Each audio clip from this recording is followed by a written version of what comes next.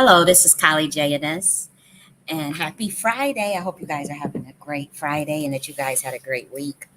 But so obviously, let's talk about the elephant in the room that occurred this week. It was a lot going on, but this video is going to be a deep dive into the situation with Diddy, but also the situation around Diddy, like the catalyst, will you, of the mass resignations that followed the day that he was arrested. So we'll be talking about some CEO um, resignations. Matter of fact, let me get the list out.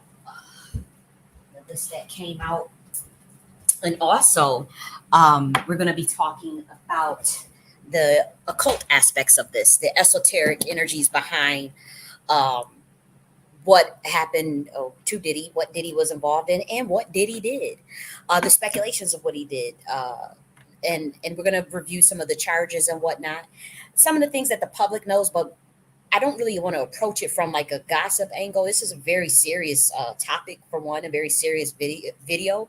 When we talk about the human trafficking and using the occult for ill gain and using the occult on unsuspecting victims, esoteric knowledge on. We're going to talk about all of that, um, and we're going to just do a review of the entire history of Diddy over the last 20 years. Like, there's no secret that 6 months ago, this video that you see right here, you can clearly see that was done 6 months ago.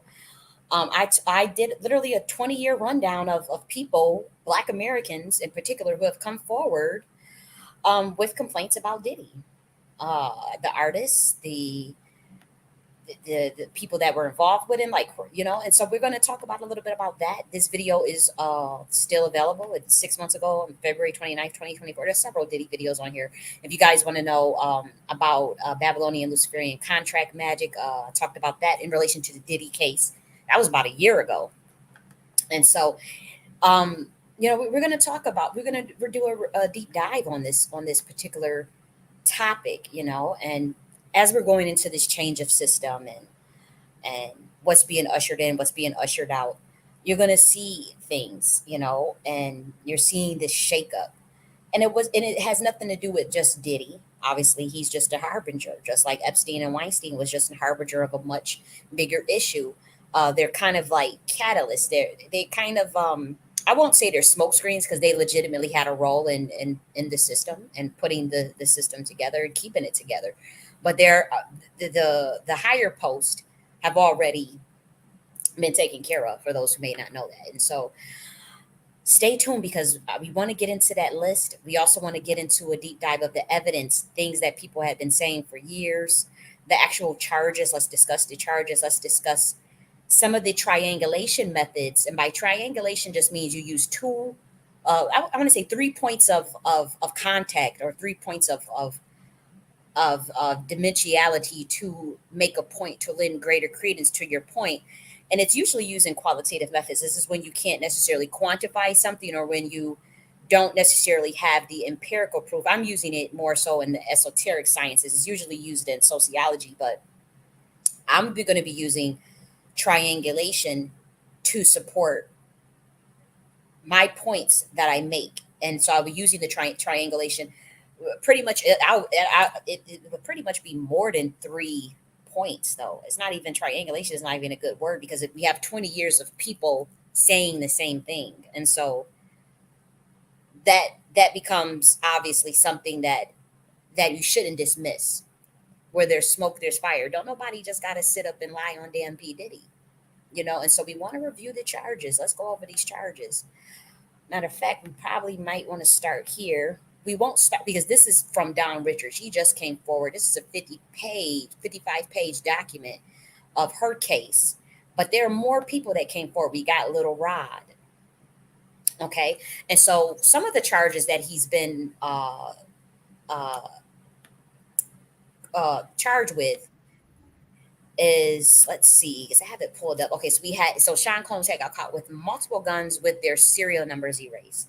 So obviously that is a violation of the federal law. That's 18 USC 92, not 922K. That's the law that it violates, for those who want to look that up. That's 18 USC. That obviously can result in prison time. Also, uh, in the case, I'm not sure which particular person. It's I don't know if it's Little Rod or Don, but we're talking about spiking someone's drink is a felony. Also, the other charges include what do we have here? Racketeering, and it's a RICO. Human trafficking RICO Act of 13818 and 13848 executive orders. There's a violation of that. So we have racketeering, we have human trafficking RICO Act 13818, 13848. These are the executive orders that crack down hard on these things. It's also illegal to beat, drug, and record crimes, then use them as blackmail. And so that's what he did. Um, that's been rumors for decades.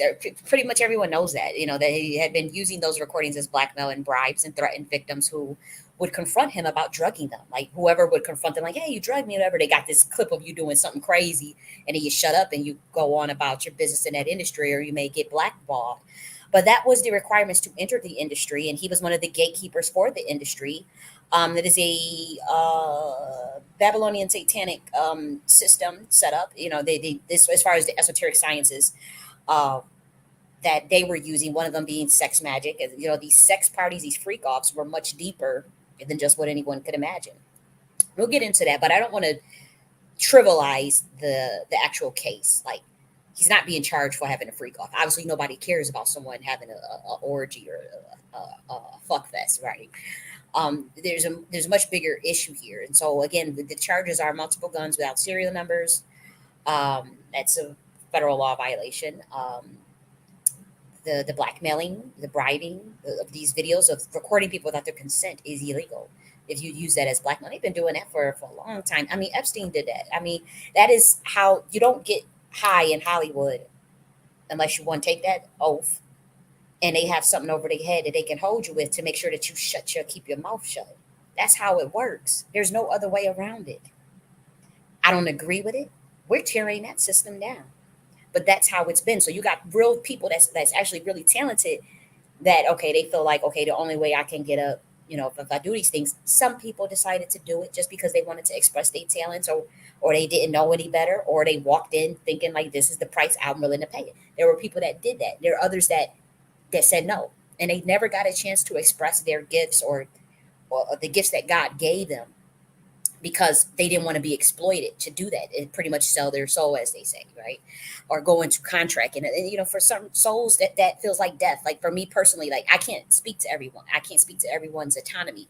For me as a light being, as the morning star, I can't just go and sign and I'm not saying, I ain't ever signed a contract, like how you get a job or what is it? What is it? Like one of them uh, those 6 month job type thing, something like that. I'm not talking about that. I'm talking about like high level, like binding ritualistic type contracts. No, like for certain people, they just can't do that. It won't. They're not allowed to. And so there's a lot of problematic stuff that's in that industry. Everyone knows it. People turn a blind eye to it, but it's been like that for decades. And and so now chickens have come home to roost. There's a new system being enacted. There was a hostile takeover of the entire system interdimensionally. The highest levels of your system is ran interdimensionally. You can get mad at it, you can deny it, bury your head in the sand. It is what it is. The system is ran by I'll wait to get into all of that. But anyways, yeah, so there was a lot of people that had their dreams cut short, that have been fucked with in that industry. People that got into messed up deals, messed up horrific contracts. And then you'll say, like, okay, well, what do you got to do with you? You want to just focus on yourself. That's just a distraction. It ain't got nothing to do with you. Yeah, it got something to do with me because I've been dealing with this shit that this government has been doing to me for at least a decade, as far as the financial blacklisting and the banning, the like trying to take certain light beings out, morning stars out, because they pose a threat to the system, the satanic system. Because they know if we were to really, if they wanted to line it up on equal footing based on merit, based on just natural talent, we wouldn't have to be, tethered to them in their system. We don't have to take no oath or sign no weird ass contracts and have people around us trying to make the decisions for us and have us engaging in blackmail, do something funny just to get put on. They be wanting everybody to fuck just to get put on, you know? And so that system does not serve me. And so, yeah, it got something to do with me. And yeah, I have a role as a powerful esotericist, as a powerful priestess, as a powerful that go the chief architect. Yeah, I got a role in tearing this shit down, and I don't give a damn who get mad at me about it. You can't gaslight me about what I know happened to me and how I know what the things that this government has done. uh P. Diddy was working for them folks. Now, has he tried to, maybe at towards the end, try to like, oh shit, I'm kind of went off the rails. Let me just get this stuff back together, and then they come down, they slam the hammer on you when you want to walk away, or when you don't want to do what they tell you, or if you try to buck up. And so, could we be dealing with a situation like that where he don't want to be a part of their shit no more, and they want to sacrifice him short? Could it be his just contract is just up and they don't want to renew it and they're done with him? It could be that too. Could it be um, the hijacking of the system esoterically, and the energies that the deficit that he created in the laws of thermodynamics is so great that the people he screwed over, their spirits, their ancestors, is able to attack him and get at him? That could be it too. Could it be the fact that, he pissed off the billionaire boys and they throw that black magic on your motherfucking ass with the Diageo and that liquor thing? Sure. It's actually all of the above. We're talking about dealing with content. Now, we're not content in like content creation on the fucking internet. We're talking about the energy that you put out and the energy that you get back. The laws of thermodynamics, and obviously one could say karma, but when we say karma, we're talking about cause and effect. This action leads to this action. This result gets you this result. This behavior leads to this outcome. This probability distribution gets shifted because of this particular action. That's what we're dealing with. So it's more it's all of the above when it comes to P Diddy. And let me tell you this, like, as far as the charges, what they're using to build their case, they have audio and videotape for one. They got 30 phones and they got 50 witnesses. 50 witnesses. So all 50 people is just lying? All 50 people. Okay, we got racketeering, RICO. They already been sitting on his information. Plus, he was fed assets. He was fed assets. And so it is illegal to, it's not, let's not try to trivialize this and make it seem like, okay, they wanted to have a sex party. It was a bunch of rich people that just wanted to have a sex party. And they brought out, um, you know, sex workers. They brought out commercial sex workers who, under their consent, went to the party in the consent, and they wanted to supply their services, get their money. And then that's not what we're talking about. Is there an element of that? And does that happen? Of course. But we're talking about something much more systematic, something much more deeper that involves minors. And we have Don Richards' testimony to tell us that. Don Richards said, Mr. Combs, look at this document right in front of you. Mr. Combs arranged 4 dozens of young women and girls, some of whom appeared to be underage, to be transported to the party. The women arrived wearing little to no clothing, were given drugs and alcohol. Many of them appeared lethargic or passed out while Mr. Combs and his guests performed, sexual acts on them. Miss Richard believed that her presence at the party was a test to see whether he could trust her. Mr. Combs repeatedly said things like, "This is a buffet, enjoy yourselves, and this is what we do, this is how we party."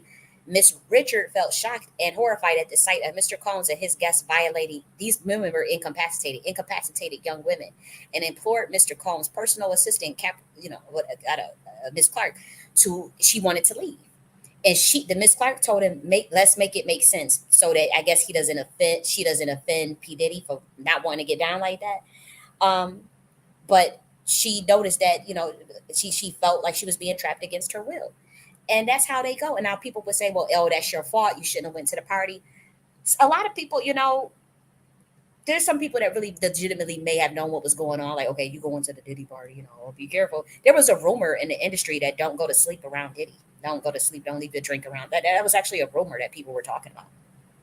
And so People want to put the blame on the victims and put the blame on, oh, how do you coerce an adult? Well, if you fucking drug them against their will, that's how you coerce them. If you incapacitate illegally, uh, through coercion, threats of blackmail, threats of blackmail, then yes, that's how you coerce them. If you drug someone, they incapacitated, you perform God knows what them. You could get them to do anything, got them on camera doing whatever, and use that as blackmail on them to keep their mouth shut when they wake up. And that's the door into the industry. And okay, now you make, and then here's the kicker. A lot of these people, they didn't get shit out of them deals that they was making. A lot of people, they feel violated by P Diddy. A lot of people are coming forward, rightfully so. Is it because they feel it's the right time? But then it's like a lot of these people, they didn't get nothing out of even selling their soul. They shouldn't, there's people that was signing them janky ass deals or whatever contracts with that, and they didn't get put, they didn't actually get to the levels where they thought they were going to get, because they realized they got to do more, and they said, no, I'm good. And then there's some people that would just, that didn't, that's just going viral on YouTube, say like a Bobby Shmurda before he signed to Epic, that didn't go through none of that and just boom. And so you got people that could see all that, and it's like those in the industry, they may feel like, damn, like I didn't even get, like, what the hell. And one could say, well, oh, that's your fault too. um and maybe it is, that maybe that's a way to look at it. But for me, I would say, for those that are naturally gifted and talented, where we already know we ain't doing none of that shit to get put, like, we can't, we know too much about the system. We know how it works. I know how Luciferian Babylonian magic system work, contract magic, all of that. That I God already taught me all about that. So it's like there's no way that I'm going to just be allowed to just walk into that system without it being shut down. So I'm speaking from experiences that with me and my situation, and with the moves that I want to make and the things that I want to do. I already know that I can't. I'm not going to just be taking no oath. I'm not going to be letting people tell me what to do. I'm not going to be having no handlers all around me. I'm not going to let motherfuckers be trying to eat off of me unfairly. Now, if you market my shit, or we promote something, or we do something together, and it's fair business, that's different. But just having me in an exploitative situation and exploitative contract is not allowed. It will never happen. And that's not just like with me. That's like with many people. There's so many other people that realize, like, damn, we really, we are really qualified, whether that be to whether that be in politics, whether that be in music, whether that be in sports, whether that be in education, because this stuff is big. Like P Diddy, that there were politicians involved with this stuff. Like, it's not just the artist music industry. Like, it goes much deeper. It gets much more expansive. We're talking about, this dude was fed assets and intelligence assets. So it's not, they had this blackmail on levels that just transcends way beyond the music industry. You must know that. Okay, so people were, I mean, there's even just, I was in a reparation space, that you guys know. They had people from the reparation space going to a damn Diddy party. No lie. And so this shit is it's much deeper, as far as like, okay, what you get access to, and the moves you're able to make, and what you're allowed to do if you don't, if you don't go through their system. And so many of us who decide not to go through their system, who are actually way more talented, way more intelligent, way more talented, way more whatever, okay, we gotta get locked out. But for my case, it's like some of them slam down so hard on Morningstar beings, white beings, because they know that they will not be able to compete with us if it was all equal. And so we're talking about them putting you on illegal watch lists, purposely sabotaging everything you do. And I've been going through this for at least, as far as what I know, at least 10 years before I even entered the reparation space. It got worse, though, obviously, when I got into it, because now you're speaking out, you're an activist, or you're a scholar, and you're an author. So, yeah, they went after me hard for that, but they was doing that before I even gave them a reason to. Talking about financial blacklisting, intercepting business, fucking with, doing all types of shit behind the scenes to fuck me up personally. And so if you wonder, like, okay, why are you putting so much energy into knocking, not P Diddy down? I don't really even care about P Diddy, but we talking about the system. Oh hell yeah. Esoterically, oh yeah. Esoterically, interdimensionally, oh yeah. I'm not playing with that, because I know what the fuck was done to me. I got proof. And there's a lot of plausible deniability as well, right? There's a lot of plausible deniability, because these groups work in secret societies. They work very clandestine. But they had to have a whole system come up against me like that. Like, what the fuck do y'all know that I don't know? Thank God I know now. But I'm talking about this shit been going on since like at least 2014, 2015. And so, you know, with me, my vested interest in interdimensionally reprogramming this matrix as the morning star, oh, you better believe I have no problem doing it. You ain't gonna be able to guilt trip me. Oh, just focus on yourself. Just focus on yourself. Everything else is a distraction. Don't be distracted. In you can't tell a motherfucker what's a distraction or not. Who are you to tell somebody what's a distraction or not? And if you so damn distracted, don't be distracted by it. Don't pay attention to it. It's a distraction for you. It ain't a distraction for me. I'm a priestess. I know what happened. You know what I mean? And so I know that this stuff was tied to high level occult shit, black ops CIA shit. And so I'm this is not a distraction for me.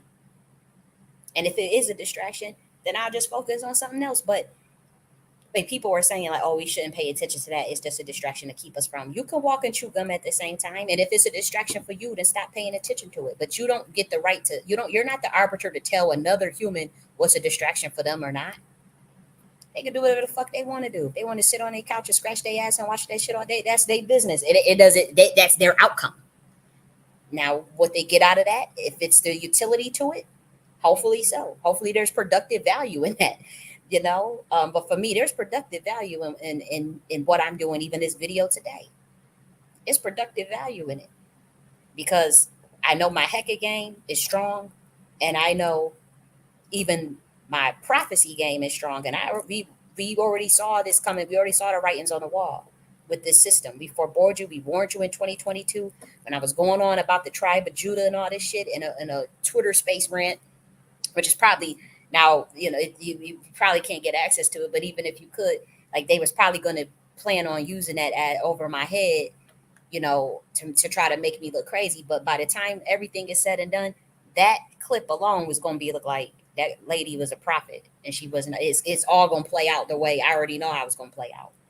But yeah, this dude, these charges, little ass kids, no, like no, like we not doing that. We saw that video clip with him and Justin Bieber. We saw that him adopting some random ass little white girl. We saw the clips with with Usher and Usher was living with his little kid. Like it's a lot of speculation. Like that's a lot of breadcrumbs. Like people knew in this industry. There's really no excuse to be acting like Diddy is innocent or it's a system coming after him. It's the white man coming after him. Y'all really kill me with that because y'all gotta realize this is they took there's a three-headed dragon. Epstein, Weinstein, P. Diddy. They may work in different. Weinstein was obviously Hollywood. Epstein was pretty much financing, banking, and music industry and acting. There were levels to it. You got to go through the levels. And P Diddy was hip hop, music industry in general as well, politics as well. And so they have this massive influence. P Diddy is Black Venetian nobility. He may even be Sephardic Moor. I don't know this man's genealogy. I'm not going to act like it, but I know when he got where he got, they already checked the paperwork and already know that's in his bloodline. That Draco shit is in his bloodline. So all of this trying to make it seem like, oh, they're going after this Black American man. They're going after, the Black community got to rally behind him. No, the fuck we don't. Because for one, they don't see themselves as us. That man wouldn't spit on us if we was on fire. Maybe now because they ain't got some remorse. But when he was in his heyday doing all that fucking over people and drugging them up, we would look at Little Rod's testimony. Look at Little Rod's. Why would Little Rod need to lie? Why do all these people gotta lie on P. Diddy? And why we gotta act like he was a beacon of hope for our community, like he on some Fred Hampton shit and we all need to defend him? No, he walked right into their system, had no problem with it until it turned on him. Walked right onto their Baphomet system, whatever oath he had to take, whatever dirt he had to do, whatever way. That's how some people, when they go to the dark side, that is what you sign on for. I don't even like the word the dark side. But when you go to that side, when you play their game, that's what it is. You go and these people be willing to do anything to move up to the ranks. And then to say Okay, we'll get into that. I'll wait on that point. But to trivialize it, to make it seem like the charges are for the 1,000 bottles of baby oil and the freak off. No, it's the gravity of the situation is much deeper. We're talking about racketeering RICO, 50 victims, 50 witnesses, 30 phones, video tapes, um, people coming forward. We got Don Richards' testimony, 55-page testimony. We got Cassie's testimony. Now, the charges may not specifically deal with Cassie's situations because she was paid off, but we got Little Rod still. Shine came forward, and it's just all these people just come forward. Chickens come home to roost. You never get away with anything. That go for me. That go for anybody. You never get away with anything. What you put out, you're gonna get back. You're gonna pay on the front end and the back end, or if you don't see it in your lifetime, your kids will. Especially if energy never dies. So if you screwed over a motherfucker, yeah, they might have got killed. You might have took them out, but then when they come back for your for your motherfucking kids, them or something like that. Here's my thing. This dude has done so much. They caught him. He got caught slipping.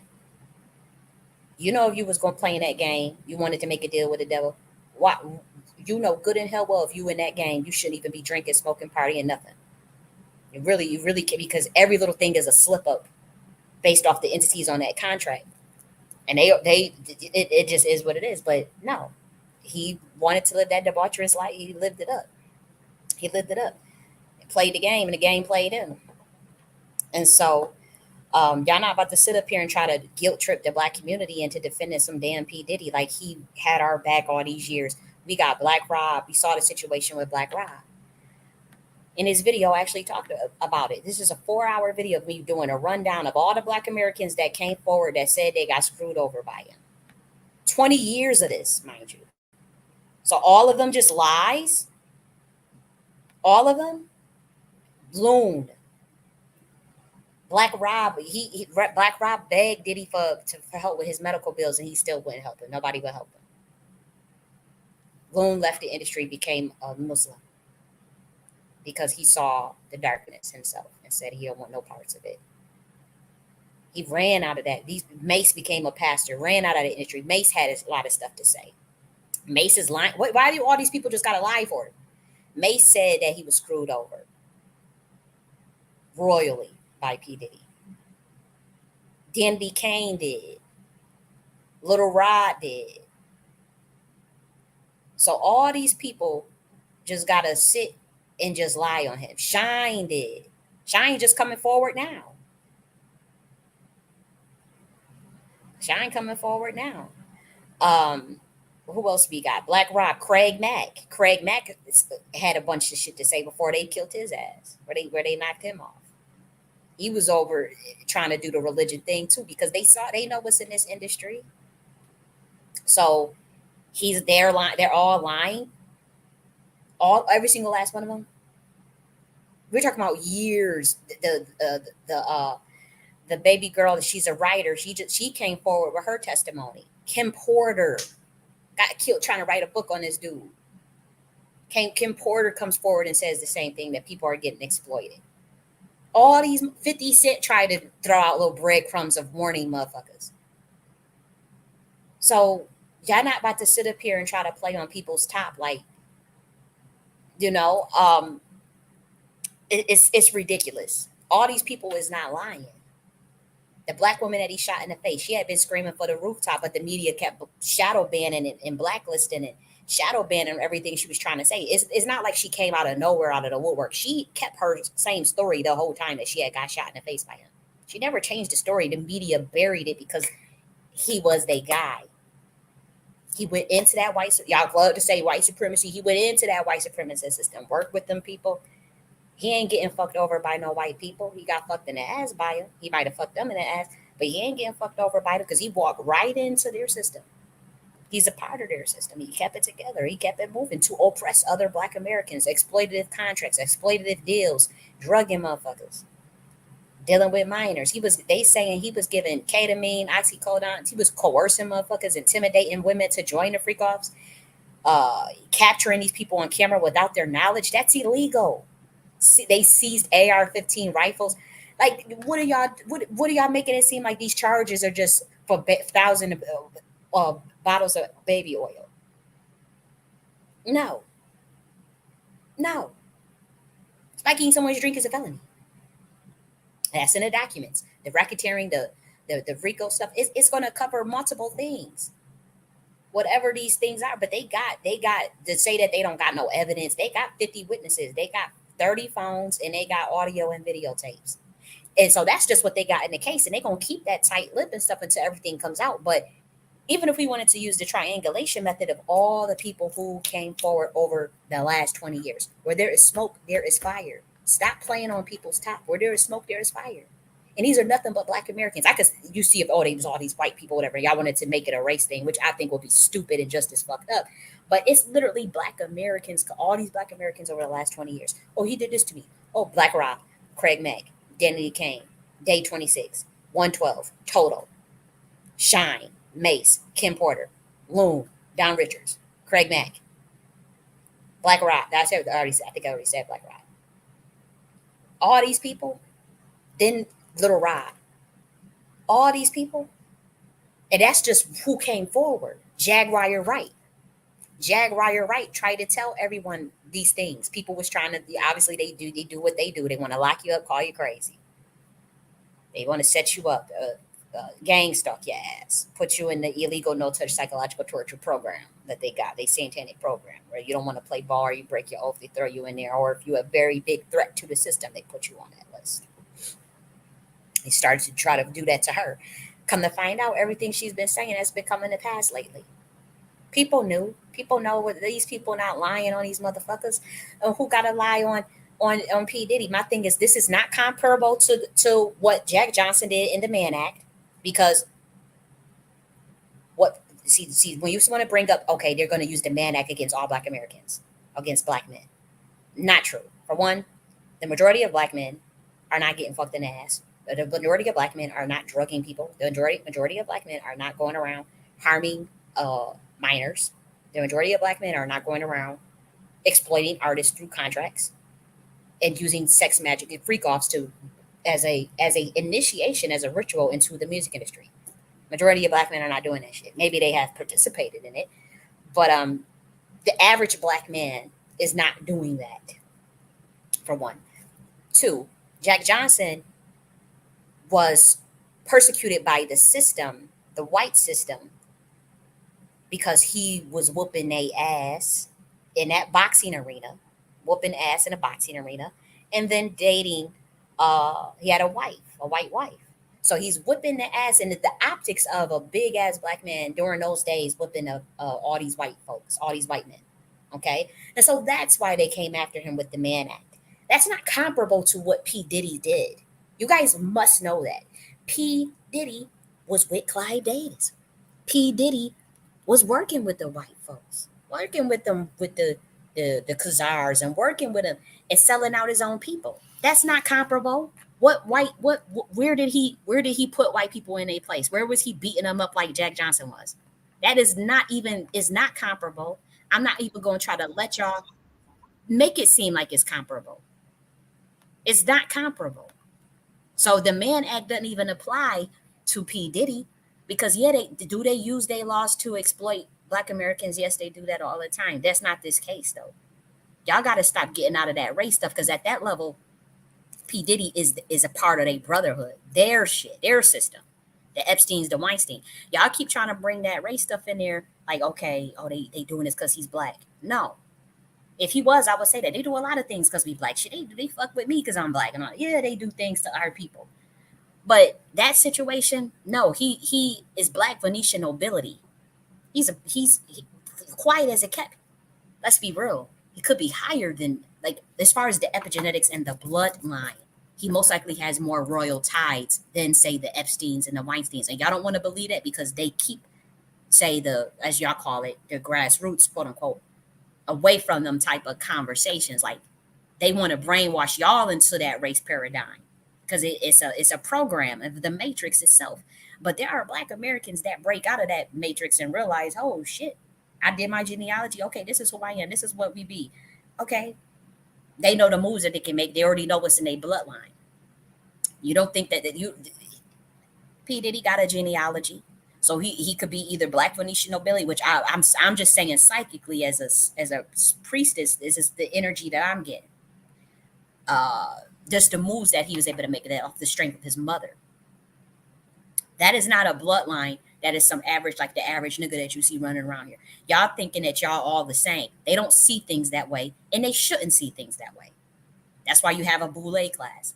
And here's the thing about the idea of, okay, they don't ever want us to pass things down to our people. They don't ever in the music industry. But let's be real, we always had a black bourgeoisie class. Our black bourgeoisie class has been passing shit down for centuries. That's how this stuff is null and void. Like these conversations that you're trying, these arguments that you're trying to make to defend P Diddy, they for the average, for me, it sounds stupid because we clear as day got a black bourgeoisie class. We got black bourgeoisie secret societies, all types of things, and they pass their wealth down, and they click up and they look out for each other, and you got the links, you got the girlfriends, you got the IHS, you got Prince Hall, whatever, and they've been that they know how to they've passed down their shit. Don't let them fool you. There's Black Americans that in our bourgeoisie class they've been locking us out for centuries. I won't say centuries, but about a good 200 years. When you talk about the African blood brotherhood, y'all think them people were slaves? Some of them were. Like, when you talk about Absalom Jones and Richard Allen, and all these were they're not the same as just the regular the rest of the Black Americans. Like the way they set up the Black church, the power that they have, the way they set up be in control as gatekeepers. Now, are they boule? Are they counsels to the chief? Do they have to kiss the ring? Do they gotta follow orders? But they're following orders from a much higher master plan that has nothing to do with race. It has nothing to do with race. It has to do with interdimensional shit. Okay, it got to do with this is their Luciferian system. It's as simple as that. You in or you out. And so, well, the imposter system. It's a mimic system. It's not. They took some stolen knowledge from other orders and didn't get quite right. And so we're fixing all of that now. But P Diddy, like I said, the average Black man ain't making them is not gonna do the things that P Diddy did to get fame and fortune. Right? They're not gonna be sleeping around and a 50-foot mattress with 1,000 bottles of oil and 784 dildos and fucking and drugging and drugging motherfuckers and getting people to sign crazy ass contracts and all that. That's not the majority of Black men won't even roll like that. They'll speak up against it.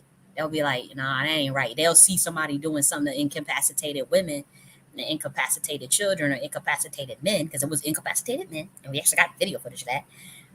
They ain't gonna be rolling like nah, I'm good on that. There's so many Black men's and Black women's and people in general that when they propositioned them for the deal, they said, nah, I'm good on that. I don't, when they got invited to the party, they said, no, I'm not showing up to the party. And they were blacklisted. And they were financially blacklisted, and they couldn't get in the industry, even though they are probably 1,000 times more talented than the people that's in the industry that got the mic. They're probably more smarter, more talented, but they were locked out because they wouldn't compromise themselves. They didn't have anything to hold over their head. You got to have blackmail to get into the higher levels. We're trying to change all of that. I'm not a person that can get down like that. And so those of us that got certain birthrights on us, certain inheritances as Black Americans or people in general, we got certain birthrights on us and certain inheritances that must manifest through our ancestors' will and through the will of God. And if a system got to be torn down in order for us to get that done, then so motherfucking be it. If a system got to be completely turned on its head for someone to get their fair shake, that is fair due based on the gifts and the talents that they naturally have, then that's what the fuck we gonna do. We don't give a fuck about none of this shit that y'all did because y'all already stole ancient occult knowledge from a group of people from the bloodline, and then you try to kill that bloodline. So now it's really up. You stole occult esoteric sciences from that bloodline, enslaved that bloodline, brainwashed them, told them all the ancient da da da. And then when they found out, and then when the system start, the pendulum start to swing the other way in the universal law, y'all try to hurry up and kill them and get them all wiped out, and then you try to blacklist them. I mean, the amount of roadblocks that they set them out, it actually didn't make no sense. Now, yeah, there was some people in my own family that was in on it, but that was governmental. I got emails like every little time it's just like and I have to say, there's a huge frustration with this system that I have. Do I see it getting better? Yeah, I've been programming the shit out of this matrix. I don't care what nobody. I could say I'm crazy, whatever. I know I'm a powerful chaos esotericist that comes from 125D. The hand of God is on my life, and so yeah, like I said, if I gotta tear down whatever, it is what it is, and I'm not the only one, and I have an army, and it's multiple of us, and we're talking interdimensionally. Now we're talking about we gotta use our Hecka game, and we gotta use intergalactic mentalism to shift this whole fucking frequency on this planet. And we just the right morning stars and real Luciferic beings, real angels. We just the motherfuckers to do it too. Real primordial beings. So we don't care what anybody think about it. Oh, y'all feel like we distracted. Oh, that ain't the problem. We ain't the problem. It's a much deeper problem. And all of it's going to be exposed in mass. That's why you had all them damn when P Diddy got arrested, all of these CEOs and politicians and people stepped down that same day. It's going down. And if you say, okay, you delusional, you don't know how to program no matrix, I left breadcrumbs everywhere on purpose because I already know somebody be smart enough. Y'all could blacklist or whatever y'all gonna do now, but don't nothing ever stay the same. And so, like, just this video right here today, housing. If you watch these last two videos where I predicted here that there was going to be mass federal changes with our housing last week on September 13th. This week, which was 2 hours ago, this video that I did a review of what I said was going to happen. And you will be shocked at the housing changes that occurred this week. At the governmental level, federal level, all major shit going down. And I covered those resources and we put them here. And I know for a fact that I programmed that matrix purposely. I said, shit, I just got to do this myself because I had been asking for the housing thing since July 14th. And so it's a little too slow for me. And so and you could see my probability distribution science right in real time 6 days ago. And I've done that multiple times. I left breadcrumbs all over Twitter of how we do that. I put this stuff out and it's you have to do that stuff through Hecka, intergalactic mentalism. That's what the Naki philosophy is about. And I'm not bragging, but I'm saying that even 6 months ago, we put this out. We said why this is all occurring. And guess I had drawn correlations to what happened in that reparation space in August 2022 when I think they had like a reparation summit revolt thing where P. Diddy was behind it. I want to say that occurred in September and October. And the blowback spiritually that I felt from Black American ancestors and Black American spirits that wanted to shut that all down. And it's never been the same since. That August 22, when I was talking about, hey guys, your tribe of Judah, and it's time to go to war. Like I already knew it was time to wake up. I said, oh shit, it's some spiritual shit. It was massive spiritual warfare. They had just was messing with a CERN portal. Black America come forward and say, hey guys, be careful. And because I had felt that it woke me out of my sleep, like it jolted me. That's what I went down with this Arishka. That I tell you guys when I went down to the underworld, meet Arishka. And I woke up and I said I knew something spiritual was. I said, there's some heavy stuff going on. I go, and that's when one of the Black Americans say, hey guys, they just opened that CERN portal. A lot of you are going to be affected. Be careful.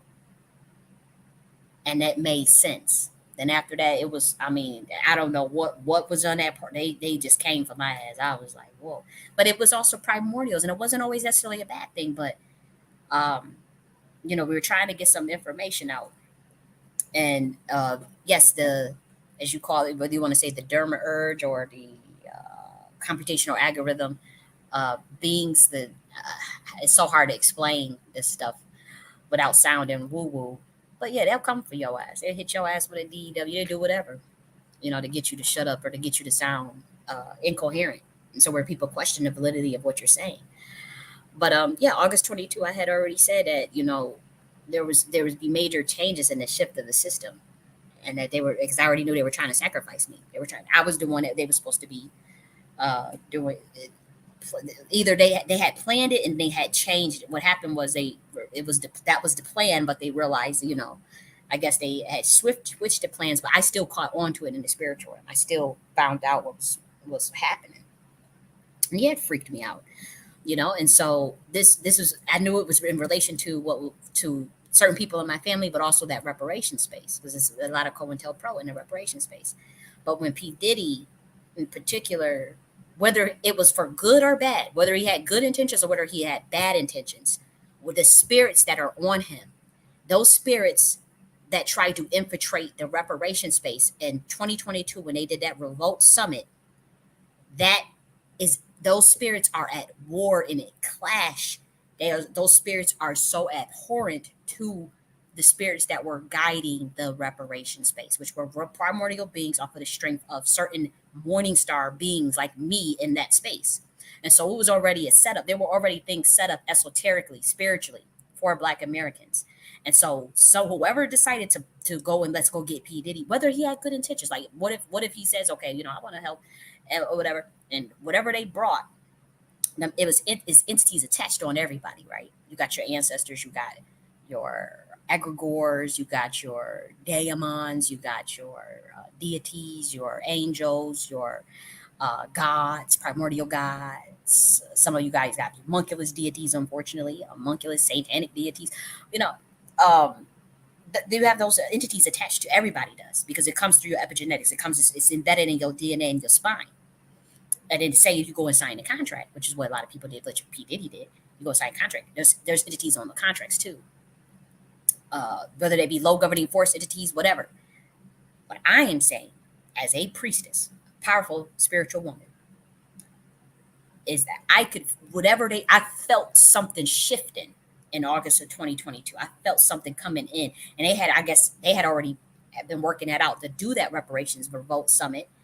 Whatever he was funding, whatever P Diddy was trying to fund, or whatever he was trying to do, there was an instant clash and a pushback from Black American spirits, primordial spirits, as well as Black American spirits on the other side. Like it was something they did not want that to go down like that, and they didn't want certain bloodlines of the tribe of Judah, which is a group of us. I'm not going to put the names of the Black Americans who were in the reparation space that I know are from that bloodline. I'm not going to do that. They know. Either you know or you don't know. I'm not saying everybody that's Black American is a part of the tribe of Judah. I'm not saying that. I'm saying there's certain ones of us. They started trying to bring us into their system or whatever they were trying to do, whatever this psyop was, this psychological operation to groom like the next set, whatever they were trying to do. Get us involved in politics, get us to be controlled opposition. I don't know what the deal is, but once he started to bring his ass over into that reparation space, I felt clear as day, like, okay, it's a spiritual war going on. I'm telling you, and there are entities on Diddy that clash with my entities and with other Black Americans entities in that space. We're talking about primordial beings. That's like we're gonna make sure that we're gonna get Black Americans like in control of this system. Like this, we're talking like that type of primordial power versus a person that comes in with entities on them that are homunculus, that are satanic from these contracts this oath that he took, that are not high level, that can't even keep the white folks in power, let alone get Black Americans in power. And they try to come in and come to us with that shit and get us pivoting into their shit. And that was a no-go for the ancestors, at least mine, and a couple of others, because trust me, I saw other Black Americans in that space that they spirits push back on that. And I know the anger that they felt because they kind of knew they get in the way of a bigger plan. They're messing up the psyop. They're messing up the social engineering that we're doing to in this space, in this reparation space, and with they little controlled opposition bullshit that they bring, their little bullshit that they do, and that's when all hell broke off. And the day that I did that Twitter space clip, which is probably the government probably would consider that highly classified occult information that I was letting out, because yeah, we were talking about the Tiamats and the Tahudis and the Kali. I mean, these were the beings that are attached to me. The Jesus, these are the beings that are attached to me, and they were fighting that energy. And time, was it smart to go on Twitter Spaces? No, but I did it. Uh, you know, and so that's you could feel me fight. It's about dimensions, the dimension, because that space, people in that space were fighting against my spirits. They were fighting like it was a spiritual war. It was a spiritual attack. It's as simple as that. Spiritual attacks happen all the time. And I'm not saying P. Diddy personally did it. I don't think he knows me at all. I'm not saying that. It has nothing to really do with me as an individual. We're talking spiritually. And we're talking about, look at the timeline from when August 22nd to August 2022, when I did that Twitter space, you could say crash out, whatever you want to say, who got called out for doing MK Ultra rituals and trying to, who got called out for being CIA and Masons. Then I get locked up by the government. They do a lot of illegal shit, a lot of death spell ritual on me, a lot of bullshit on me. I get out. They do the Revolt Reparations Summit. They had already. I mean, that's and then once the Revolt Reparations Summit hit with P Diddy, Hebrews to Negroes, Hebrews to Negroes come out around the same time. We're talking about from August 22nd, August 2022 to let's put this at about November 2022. Kanye West comes forward with that Drink Tank Champs interview and called out a bunch of shit, particularly about he comes out, he says things that get him on the radar. That's when they attack. That's when they go hard on him, take down everything. Because he's talking about how he can't be anti-Semitic because he's Semitic. This is when all this stuff started to pop off. This is when he called out Diddy. Was like, the reason why you got to go at me is because you took a deal, you fucking fed. But spiritually, listen. And then this is when P. Diddy, fast forward, everything, it seems apparently going good, but there was a lot of fighting, spiritually from November 2022 to July 2023. There was another portal that got open spiritually. 125D arrives, 45D arrives, GIA arrives, IIMS team arrives. These are dimensions that are way above the human race's pay grade. We'll get into them. I already talked about it in my books. I'm not getting into that in this video. But I do know that they have links with Saturn. They also have ties with, how do I say this, light beings, pure light, but also when we talk about the chaos intelligence, we're talking about beings that deal with melanin, entropy, and resonance. We're talking about the actual beings that can formulate, or egregores that could formulate out of dark energy itself, out of the ingredients that make up the universe. The chaos intelligence realm is higher than 125D. There's beings on it that you call primordial beings, primordial gods. They arrived. That's when they're like, we just shutting everything down, because they came after me again. In July of 2023, I received a phone call from a Black Boule gatekeeper saying that 7 state attorney generals were asking about me, and that certain bloodlines was willing to go to war with me. So they willing to fight. He named those bloodlines. He named them. Now imagine somebody calling your phone and saying that. What you're gonna think? You don't know what's going on. And my thing is, could he have been lying? Sure, he could have. Could he have been just running a CIA psyop on me? Because this guy has those type of. This is a power broker. This wasn't just some regular ass black man. This was a power broker that called my phone in July 2023. But what I know is that stuff did start to happen to me, like bank accounts being frozen, shit fucking up, whatever this DEW shit. This it was just, I have a whole folder of everything that transpired over the year, like a lot of weird shit. was going on. And so I did know he to a degree, he wasn't lying, because I was getting fucked with behind the scenes. Now, a lot of Black Americans must say, well, that's what you get for calling out the sacred cow, or whatever. Whatever. What that meant to me, though, because he told me, he said, they willing to fight you, willing to fight spiritually, willing to go to war. My soul knew it's time. Gotta fight. Interdimensionally, that is. And so that's when 125D shows up, 45D IIMS team, Luciferic beings, all types of stuff come through this portal, come to planet Earth. And we just, ever since then, was like, let's just shake shit up, because that's ridiculous. The level of deception that I've had to deal with, the level of things that I've had to do. But I know that this government has a ties to that been doing, like, as far as putting me on these illegal watch lists. I've never committed any crime or anything, but it's just my body of work and the things that I know and the things that I teach, and my unwaveringness, my unwavering devotion to not getting caught up in they shit. I don't want to take no oath. I don't want to have no bunch of people that's deceptive around me. And it is what it is. I don't want a bunch of Satanists around me. I don't care what anybody's religion is. I could even see if you were a Luciferian, but because not all Luciferian and Satanists are two different people, two different group of people. And so I don't want nothing really from that industry around me. And so being in that reparation space and knowing and seeing the intersectionality between the entertainment industry, people in the entertainment industry, and politics, and just us thinking that we just some grassroots niggas ready to get some reparations, that it was revealed to me that is an illusion and a farce. Now, when the black man that called my phone in July of 2023, when he tried to tell me that, I glitched. Why did my programming glitch? Because we got to think of everything that I thought of in my whole life literally was melting before my eyes. Because I'm thinking that I was going to go and help the black business class and do these reparation things and all this, stuff for our people.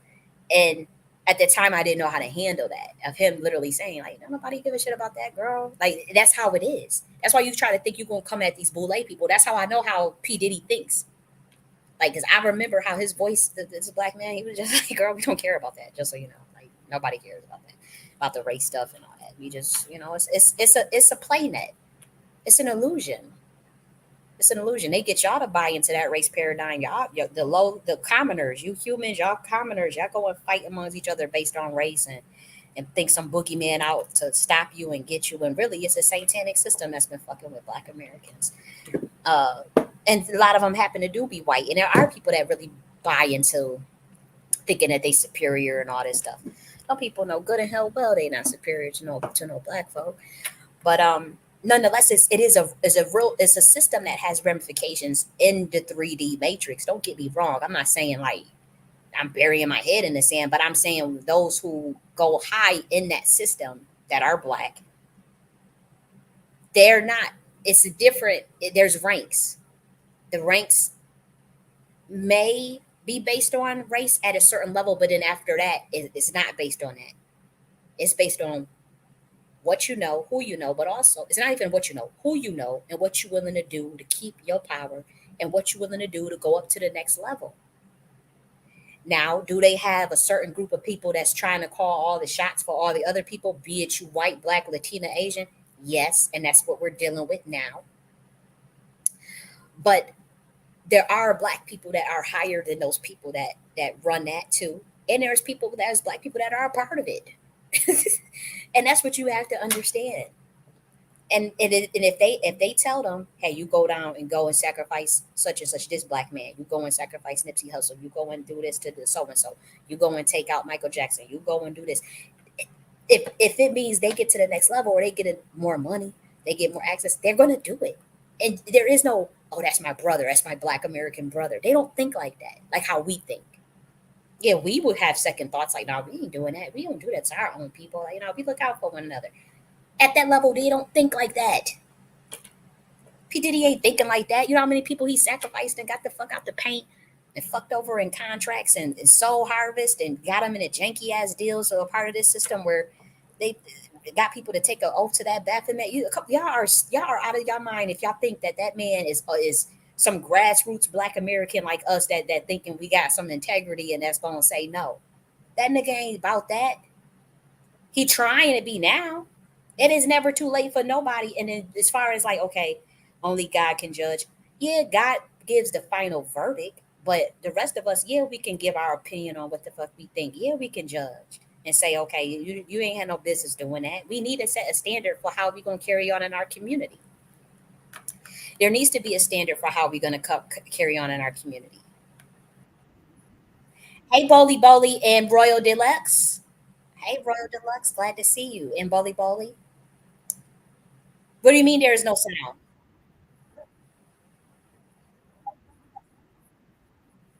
Is there no sound? Hold up. Hold up. We got to stop the show because I knew they was going to do that because this is a real deep topic.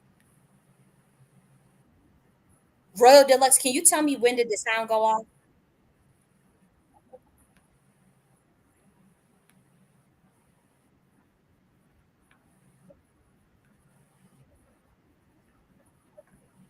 Okay, so you're saying that there's no sound, and I have to make sure because there's certain parts that I know that they probably will have a vested interest.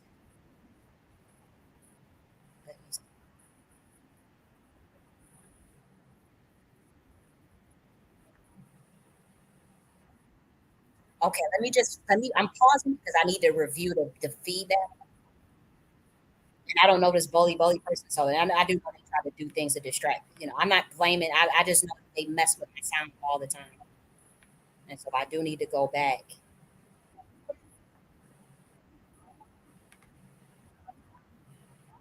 So maybe it was your thing. It may be yours because I'm reviewing it and it sound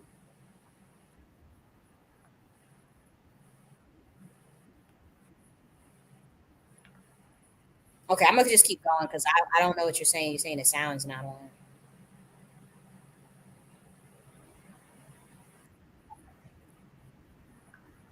Okay, so I'll keep going if please let me know if it's not because the information I'm sharing um is important and I do know that they will have no problem taking messing. They do that all the time. I have evidence of them. They just shut the sound off. Because if it's certain things that I'm saying, they just don't want you guys to know. It's as simple as that.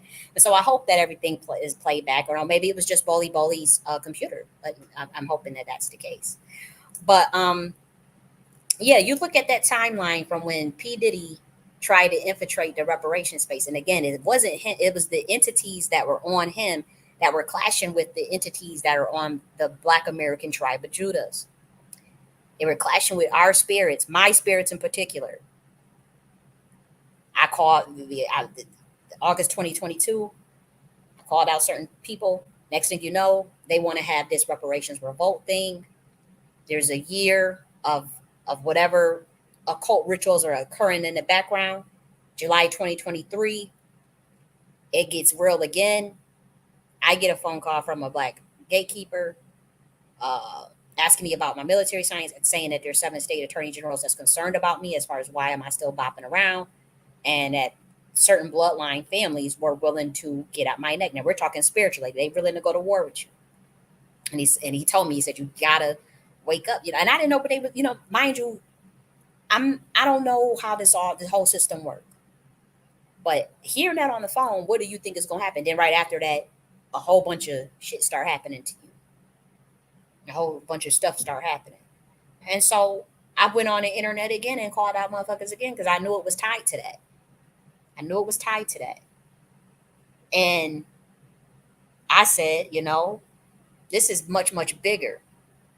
And so if someone calls your phone and tell you that certain bloodline families are willing to go to war with you and fight you, and you see them actually like fucking with your shit, fucking with your family. I mean, they were fucking with me heavily.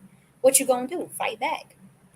And so whatever we got to do to tear down this system, and then P. Diddy is not the head one that we're even after. The other stuff has already been dealt with. It's people that's way more powerful than him that has already been dealt with. Y'all just know about he's a celebrity. So y'all know y'all the community deals with celebrities and the community, that's just stuff that y'all know. But this shit that I've been had to deal with in the background and you know. And so now it's just more of the time to kind of let the public know, like, okay, there's a shakeup going on that has to deal with human trafficking and child trafficking and whatnot. But it's much, much bigger than that. But yeah, them people they was about to go, and like I said, that bootleg gatekeeper that called me, he is a public figure, so I'm not gonna say his name. Could he been lying? Could he have just been trying to do a psyop on me and set me up to crash out on publicly or whatever? Yeah, it could have been that. It could have been that. But I took the threat serious only because there were things behind the scenes. Frozen bank accounts, can't get my money, cards not working. When I had money in my account, I can't book a hotel room nowhere in Buffalo. They didn't want to sell me a plane ticket, like shit like that, like where you could feel like these motherfuckers is fucking with you. Your family is acting weird, funny. Nobody will help you. Everybody just turn their back on you. And then the other things, that the other illegal stuff, banks illegally closing my account, which I've proved that what they did was illegal. And they opened it back up because I told them, I just sent them a year's worth of evidence showing how they were illegally harassing me. And it was just one bank. Shout out to the banks that did not do that to me, but it was just one bank that was fucking with me. That was trying to just like, and then I just sat quiet and collected a bunch of evidence and just, um, so I do know that there had to have been some truth to what that guy called and said, because my life had been turned. They were trying to turn my life upside down, and so I had to fight interdimensionally too. Like it's like, okay, spiritual warfare is real. The occult is real, and I didn't ask for this shit. This shit fell in my lap based on shit that my parents got involved with, that my bloodline got involved with. No, I'm not in any deals. Or I'm not in any contracts. I'm not under any oath. I'm not initiated in any groups. I don't. No, but the shit fell on my lap based on what other people around me were doing, and other people were around me trying to get me to do. Were they trying to usher me into that system? Hell yeah, they were. Hell yeah, they were going to. They were trying to kill me first, and they were blacklisting, financial blacklisting, all types of the watch list stuff.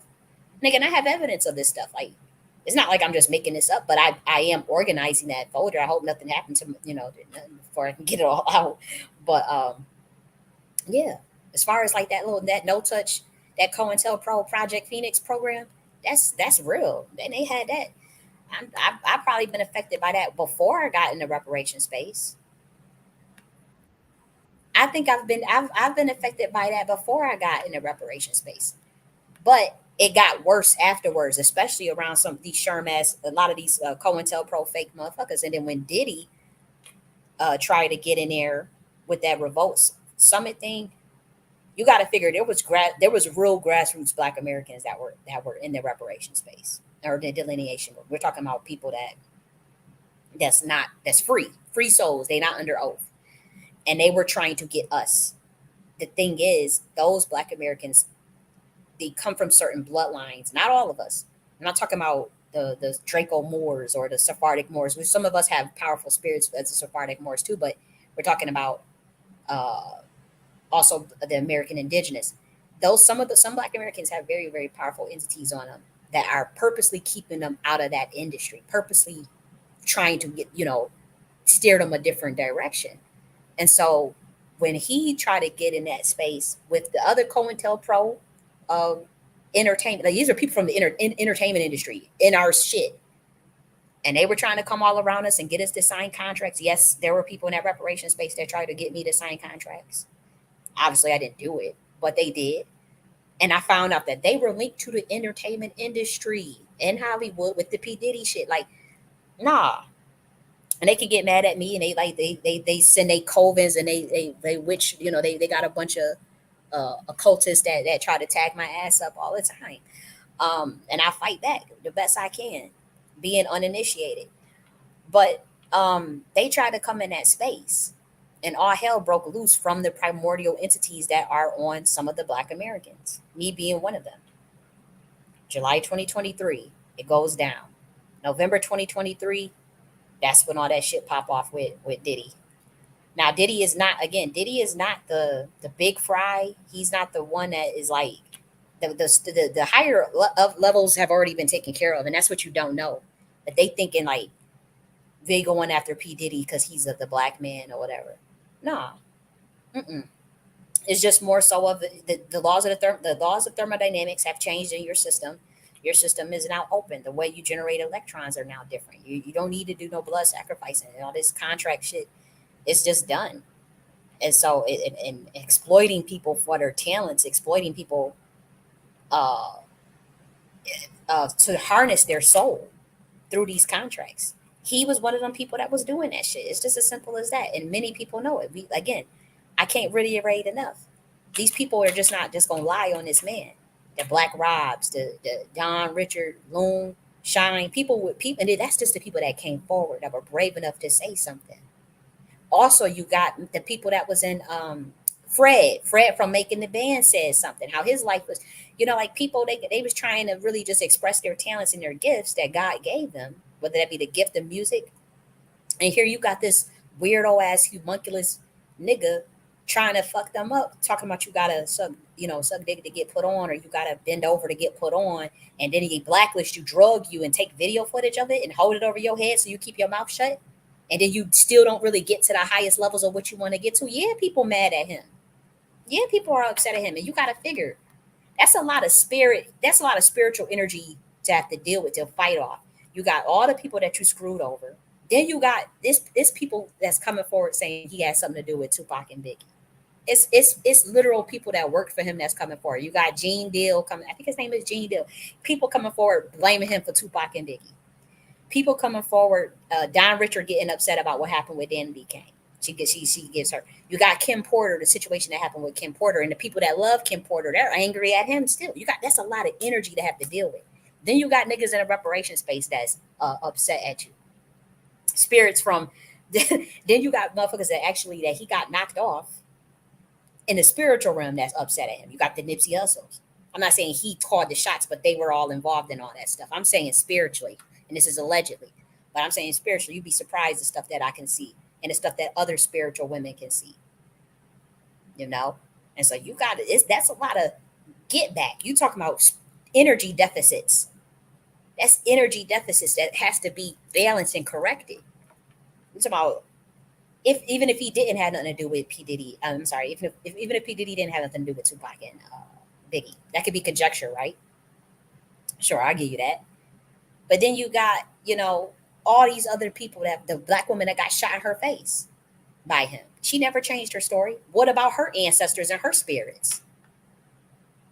What about Little Rod's ancestors and his spirits? That like people who come in on this planet with egregores attached to you through your epigenetics. Your epigenetics is the memory in your DNA that's passed down generationally from your ancestors' experiences. Also, it could be some of the pacts that your ancestors made with certain entities, covenants that ancestors made, your galactic star system that which you may come from which you may transcend, the entities that are part of that. Like with me, when I talk about 145, 125D, 45D, GIA, all that stuff is from Saturn. That stuff literally is coming from the mechanisms of how melanin was created, which is in the cosmos. That's heavy shit. That's heavy shit to fight against. I don't just go around throwing stuff on people, curses on people, and messing with people. I don't mess with nobody because that level of power it's been given. As much has been given, much is required. I can't just go around just doing. And I get emotional, and sometimes I speak out reckless, and I say, oh God, forgive me. I shouldn't have been. I got to control my emotions better. I got to get better at how I handle things, and I don't want to harm nobody. That's not my intentions is greatest utility with least harm. Does anybody want to know? If you want to know what's Jenny's intentions, greatest utility of enlightenment, abundance, and intelligence, and liberation, with the least greatest harm. That doesn't mean there won't be casualties. That doesn't mean there won't be collateral damage. But the greatest utility, also making sure that it's fair and balanced for everyone. There's a balance. But also, if you come for me, all bets are off. I'm just letting you know I'm a lover and a fighter. I'm a lover and a fighter. I love first. I love my base. The mechanisms of my machinations is love. That's it. But if someone come for me, all bets are off. I'm putting a motherfucker in the dirt spiritually because I don't fuck with nobody and I don't mess with nobody and I wish everybody the best. And so if someone is doing occult rituals on me and I get wind of it, oh, the whole system got to shut down because I know I'm not a motherfucker that fuck with nobody. And in July of 2023, I did write somebody that I know for a fact has worked with P. Diddy for 25 years. And I said, stop doing fucking occult rituals on me. I'm tired of these rituals. And they think, and they, the way they responded let you know, like, okay, they was in on something. They know something. They know more than what they letting on. Because the way they responded just was irrational, just was completely irrational and stupid. But I did know for a fact because I can roll remote view. I'm not the best at astral projection, but I don't remote view generally. I'm very clairvoyant though, and I could sense things very, And in July 2023, the person that I wrote, which is this is all there's evidence of this, that I know that works with P Diddy for 25 years. I said, let me make sure my sound is on because this is when they start cutting my shit off. I said, I'm tired of these occult rituals. I'm thinking that you here to help Black Americans. I'm thinking you trying to help Black Americans and you doing some other shit. I said, you're trying to steal the birthrights of Black Americans. You over in this space, in this reparation space, trying to steal the birthrights and soul harvest off of motherfuckers. And you doing it to me. He never denied it. But it's like, I felt it and I knew it. And then that's when I said, okay, we got to go to war. And that's when this was another person, another black man who's a boule gatekeeper in the system, high up there. Not just like, oh, he's just a member of the Q. Like, no, like they run shit. Like they gatekeeping like a whole city, pretty much. And then he called my phone and said 7 state attorney generals called him about me. And then said certain bloodline families is willing to go to war with me to fight for this power over this system. And mind you, I'm like a deer in headlights. Like, could you imagine what kind of, I'm like, what the hell did I get into? And I said, well, and I told him, I said, I ain't gonna tell y'all what I said to him because that just sounded, he understood because we understand this universe is mental and we understand that everything is you exist interdimensionally and how powerful, you pretty much working at that level with, it's deeper than just say being an occultist or being a magician or being a chaos magician or being a wizard or a warlock. We're not talking about that level. That level I'm talking about is lower. That level is lower than the level I'm talking about. This is way higher than what I'm talking about. And so I can't tell y'all what I said because you're not gonna understand it, or you're just gonna think I'm crazy. But yeah, I said what I said, and I said then so motherfucking be it. And so I left breadcrumbs all over my of shit. I don't go out and brag or say, "Oh, I did this, I did that, I did this." I don't do rituals on people. I don't sit up there, but I program this matrix, and I have proof of within a span of a week on a weekly basis that I've been able to accurately predict what's going to happen in this country on a weekly basis, just in my tarot videos. For what we do a weekly review of the previous tarot video, and then we go into next week. But a lot of that is predictive programming. Probability distribution science is somewhat of predictive programming, but it's also script writing. It's also script writing because you're talking about the probabilities of outcomes.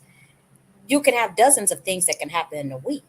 And so based on the Hecka and what you see, you have to still program the matrix. Okay. Just last week I said we want major things with housing to come out on a federal level and a state level that's beneficial to the American people. You saw the review. I just did it 2 hours ago. That review, in some of these programs, I'm kind of pleased at what we saw. It's going to be more and more and more. But they look at that review that 2 hours ago, that weekly review that we just did for today. And we reviewed everything that we said was going to happen this week, and it happened.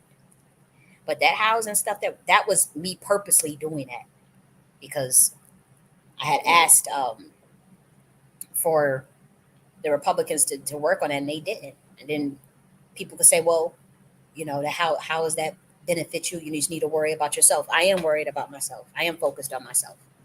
But there's things in this system that is so diabolical that it has been preventing me from making the moves that I need to make. given where I should be, given my talents and the things that I know and the things that I have that I can contribute to society. And when I say that they put your ass on that COINTELPRO Project Phoenix list or that no touch psychological program that they got, it's a black ops program. That shit is real. I don't care who denies it. Ted Gunderson already admitted, the chief of the FBI already admitted that it's real. They killed him for coming out talking about it. The politicians are scared to talk about it because they're blackmailed and they can't speak on it, but they have been trying to fight that too. They already know that list exists. I was on that list for a long time, very long time. And yeah, I still think I'm probably gonna be monitored for the rest of my life because they finally figured out who I am. But at the same time, you know, at the anger of what they were trying to do to me, and that stuff I've been speaking out since August 2022. They were not trying to help me. I could tell just from the way that person responded. They was trying to get me into one of them the slave contracts, the little Baphomet stuff, but then they started doing occult rituals and shit, and MK Ultra rituals, and so that anger that I feel and the anger that my spirits feel when it comes to how what we said went down in July of 2023, that's real. And so I had already had told them, we just tear the system down and build a new one. And I'm not the only one that's doing it through interdimensionality and through intergalactic mentalism. And um, I'm not going to be I'm not going to ever be the only one. I'm not saying that. What I'm saying is it's a group of us. And so for those who don't know, yes, the world is ran by uh, the system. Rather, the systems are ran interdimensionally, and the systems are ran by occultists, magicians, wizards, warlocks, angels, demons, watchers, fallen watchers, deities, homunculus deities. Now it's under the vanguard of the primordial beings, Luciferic beings. And we're not talking about the way that you guys understand Lucifer. We're not talking about that at all. And Saturn, GIA type shit in the chaos intelligence room. That's what's running the system. That's complete hostile takeover because y'all done fucked up this. Not y'all, but the ones that's listening. But that satanic system messed up this fucking planet, man. That satanic system just fucked up this planet, and everybody's tired. You can't. They systems are falling. Look around, and so they gotta fix it. And so humanity has to obviously take accountability on some level for it too. But there was a lot of things they just didn't know, and there was a lot of lies and deception being used. And so we're at this time trying to do a controlled demolition. It's a controlled demolition where you do the least harm to the consciousness of the people, but you still get the changes that you need incrementally, as well as systematically. And so P Diddy is just collateral damage, but he also was a part of this system, the satanic system, and he was blackmailing motherfuckers, and he was doing a lot of horrific stuff to people, and all them people were not lying. We're talking about 20 years of people coming forward, getting blacklisted, getting blackballed, getting shunned, getting beat. It was people that's been shot. I mean, Kid Cudi car got blown up. Kid Cudi said his car got blown up. Cassie comes forward, says what happened to her. Horrific things happened to her. There's even video footage of that. You know, he got all these motherfuckers on tapes getting a black grown out, inviting everybody to these Diddy parties and drugging them on, and recording them without their knowledge and blackmailing them. Because we're talking about they were making people do tantric sex magic, but it was reversed engineered where they insert the entities, then you sign the contract. This is high level occult science. It's bastardized, it's reversed engineered. But yeah, if you want to bind an entity to someone, you could do it through sex. It's the most powerful way to do it. And then you can get them to take an oath, and then you get them. Yeah, they do that all the time. You give them motherfucking drugs and insert them when that sex magic ritual. You insert that, you create trauma. That's how you control someone. The easiest way. So one of the easiest ways to control someone is through fear and trauma, and then having them swear to secrecy, and then having them bind themselves through a sex magic ritual, and then take an oath. That's this common sense. That's what the industry been doing for decades. It ain't nothing new. That's why We tearing it down because motherfuckers like me that got real talent, that can sing, that could. I'm an author. I done wrote 20 books, high level books at that. You know, teaching motherfuckers. They lock us out, and we don't want to be. We don't want to go. We don't want to be in their system. We don't want to do that. But we don't. We want to help people. We want to contribute to our. We want to build frameworks for this country. Whether we want to get into politics, I already told you I wanted to get into politics. I wanted to run for city council and stuff. I'm not about to. I'm not going through their system. I'm not taking no deals. I'm not. I'm not getting fucked in the ass, and I'm not doing none of that shit that get put on. Shit, like I want. Like I'm tired. I'm tired of this damn system. So yeah, the GIA is tearing this shit down.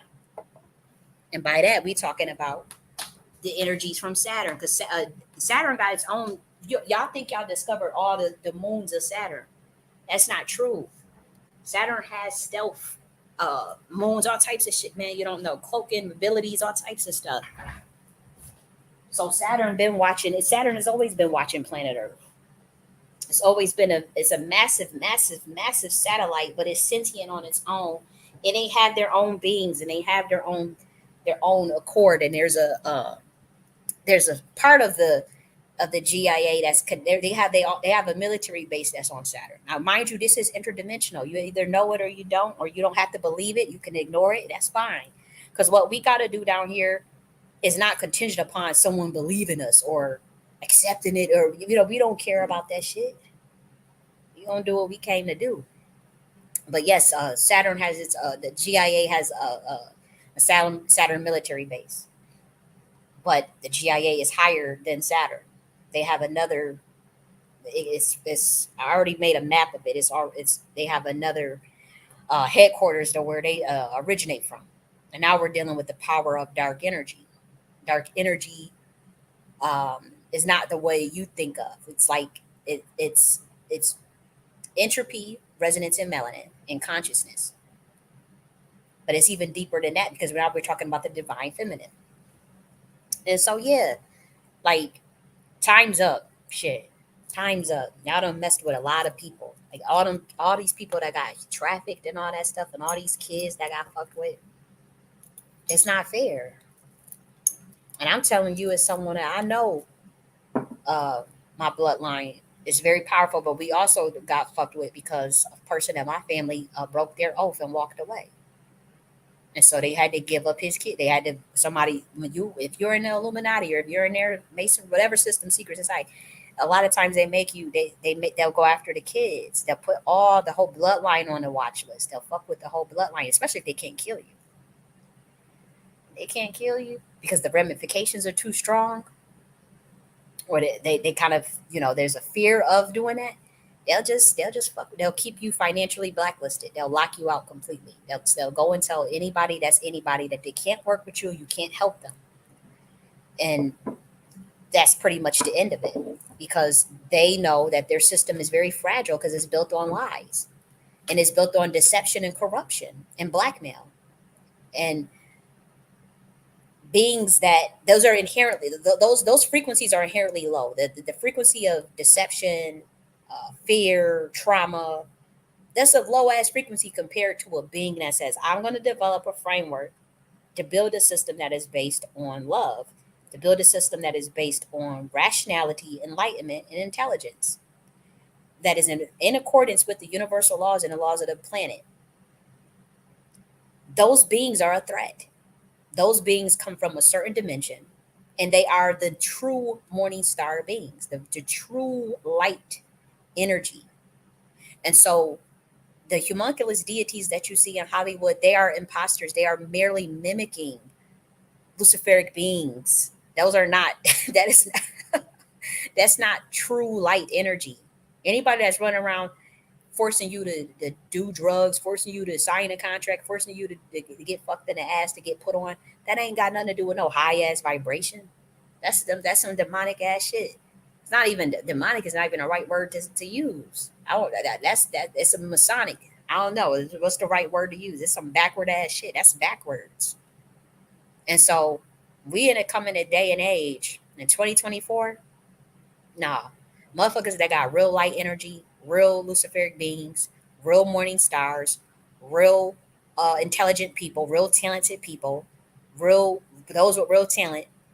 They got to be able to express that naturally without getting blacklisted, without getting financial blackmail, without having to sell they soul, without having to fuck for to get put on, without having to sign no weird ass illegal ass contracts, soul contracts. That's the way it gotta be. And I'm not trying to attack celebrities because, a lot of the celebrities are really talented, and so whatever decisions they make, I'm not here to beat up on them. We're talking about the system. Their fake ass stolen knowledge that they stole that knowledge and bastardized it for control over humans. And we know the group of entities that have done it. The highest levels have already been dealt with. You just now being able to see it in the 3D on planet Earth. But yeah, P Diddy, these charges, like let's be real, like he's not no innocent ass cherubim. He was on demon time, as y'all love to say. They was on demon time. He had these contracts, and so it's true. Only God can redeem whatever, and only He can redeem Himself. Is not, we don't want to, over bash someone without having given them fair, speedy trial. But let's be real, 20 years of people saying shit, these people not just motherfucking lying. 20 years, we looked at what Don Richard was saying. Children, incapacitated children, and like that's ridiculous. And then it was a black man that lived next to Diddy that said he's tired of them bringing all these kids over at 3 a.m. He said, "Tell them to stop bringing them kids to the Diddy party at 3 a.m." That is out. There's literally a video of him saying that. Why? So he just lying? So what? They just go and pay him to lie? Yeah, they could do that, but this shit been going on for 20 years. Don Richard said, that they saw them kids, that them kids look like minors, and that some of the women were incapacitated, and they was saying they were, you know, raping them. The word that starts with an R. That they were doing that to them while they were incapacitated.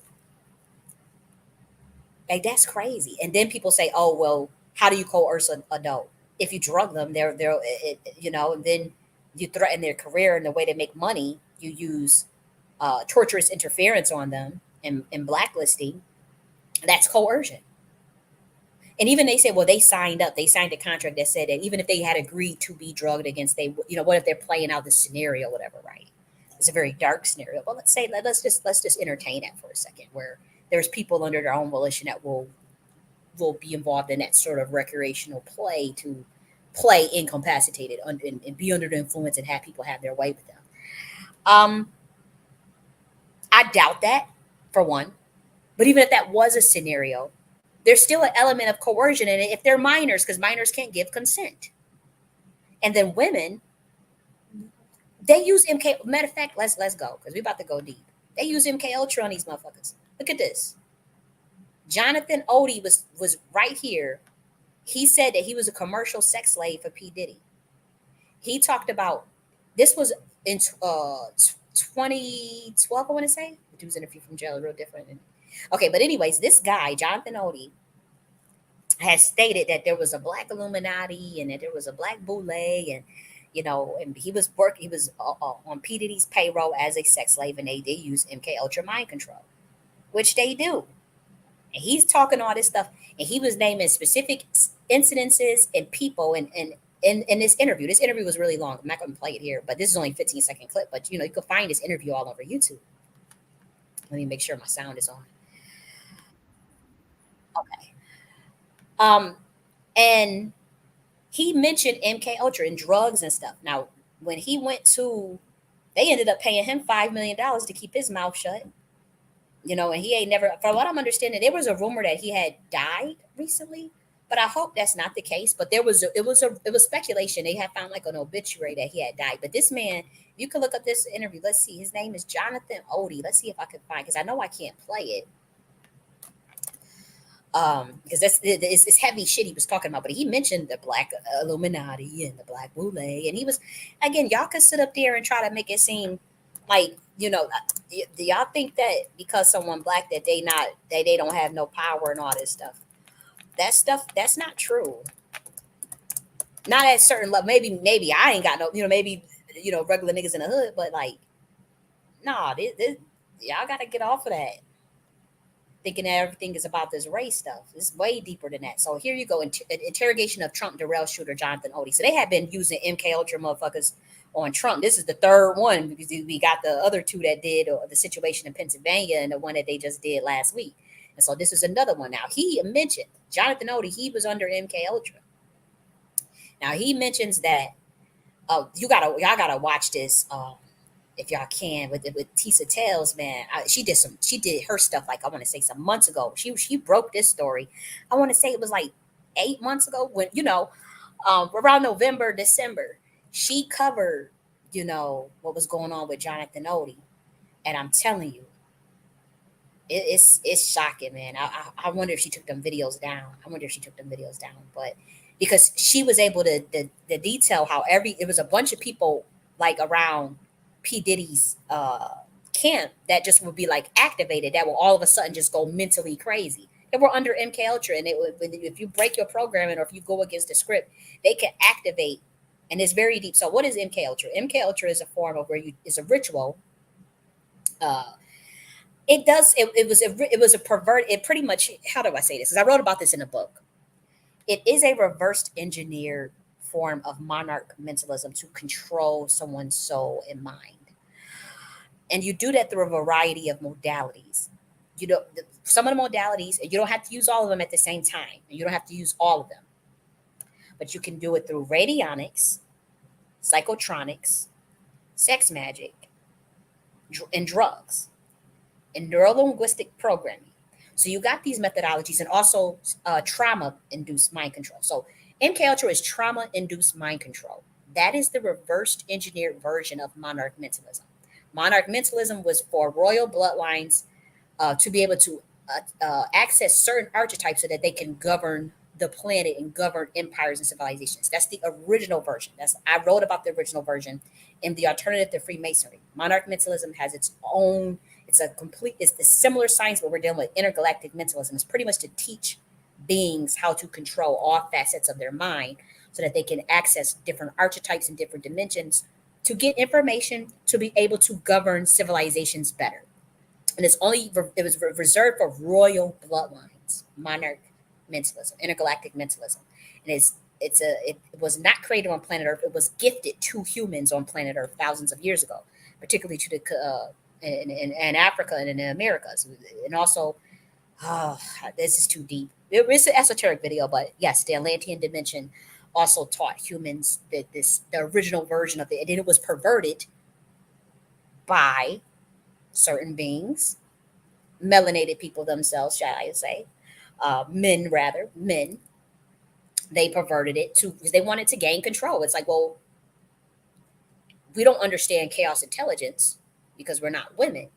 So we'll reverse engineer this shit. We'll go to war, overthrow all matriarchal societies, and we gonna use this science. We gonna find a way to reverse engineer this stuff to get control over. We want to just mind control motherfuckers. How do you mind control a person to get them to do what you want them to do? And so they realize, okay, psychotronics, radionics, which is like the way you program subliminals. That stuff is old. That's been going on for thousands of years. It's nothing new.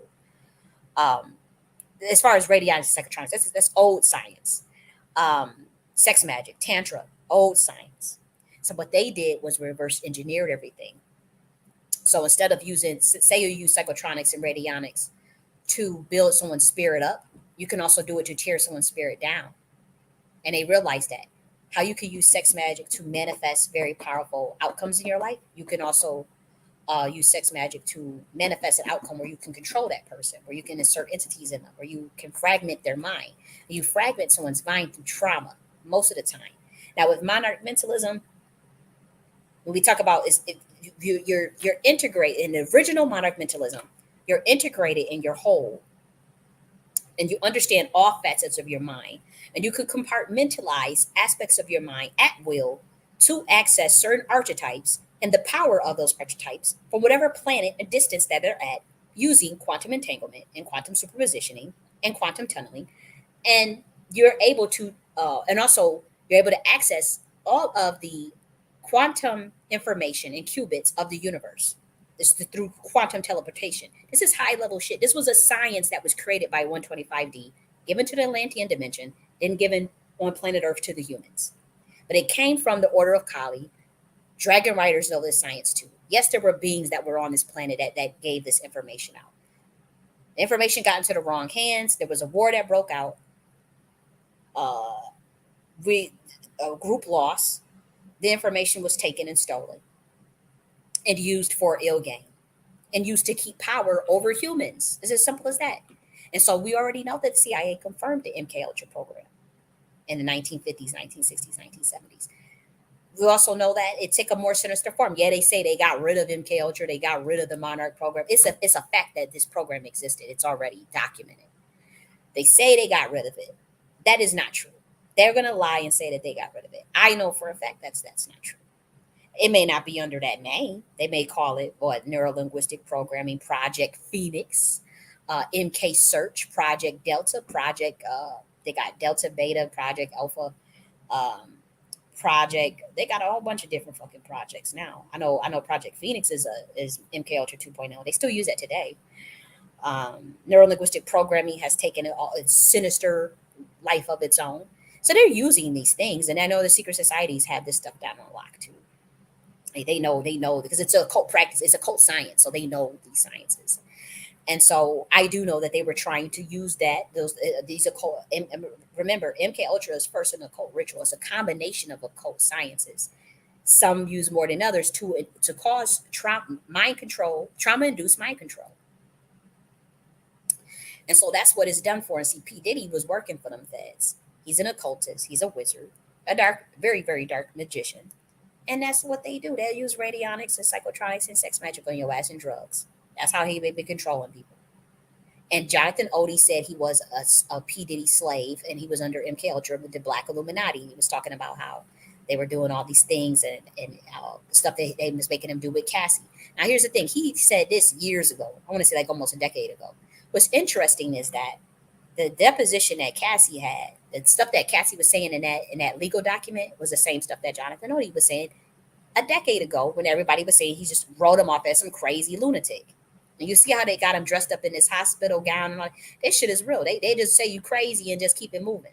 And you watch this interview, interrogation of Trump Darrell shooter Jonathan Odie, and how he bring up P. Diddy. He just spilling all the beans right here. And look at the way that the police officers are acting because the police officers are in it. I've been in this situation. I'm speaking from experience because I know how this works. I know how it works when they just want to lock you up and just say you crazy and they'll drug your ass. The state, you'll be under a government hold. It ain't nothing you can do about it. I know what that's like. If you try to talk to the police or you try to, and they already in on it. They all part of the plan to get you out the pain. And so P. Diddy fed ass was doing this shit to people. Y'all could try to, I don't know what's this obsession with black men wanting to defend this motherfucker. That's the part that I'm just shocked at. Like, what do y'all get out of it unless you in on it? And the people that's defending him, they're very suspect because I know for a fact that they are occultists and they work with P. Diddy, that they are feds, controlled opposition feds assets too. And so they defending them like they life depend on it, like that's the way they get they check, or if he falls, they all fall.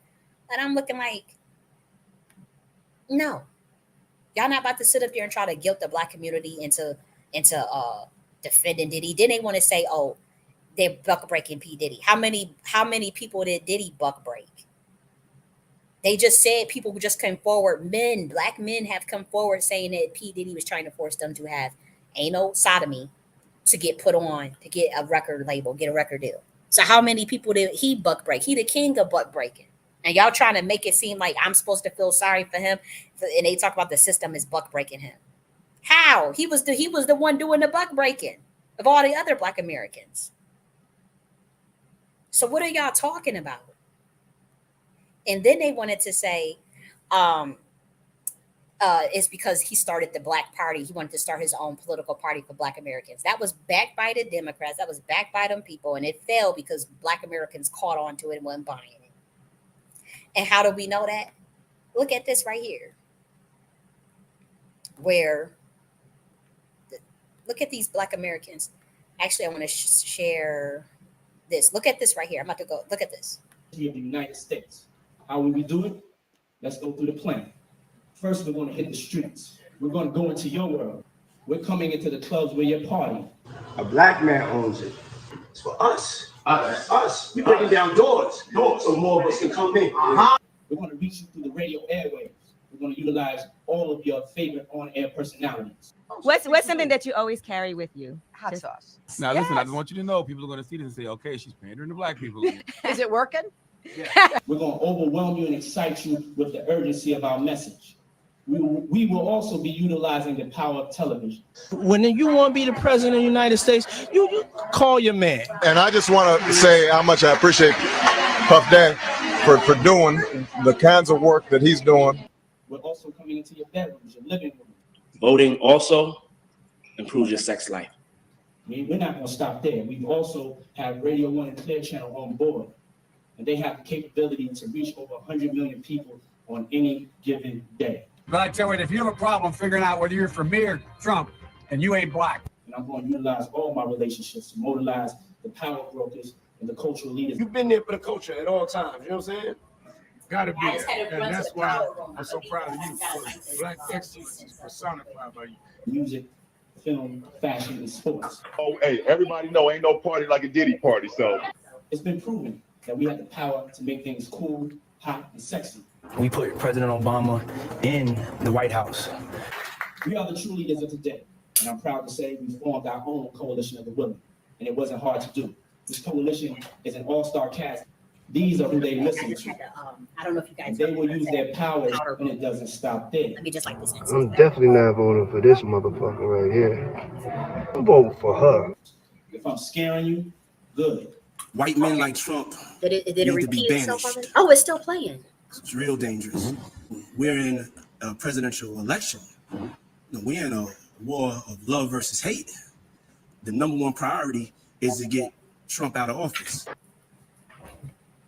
So, I mean, we see that. He was paid and protected by the DNC for 20 years. So now all of a sudden, that thing with that party thing, that was a nothing burger, pretty much. It wasn't anything that was going to amount to anything tantamount for Black Americans. It was establishment. It wasn't nothing that was grassroots, that y'all love to say. It wasn't nothing that was independent, as y'all love to say. No, it was none of that. That was system shit to distract Black Americans and to funnel Black Americans right back into the Democrat Party. Or to have a bunch of other controlled opposition, Black sellout niggas all around our fucking community.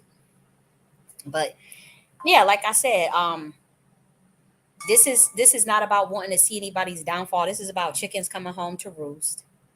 And this ain't have nothing to do with the Mann Act that they used against Jack Johnson. Jack Johnson, he wasn't no revolutionary either, but the optics of him beating up all them white boys made the white establishment upset. And so they did use the Mann Act. Plus he was married to a white woman. And we're talking about 100 years ago when they still had like miscegenation laws, and, you weren't supposed to, it was a lot of taboo around interracial dating. And so Jack Johnson was doing interracial dating, and he was a boxer that was undefeated and was beating up all these white guys. And so the white establishment did use the Mann Act, which is kind of like saying it's like human trafficking, whatever. But what was happening is there's Black men trying to say that they're using the Mann Act on P. Diddy because they're trying to take him down, as if it's similar when P. Diddy was a part of their system, their satanic system. P. Diddy signed his contract, did his deal, hundreds of millions of dollars in deals, billions in deals, and ushered in other unsuspecting souls or maybe suspecting souls into the system right along with him via the contracts and the sex magic they were doing. And so again, he's a magician, but his magic done got fucked up, and the shit is all fucked. He done created too many energy deficits. And I'm saying he pissed off enough primordial beings, not him, but the system itself. I won't say him. It's not really him, but the system pissed off enough primordial beings to where it was just a hostile takeover of this entire system. Shit's been going on since 2016 because there's different factions. You got to figure there's different beings on this planet. So yeah, in 2016, yeah, they might have got at Weinstein and Epstein, and GIA nothing necessarily had nothing to do with that, because you got other constellations that are affecting the changes on this. You got there's groups. There's other even secret societies that's fighting against this system too.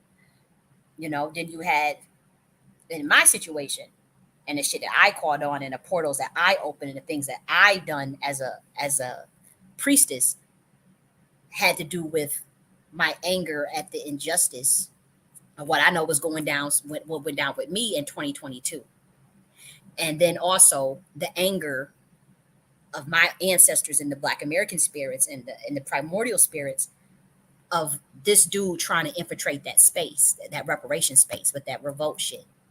It's not a coincidence about when I went out on a Twitter space talking about the tribe of Judah, and y'all call it crashing out or whatever, and the people that I called out as CIA who got ties to him for 25 years, and then they do that revolt summit, and then everything just fall to shit after I get locked up by the government.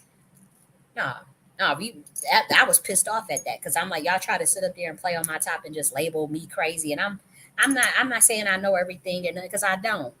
But I know I can walk circles around most people, and it's not even the point. That's not even important. It's just like the injustice, and then to know that they have been plotting. This government been plotting on me in a long time. I look back on my life and I'm reflecting. Then I actually had proof and people kind of confirming in so many words of what was going on, and me realizing like, yo, this shit is real. Like, this shit have been going on maybe since I was in a foster care system, but to know at least since 2015 it's been going on. And so it ramped up when I got in the reparation space, of course. And that's obvious because they go after activists, and I started writing at that time. I think I was writing I had like 10 books out. And I wasn't signed to anyone. I'm not interested in any contracts. They had already been trying to ask me to sign a contract or get me into that entertainment shit. And I just wouldn't go budge, because it just wasn't interesting to me. It wasn't nothing on the table that made my eyes water at nothing. I ain't got nothing in this system that make my eyes water, that make my lips smack, to be a part of it. No, I'm sorry. I know it's an illusion. I know it's an illusion. I feel bad for anybody that buy into that fame and fortune stuff.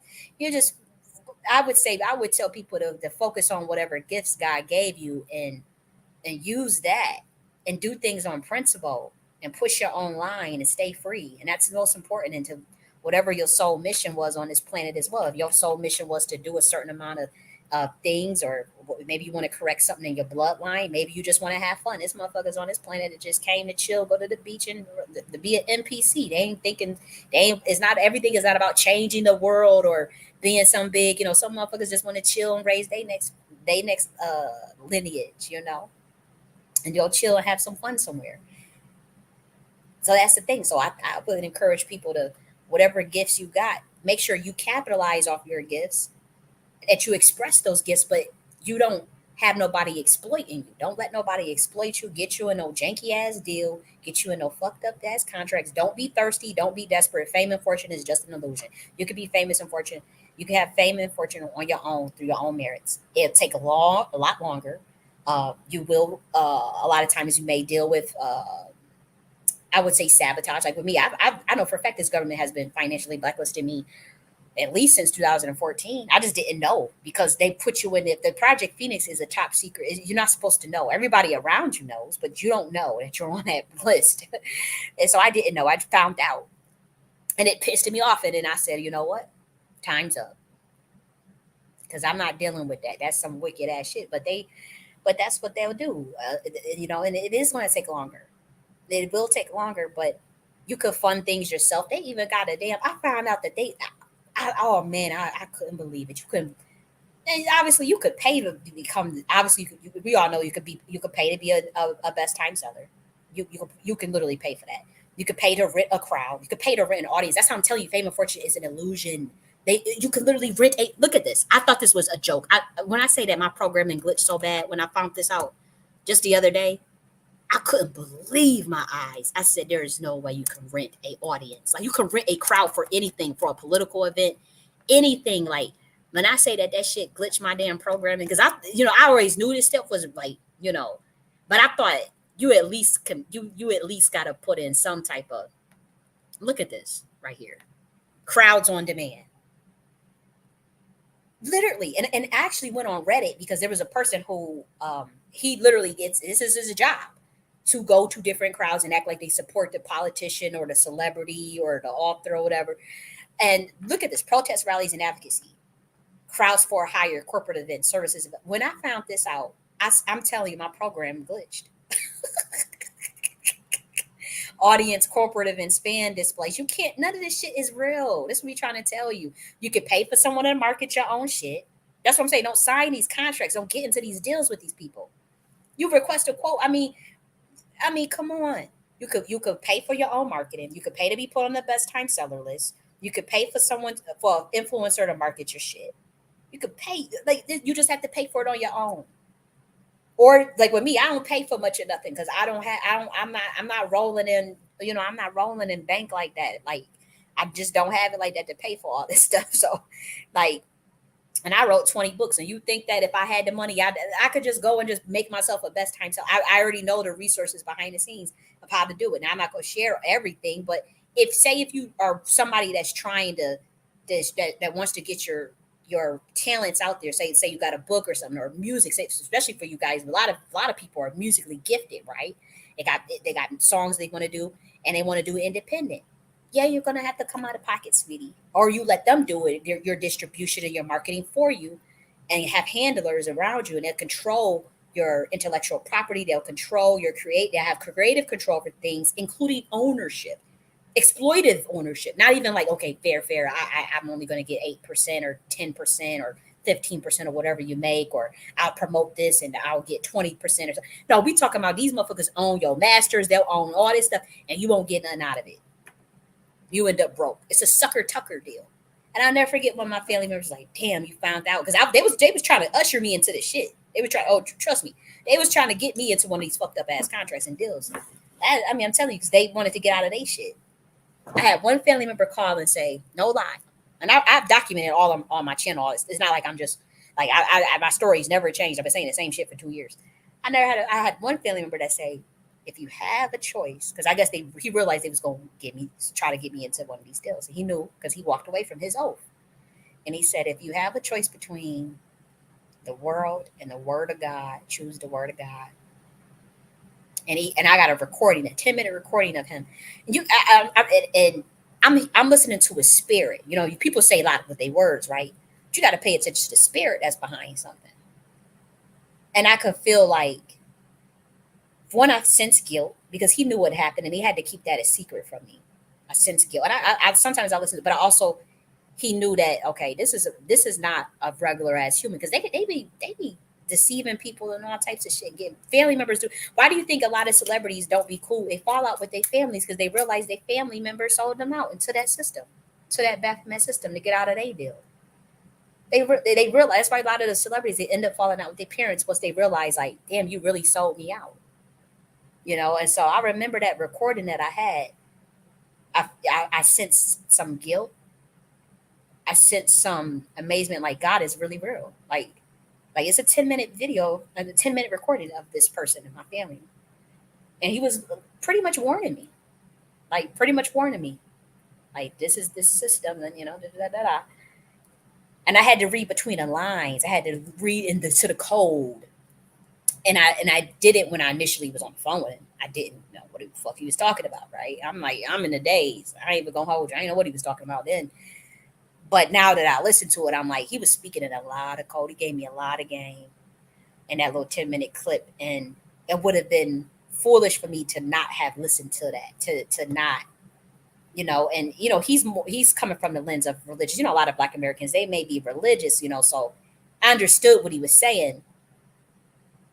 But he was pretty much trying to warn me, like, don't go into their system. Don't go into the world. It's an illusion. It is an illusion. I mean, you just saw all the influencers come in. They pay people to go to these rallies. They pay people to go to these protests, fan displays. People pay to get put on bestsellers lists. You could pay for your own marketing. You could pay for your own views or whatever. You could pay to go viral on Twitter Spaces. You could pay to go viral on YouTube. Like, this is how it goes. But if you let them do it for you, it comes with a price. If you let them do your Kabbalah, your craftsmanship for you, then you could be fucked up in the game. Versus if you do it organically. And then a lot of people, even if they're not in that system, they still have other exploitative systems. And so what I'm saying is that P. Diddy was a part of that exploitative system. He was butt breaking black people. He wasn't being a one broke. He could have walked away. Okay, so I don't like the comparison to make it seem like he was just some damn revolutionary that's just getting railroaded by the government and getting railroaded by he was an ass bandit. Yeah, ass bandit. And that's his business. But if you gay or whatever, that's your business. Nobody care about that. But it's like you exploiting motherfuckers. And you're not no revolutionary. Now, towards the end, could he have said, I want to do right by people. I want to give people back their masters. I want to give people back their publishing. I want to change the way we do the industry. I want to do things differently. Did he say that? Sure. I'm pretty sure, that's the element of it. I think that's the element of why they came after him. And then him suing that company, that the Ciroc stuff about the liquor deal and all that. But you know how Lucy acts. That those Babylonian homunculus deities that's on them contracts. They don't play because y'all let them. Y'all are the ones that gave them the power. Y'all dedicate. Y'all sacrificed all them. I made all them blood sacrifices to them homunculus deities, and you got them drunk off of power. And they'll do anything to keep that power. They're not even the most powerful beings. They already got their ass tore out the frame by a lot of the primordials. But it say P. Diddy took an oath to them homunculus deities, them Babylonian homunculus deities. He signed a contract with them. And so when you say, "Oh, I just want to up and I want to do something different. I want to do something different," yeah, that's some deep shit. Them contracts, them entities on that contract will devour you. One of the things they do is they'll create a stronghold on you, which is where they'll just lock you up. And see, the thing is, it's not like he's innocent. It's like he did mad debaucherous shit over the years, for decades, and they got enough stuff over his head to where they can legally get at him, legally lock him up, regardless of what type of changes he try to make at the end. Because he fed those homunculus deities other souls and other contracts and other traumas and through sex magic, and they like, hold up, you gonna tell me you're not gonna go in and do all these things, and now he want to go and he telling people he got a Zillidantor tattoo on his back. That's not a homunculus deity. That is a Loa, but the Haitians still look at it as the Loa, but I see it that entity is much higher now, believe it or not, than a Loa spirit, than an earth-based spirit. And how do I know that? I just know some things. I'll say that I'm a priestess, but she gets her tutelage now from Kalima. That's an octave. That's an octave of Kalima. That's pretty much common knowledge for those in the know. That's not nothing secret. But so she's considerably much higher now. So he put that tattoo on his fucking back. That is the patron of women. Zillidantor vindicates women who have been violated and children, but she really looks after single women and women who get what? The word that rhymes with grape. Women who get assaulted and abused. Zillidantor looks out for those women. Everybody knows that. That's like a known thing. She's the patron of Haiti. She delivers justice. She was the one that was conjured during the Haitian Revolution, along with Ogu. Mambo Fatima sacrificed a black female pig to Zillidantor to summon up the spirits to pretty much create a quantum entanglement session with the Haitians and Zillidantor and Ogun, so that they can win that revolution, the Haitian War, the Haitian Revolution War. That was the spirit behind that, the Zillidantor, that allowed them to win their freedom out of slavery. They fought to win out of slavery, to get out of slavery, and won the war. They did that through their science, their mystery science, the Haitian Voodoo, which also stems from Benin, which is an element of intergalactic mentalism. It's high level shit. Now, do people use it for ill gain or maybe use it for things that may be sinister? Sure, I'm pretty sure people do that all the time. But they used, they conjured up their Izili Dantor so that they can get their freedom, which is justified. Okay, and they had to do that through their ritual. And so P Diddy got a tattoo of Izili Dantor on his damn back. A patron black woman that protects women from assault engraved. Like, you got some damn nerve. You got to be out of your mind. So could he have been changing things or realizing, okay, you know what? I don't want to do this no more. I want my contract. I want my deal. I don't want to be part. I don't want to do these things no more. Sure, he could have done that, but it's like too little, too late. Like, no, you done had your fun and them played in the den of iniquity and they did and fucked up a lot of lives. And like I said, he got a lot of enemies on the other side. And we talking about spiritual enemies, people that's dead that didn't that know he had something to do with their death. You got these people talking about Tupac and Biggie. You got Nipsey Hussle. You got it's people that you got Kim Porter. Kim Porter was a very powerful spiritual woman. She saw things. She wanted to write a book. Next thing you know, what happens to her? And then you got all the soul. You got Black Rob. Black Rob asked Diddy for help on his deathbed and didn't even get no help. And he was fucked over out of the deal. You got Craig Mack. Craig Mack was angry at P. Diddy before he died. And then you got the people that's living that's pissed off at him. They got entities and ancestors that's attached to them that's mad. And so that's a lot to fight off. Then you come at the Diageo boys with the liquor stuff. Then you want to bring when he watched his motherfucking ass over into that reparation space, all hell broke loose. I'm telling you, and it's all anybody that's smart enough to study timelines of what from August 2022 until what happened right now, and just study my timeline if need be, or now everybody is quiet because they know it's some old classified shit going on in that space that deals with the occult and that deals with interdimensional, that deals with galactic shit, pretty much. And now everybody got to be quiet because they got to oh shit, like this shit is real. Like, we ain't supposed to know all this stuff. Like, it's a lot of Black Americans that got privy to some information they ain't really not supposed to know. And I apologize for that because I wasn't supposed to know, but I'm the one that was given the downloads to share certain information. So it is what it is. But yeah, when he watched his motherfucking ass over into that space with those entities attached to him, it was the entities. I get it. It wasn't him necessarily. It was the entities. That's like the other person that I called out in July 2023 and said, can you stop doing your rituals? It's not so much him. It's the entities that's attached on them, where it's like an instant clash. It's like, whoa, like, it's the stuff that they've been in. It's that Hollywood shit for 25 years. It's such a low vibration. And I know for a fact that they have been partaking in blood sacrifice and all this stuff and swapping birthrights and trying. I called that nigga out. I literally messaged him like, stop trying. You trying to take a motherfucking birthright off my ass?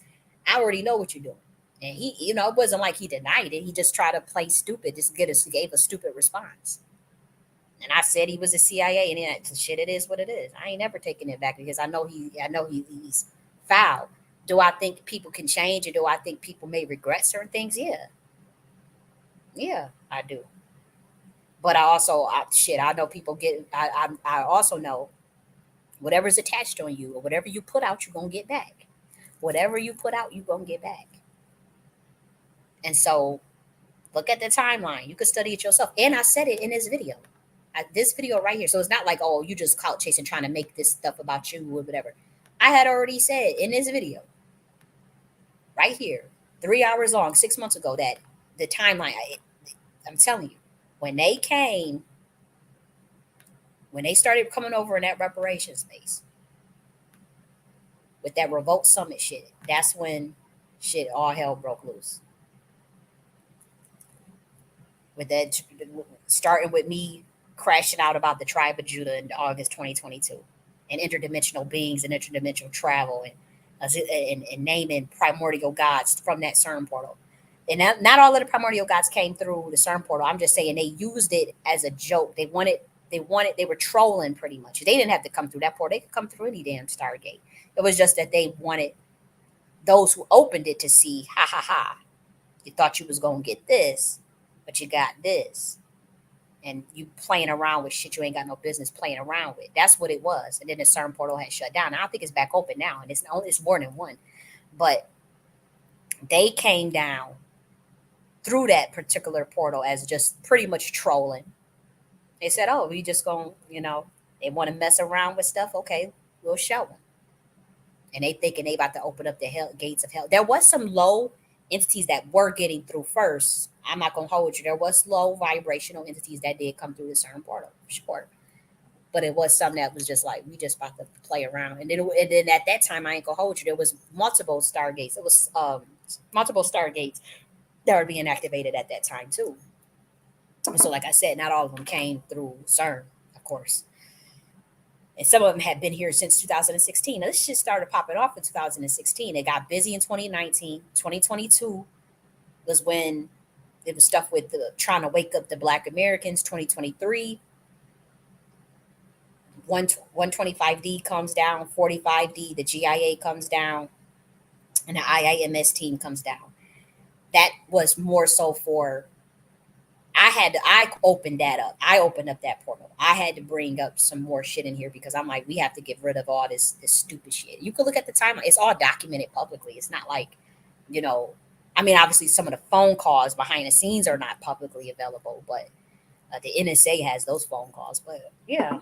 And, the reason that I kind of like being out of the public, because again, this information, the stuff that I put in them books, like the Alternative Freemasonry and the Language of the Gods of the Divine, that stuff is so it's easily understandable. Don't get me wrong, but you got to figure humanity is not ready for that yet, And I wish it wasn't like that. And what we're doing now, you'll see more of the awakening. You'll see more people be able to handle that type of stuff. There's a lot of brainwashing that's been done to humanity. Humanity is under a subtle form of mass psychosis and MK Ultra, to be honest.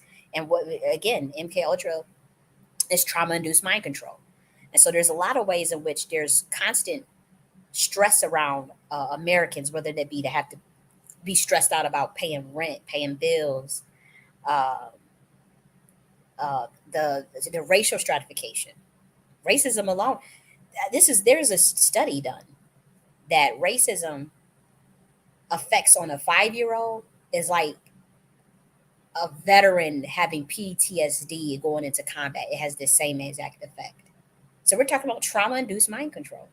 And see, the reason why a lot of Black Americans don't speak up on these things, why they rush to go defend the Diddy, is because for 400 years, technically, we've been in a ritual abuse situation, whether that be through the slavery, the sexual assault of the women, the Jim Crow, all of these things, this oppression, that's trauma-induced mind control. And then there's brainwashing. Then they tell you, then you got to go through their K-12 system. That's subliminal programming. There's your sex magic through your ritual abuse. And then you got your radionics from that's your TV, that's your television, watching your TV. That's all MK Ultra. It's just smaller. It's just a smaller scale of it to keep you functioning. It's not enough to break your mind, like put you like in a Britney Spears type shit. A lot of people do break though. Now, if you act up and you go against their system, they do use that high level shit, like that hard shit they was doing to me in 2022 and what they tried to do in 2023. And that's when they bring out the big dogs. That's when they bring out the DEWs, the sonar waves. That's when they'll get it. They can twist they can scramble anybody's mind if they want to, and have you have you looking crazy. And that's what they was trying to do with Jonathan Odie. They'll activate you too. They got all types of shit. And so MK Ultra is real. And I'm telling you, with P. Diddy, this dude, Jonathan Odie, was saying he was P. Diddy's sex slave and that he was putting him under MK Ultra. And Tisa Tells did a brilliant, I think she re-uploaded this. Oh, I'm so glad she uploaded this 5 hours ago. She was detailing how all these people around P. Diddy ended up in mental hospitals. That's what they do. If you speak out or if you talk too much or if you know too much, they'll just label you crazy, put you on a whole bunch of drugs, MK Ultra your ass, and this activate you, say you just go crazy.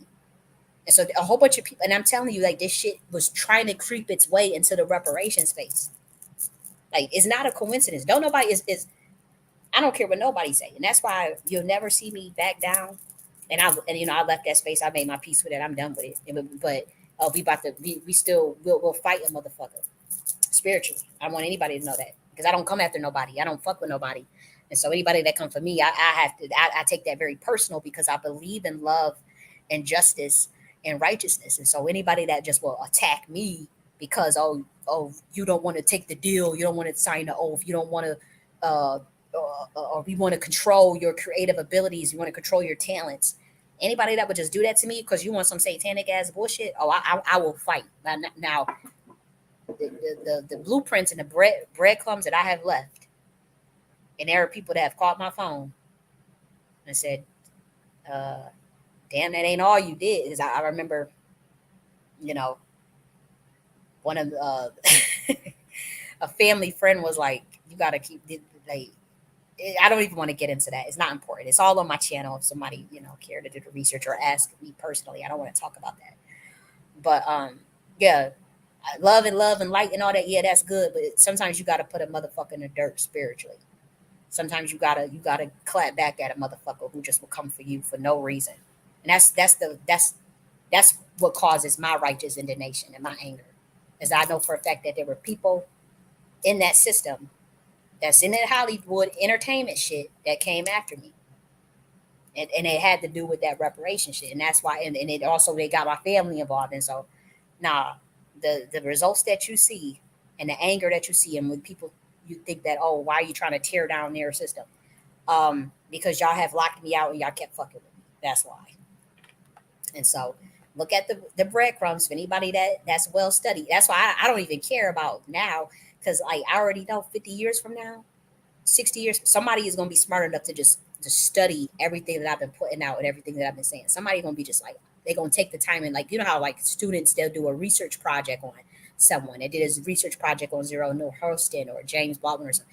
I already know somebody going to do a research project and be putting all this shit together and be like, yo, this motherfucker, like, she wasn't lying about a lot of shit she was saying, and she was a power. And as far as me proving my clairvoyance publicly, there is not a tarot reader that will sit on a weekly basis and say, okay, this is gonna happen, this is gonna happen, because they, a lot of people not the real deal. And I'm okay with being shadow banned because of that, because I know that they realize the system is ran by Satanists and occultists, and I'm not, and they don't see me as their system, as a part of their system, and so they just like, well, you make it hot for us, so we gotta shadow ban your shit because you making us look bad, because you gonna tell the truth, and they want to keep that illusion for you. They need to keep everybody in that fucking matrix, and so yeah, MK Ultra is real. And most humans are under it, and then some are under terrible forms of it. You got obviously the situations where it can get really horrific. But yeah, like if you're trying to get in the music industry, shit, you could pay for a fucking crowd. You could pay to get your shit streaming. You could pay to go viral. Y'all don't need to sign no motherfucking deal today. And that's another thing. You want to know? I'll tell you this. You want to know what made me realize, like the system was a death trap, the music industry rather. You want to know it was 3 incidents that made me realize as a kid, like we're talking like young, in my early 20s, and yeah, my early 20s, I want to say, what made me realize the music industry was a death trap. Sometimes people's body language could speak volumes, or the way they'll talk. Like sometimes, people speak in code in the industry, like somebody was speaking code, but sometimes just a reaction to something could really send chills through your spine, and you'll be like, oh shit. And I'll give you 3 incidents. Do y'all remember when Bobby Shmurda went on a Breakfast Club, and Charlemagne, DJ Envy, and Angela Yee, right? And he was telling them that he got offered a deal by Epic, that he was going to get signed by Epic. And do y'all remember Charlemagne's response? Like how, and people probably were saying Charlemagne was hating at the time, but you see how Charlemagne was trying to convince him not to do that? Like you see Charlemagne, like, and I don't really care. I don't know much about Charlemagne. I ain't got no beef. I just don't know the dude. But that reaction, they sent chills down. It was kind of like, well, what? Because it was so much he was saying that he wasn't saying. Because Bobby Shmurda was making $40,000 a month off that little hot nigga song, just off independent just doing promo shows, little shows on his own. He was able to see that money, spend that money, do whatever he want with that money, and he owned that little song and it went viral on YouTube, right? It was a hot nigga. Everybody thought that song was a shit back in the day. And so, and it was a good song, you know, it was a clever song. And he goes on Epic dancing on the tables, whatever. That goes viral. People, that was the start of their buck breaking, you know. And to be honest, there was somebody close to him. I don't even want to get it spiritually what I know about that. Somebody close to him kind of set him up into that deal because they got a kickback on the back end. It was one of his family members. I'll just say that it was some really fucked up shit behind the scenes with that. That I can see spiritually, and I'm not gonna get into that because I don't need nobody coming after me. Got enough smoke. But so he thought he was living life large, you know, because Epic wanted to sign him for $2 million. And he goes on Charlemagne, and you went on the Breakfast Club, and the way Charlemagne was trying to convince him, don't do it. Like, you got your own, you stay independent, you know, because he was popping like $40,000 a month, $8,000 a month from a club off of that little hot nigga song. At a 20-year-old, that's good money, all yours too. And you split it up with your mans or the promoter or whoever, the booking venue and then your marketing. Somebody should have, you know, that you got to keep that independent. Like that's like lightning in the bottle.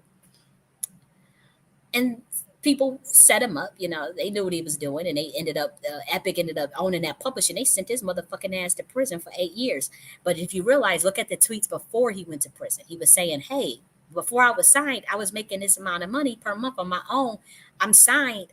I've been touring. I can't see none of my money. I can't do nothing. His mom they deleted the post, made it sound like, oh, he just stressed out and exhausted. And the next thing you know, the motherfucker was in jail.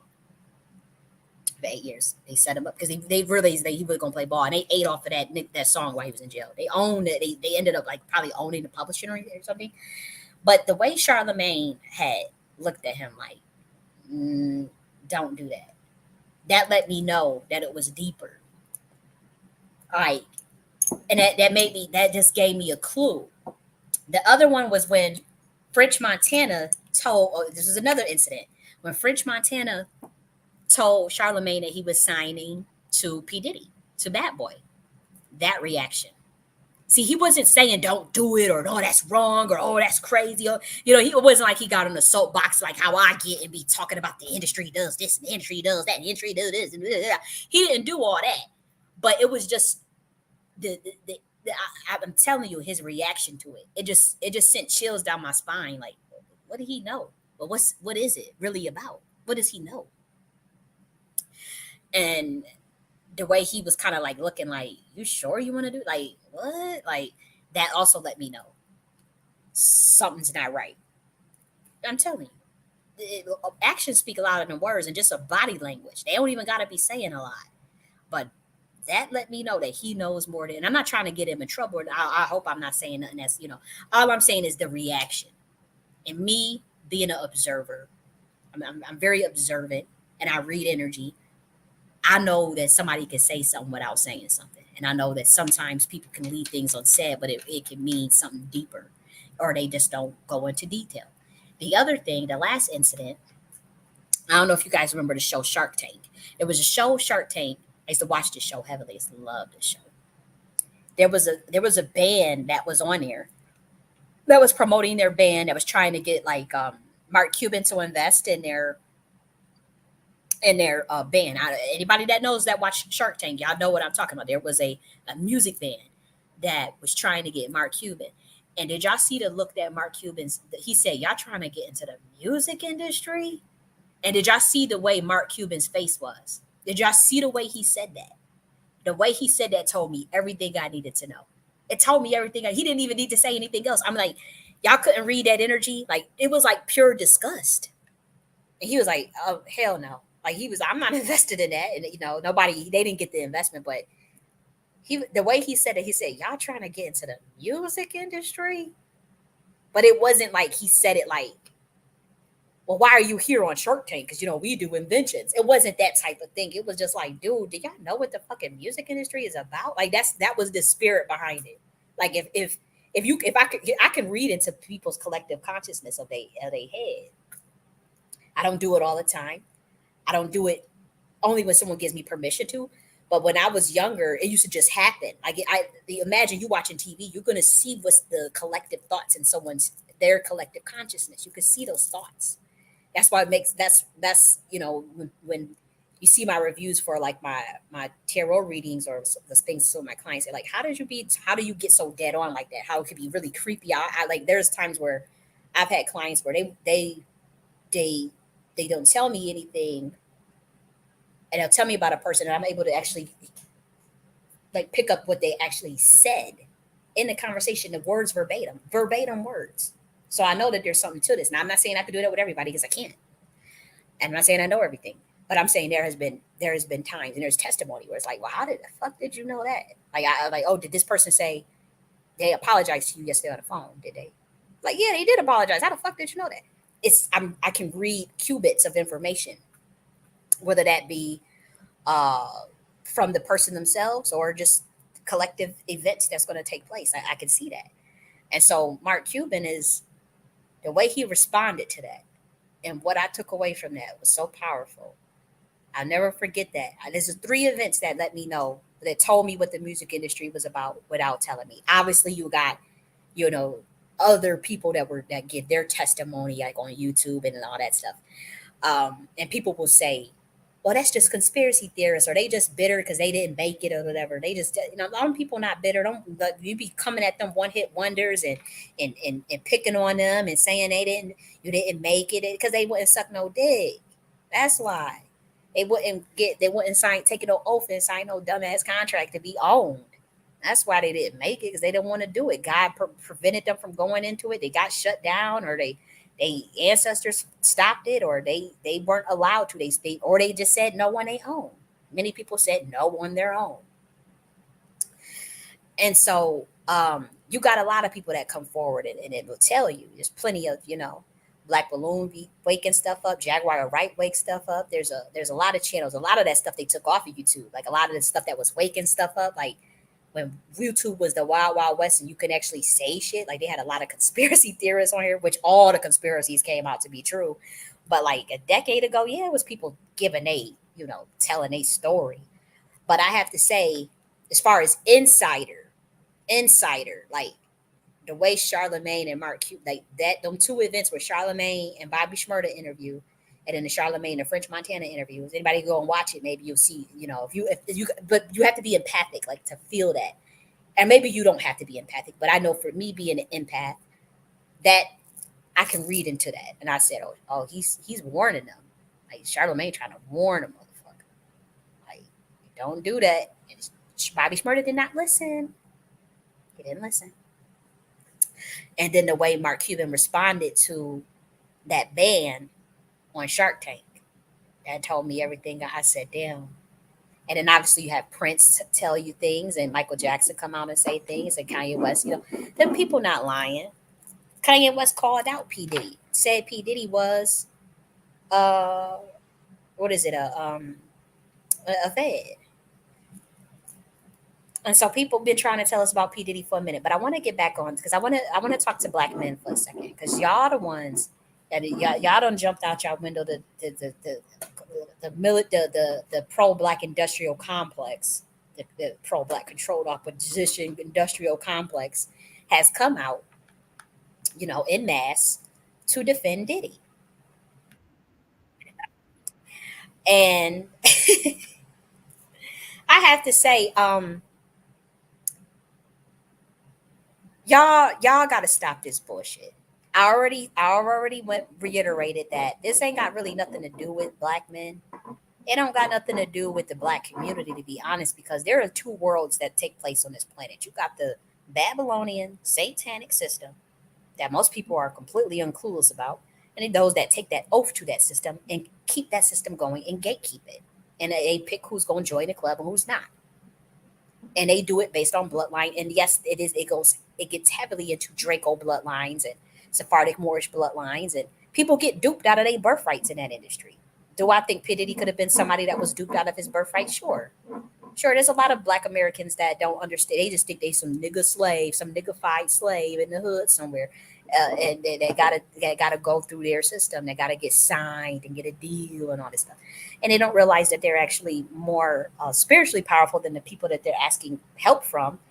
They're more talented than them. They probably have more royal bloodlines, more primordial entities on them. And so when you sign those Babylonian satanic contracts, you agree to have your primordial entities off you stripped and they take over.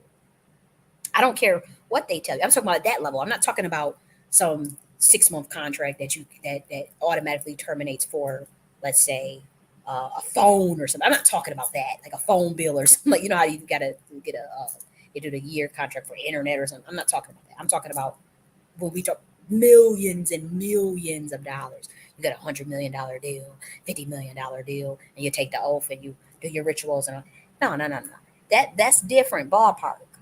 You are agreeing for that money to be a part of that system, to take off to that system, to keep it in place.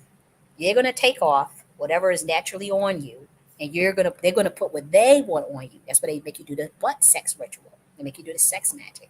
They insert the entity in through the sodomy, through the drug, in the sodomy, fragmentation of the mind, insert the entity, get you to sign the contract, whatever other rituals you got to do, and what other sacrifices you got to make. And boom, there you go. They are in control now. The imitation Kabbalists are in control of natural, raw, light talent, and then you get sucked dry. That's what the soul selling thing is. Yeah, it could be metaphoric, but it does have some serious spiritual ramifications because you kind of lose your ancestral protection sometimes. I'm not saying all the time. And then there are people that know how to maneuver, and they'll use their ancestral power. Like say there's people that have connections to say Orishas or Tilawas. They don't have to go through that system necessarily.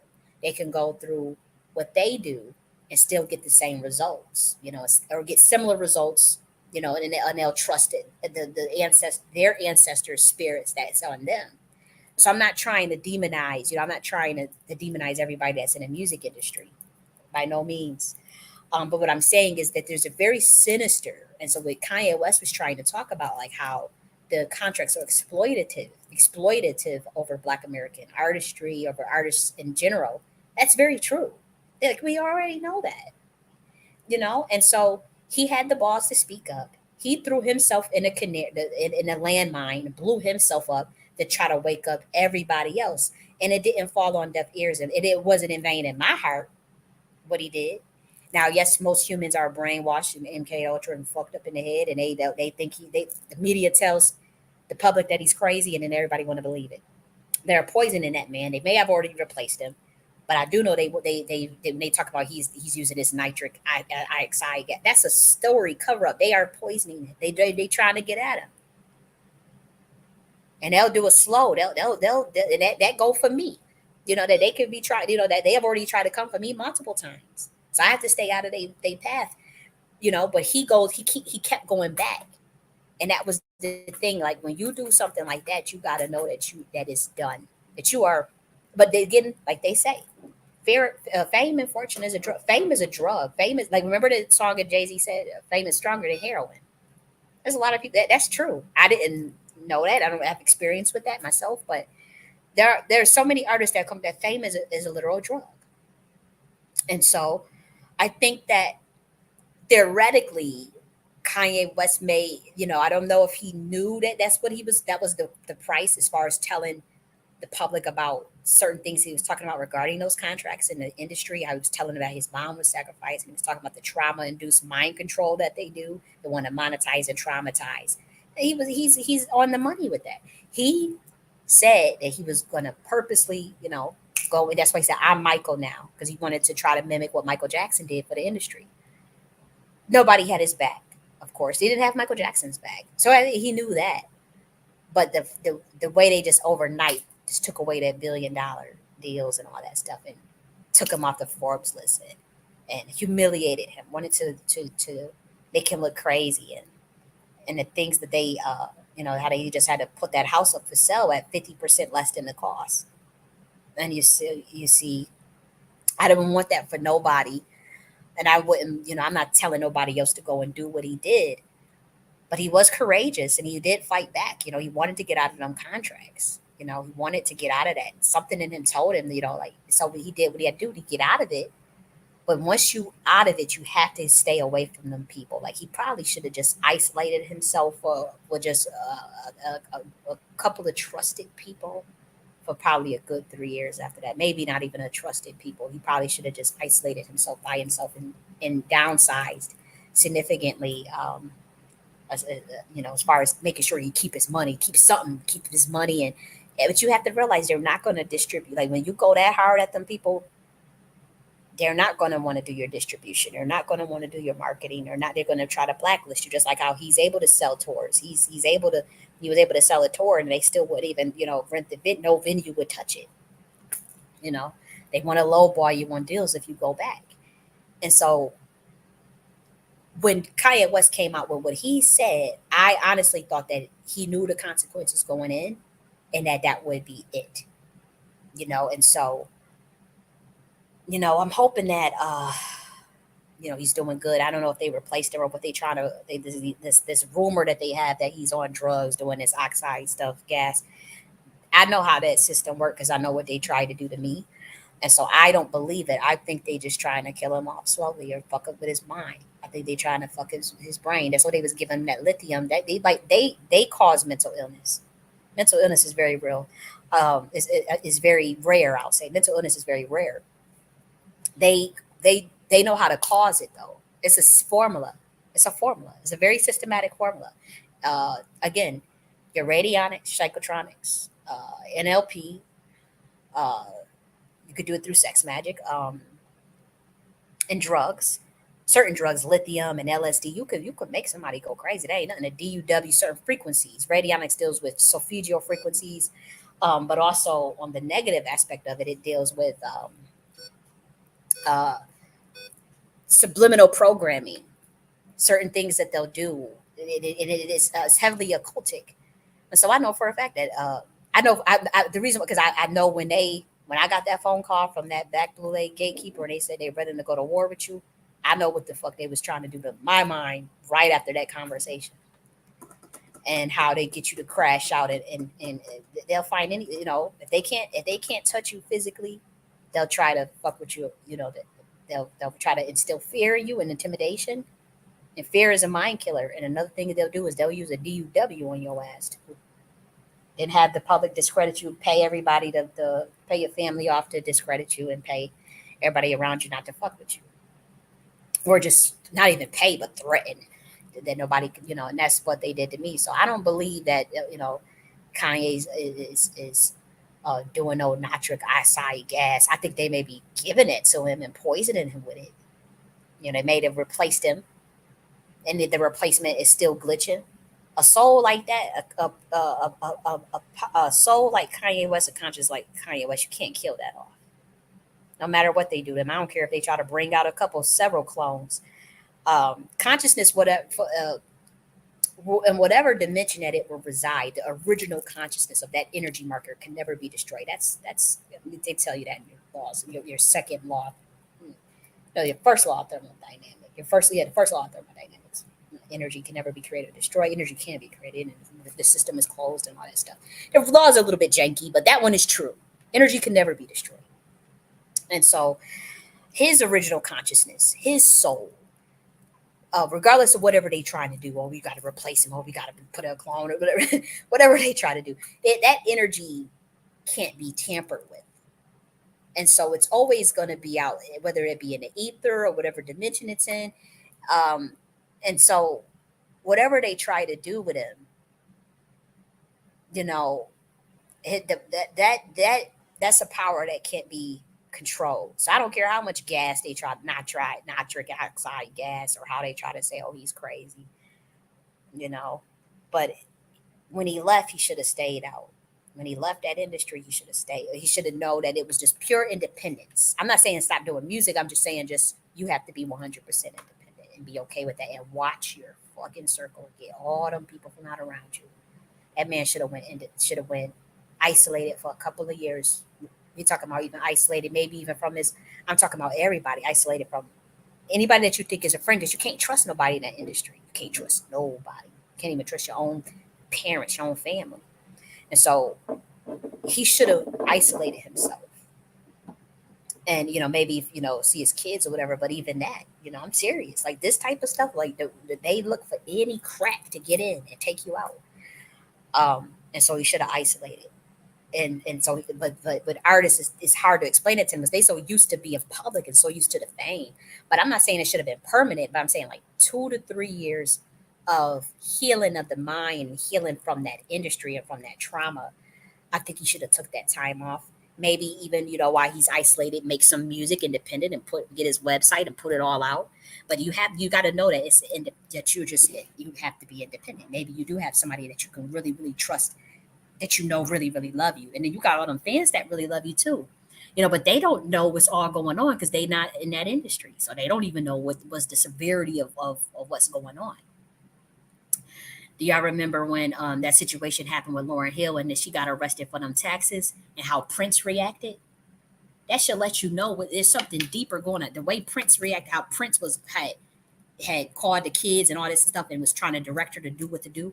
Do y'all remember when, I forgot who, it was somebody had died, and then how Mary Kate and Ashley, how they reacted? Like y'all gotta pay it. This stuff is this is the occult. Like this is like high level shit that these people be dealing with.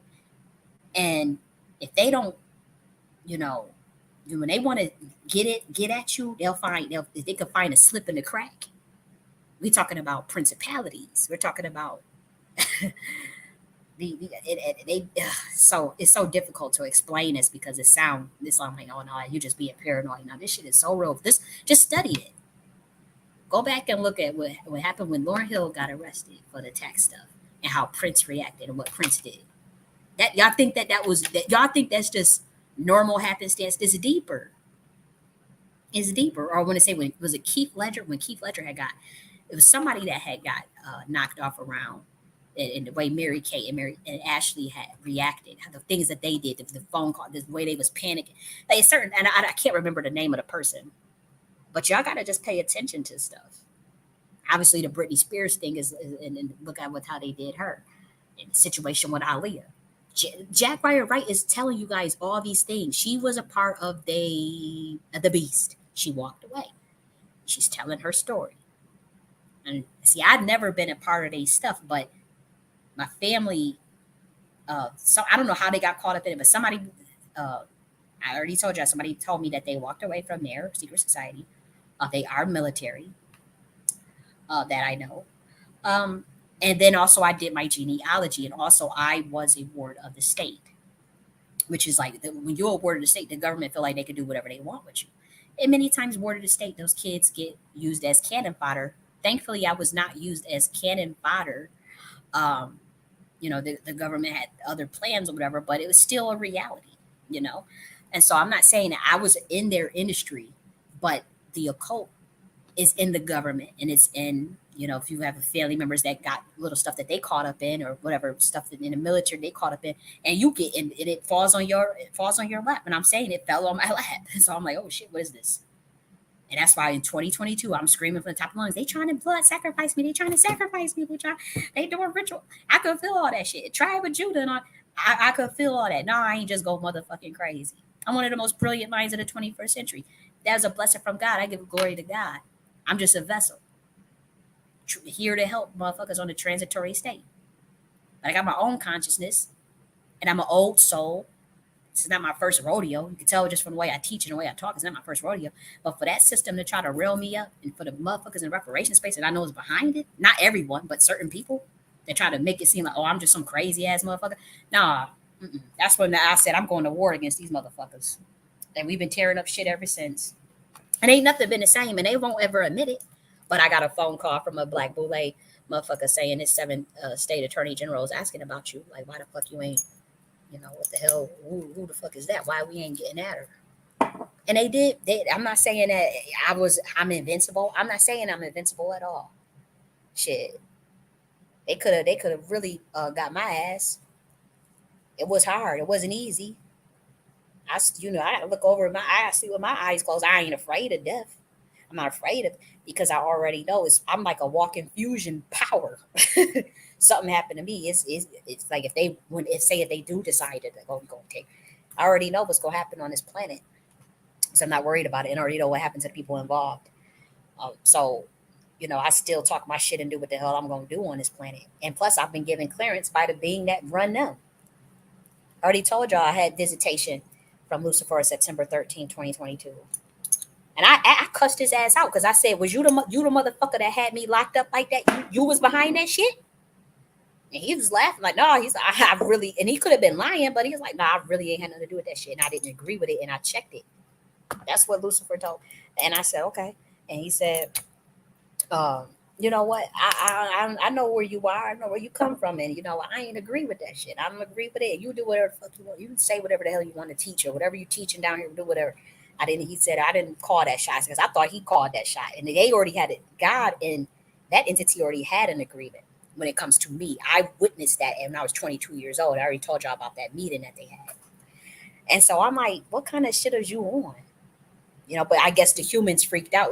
That nigga that I called out as being the CIA, he freaked out or whatever. And they had it all worked out. They contacted my family, and they all in on it. Let's lock this bitch up and get her, tell everybody she crazy, and to get her to shut up and get her. They man. But that was the plan, and so I guess somebody violated something, and it ain't never been the same since. I don't care what nobody say. It's like in the book of Job, like when someone is able to glitch the computational algorithm of the universe of this particular simulation, this particular third dimension, what happens is the adversary can file a lawsuit in the courts of heaven against a certain person and see what the hell's going on. But certain beings you cannot do that to, like angelic beings, primordial beings, certain humans with old time bloodlines, royal bloodlines, the Queen of Judah. Now, certain beings you ain't just gonna sit up there and put them on a list and fuck with them and put them on a secret watch list and have a bunch of gang stalkers and had to be fucking with them, trying to fuck up their money and all that. Somebody got to pay for that because that was illegal. You don't do that to an innocent ass motherfucker. And then you do it behind their back, and then you get their family involved in it, and then you deceiving them, and then you gonna sit up there and line them up and try to sacrifice them, and then go and tell everybody they fucking crazy, and they actually brilliant and supposed to be helping to run this system and to change shit. Now y'all conjured me up. I didn't ask for this shit. You have to be careful. You have to be careful the things you conjure up, the principalities you conjure up, because they can come in human flesh. They can. Whether it's just to teach, whether it's just to give out some light code, some information, whether it's just their frequency to balance out the low ass shit on this planet, to balance out, to work with the vibration of love and peace and enlightenment and joy and happiness, to spread that out to everybody else and encourage encourage motherfuckers to keep fighting and stand up for themselves. Like, even if it's just something as simple as that. And y'all sit up there and came for me like that? Oh no. Oh no, it's up until atonement is made, till justice is given. And it's been plenty of people that had to deal with what I had to deal with. I'm not the only one. But black men's, y'all sitting up there defending Diddy. And look at this. Do you know how many black men was sacrificed like this month? Think of all the black men that had died this month when you think about it. Matter of fact, let's go through it. Let's see if I could. Matter of fact, it was, I think I could remember the names. We got Rich Homie Quan, James Earl Jones, Tito Jackson. It's a couple of more. Frankie Beverly of Mays. There was a black famous NFL player that died last week too. Who else we got? I'm missing somebody. James Earl Jones, Frankie Beverly, Tito Jackson, Rich Homie Quan. They were doing all these black male sacrifices within this month that you notice. This month alone. That was to replenish, to obtain electrons from those energy markers to mold a certain event, to get enough electrons or photon. You need kinetic energy to push a lot of will. So they thought that they was going to be able to do a bunch of black men sacrifices so that they could for P. Diddy. And it didn't work because, again, we're telling you there's a hijacking of this entire system. You don't have to believe it. You don't have to see it. You can't see it yet. It's fine. Spiritually, some people can understand what I'm saying. And so what that means is that the way you replenish and obtain electrons and photons to build up your own kinetic energy to manipulate whatever outcome you want, you don't need to do it through blood. And in fact, it's abhorrent to the entities that have hijacked your system. And so I'll say this: you got Luciferic beings and you got imposter, homunculus deities that required the blood. They wanted that. You have to give blood, you have to sacrifice. They required it. It's very low level shit. That's how you could tell that there's nothing primordial about that. There's not a Luciferic being, a morning star beings, sons of gods, no nine choirs of angels, not even the Sierras.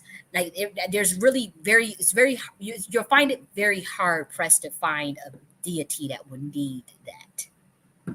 Not a high vibrational one, because we know how to replenish electrons and create kinetic energy. We know where to go to get the electrons. You got to go to the center of the galaxy. You can ask someone to borrow some electrons too, and you give them back. You can do that. Say if someone's sick and you want to give them psychotronic healing, you are transferring kinetic energy to them. And when they get better, say if you get sick, then you ask, something set up like that. That's a little transactional.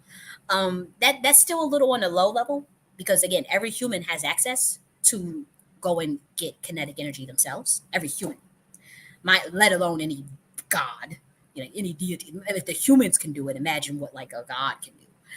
It's so, or you could see yourself as the god, whatever. But it's not required. Like it's we don't understand that line of thinking.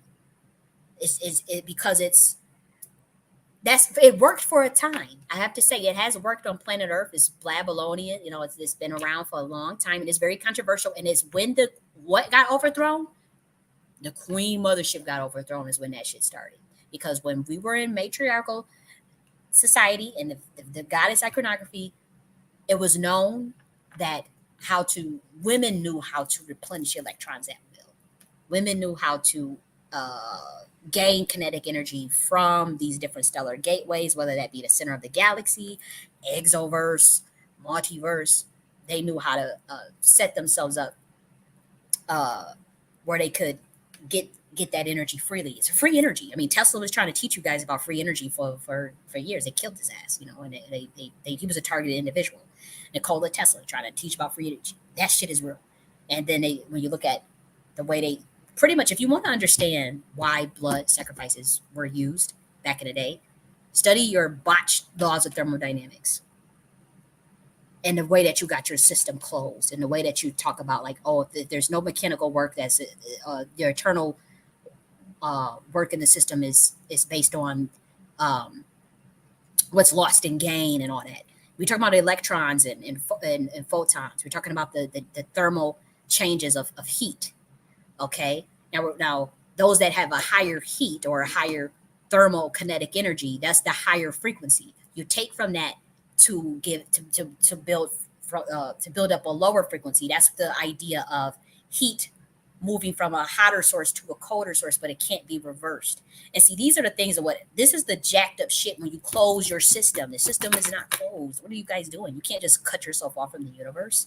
You've been doing it, and we've been allowing you to do that. But you see how your planet looks now. And so Saturn records, we're just looking to see what the hell are they doing? Where are they getting at with this?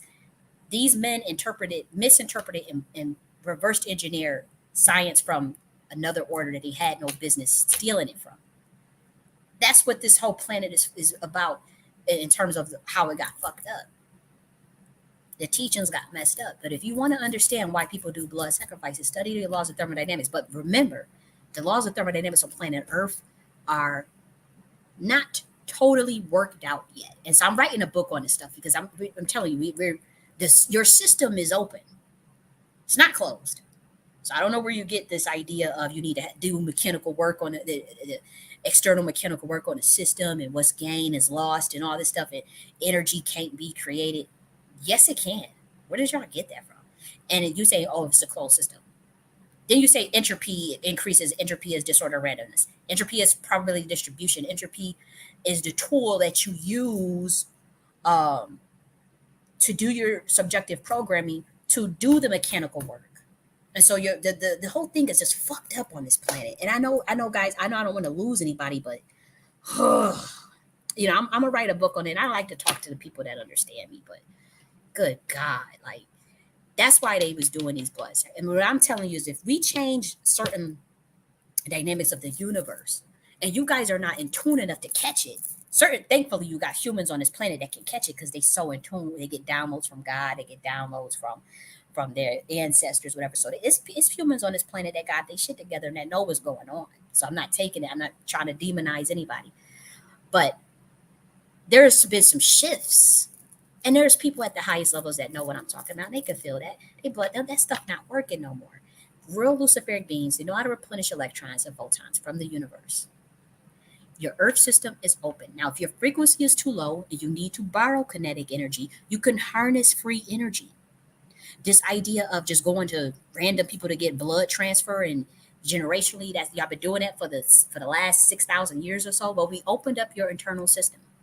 And so anybody has the ability for any universal being to do mechanical work or transfer work into your system just from connecting from the galaxy, the center of the galaxy. And the way you guys understand galaxy and universe is a little skewed in my mind. It's to me, and like, huh?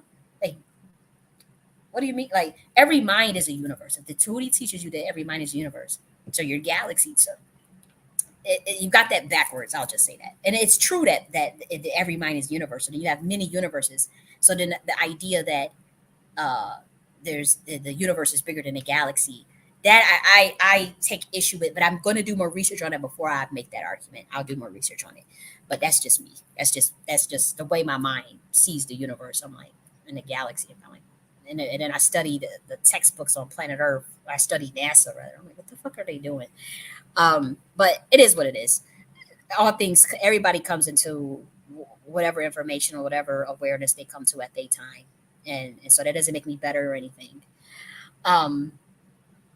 But yes, I want to tell you, black men, you want to start to raise your vibration because honestly, you were stealing that information. I'm not talking about you, the black men listening. I'm talking about ions ago, that information was stolen from another order and reversed engineered to see how they can gain control power over women. That order, that's we have the brotherhood shit. That's why they sacrifice women in a heartbeat. They do. They sacrifice a woman in a heartbeat. They don't give a shit about none of that. Africans do it. It started with them, but they were using their science against them. So it's like, okay, I'll reverse engineer it. They're not women. Women are walking dimensions. Women are walking portals. They give birth. They incubate. They breastfeed. And so, yeah, they know how to gain electrons. You know, they know how to harness energy, free kinetic energy. Now, the women today don't know how to. The women today are fucking brainwashed out of their mind. You know, and they bought totally into the system. Black, white, Asian, Latino, all of them. But yeah, certain women that are, certain bloodlines, royal bloodlines, they understand clear as day. No, this ain't right. We know about the divine feminine, and we've been know how to transfer. Now, actually, your best bet, I'll say this as black men, your best bet is just to find you a powerful woman that is connected, and you can, you get married, and you're able to tap into the electrons of her kinetic energy, but she can go and get an everlasting free energy. Now, can men do it? Yes and no. It's not. It's like it's different. I'll say that men can gain access to that through their woman. That's why every secret society at the highest level they have the men doing this. It's deep. I'm not even gonna get into that. I don't need to smoke. But what happened is they thought the men figured out, okay, we could do it through sacrifice of blood. We could, whether it be a goat, a chicken, or another female or a male, and we can actually harness the energy that way through certain homunculus deities. Homunculus deities are pretty much imposter gods who pretend to be another god, or they have more power than humans, but they are they're not gods. They're not, or they were created by other powerful beings that went corrupt, aka fallen angels or fallen watchers.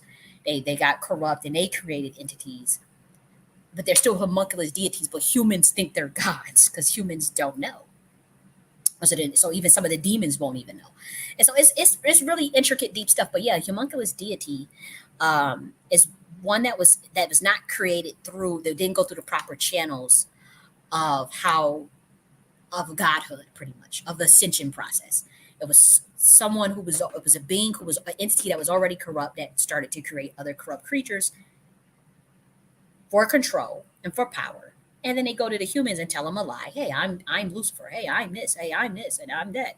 And I'm this, and I'll give you this power. They have more power than humans, so they can easily trick humans, get you to sign a contract, get you to do this, get you to sell your soul, get you to. They've been doing that, and some of them are jinns, but some. I don't want to say that they're just jinns and demons, because that is a whole nother topic of discussion, and most humans don't even understand demarcation between what is angels and demons, for one. They don't understand the demarcation between that, or how similar they are, rather. But also what it means to be a messenger versus what it is to be a fake deity that has power, more power than a human, that can lie to a human and would trick a human. That is not, you can't necessarily say that, oh, that immediately makes them a demon. That's not true. And so that conversation is too heavy for this video, but I talk about it a little bit, but you do need to know the difference. There are people there's some of your ancestors that made pacts with demons to save your life. To literally, there are some that will. There's stories of this. There are some people's ancestors got certain demons on their bloodline where if something was to happen to you, they would actually help you. It would actually get you. So that's why you can't say that a homunculus deity is the same as a demon. That's not true. A homunculus deity did not go through the proper clearances and channels. See, when you say a demon, that could be a renegade, but they still went through the proper channels. They just decided not to go to be a part of the whole universal cosmic thing. They want to be more earth-based. They want to be transactional. They want to do their own thing. They want to give messages in the way they want to give it. They don't want to have to work through the way the angels do. They want to have a little more free will. The angels don't have as much free will. And so that's different than a homunculus deity that gets created, say, by a fallen watcher or whoever. And then they create it and say, this being has this low governing force energy naturally. They get off on low governing force, and then they trick and control humans. And that shit that's how it's been doing. It's so, and then you use Zygote churning, spirit churning ritual to insert those entities into actual humans to get them to be in the 3D flesh. Complex science, but yeah, they've been doing that. So what I would tell black men is, you really that blood stuff is not really gonna work. That blood sacrifice shit, that sex magic shit, ritual stuff that y'all doing with the sodomy to open up your pineal glands, you don't even need to do all that shit. I don't even know. Wait, I know. I'm not judging anybody.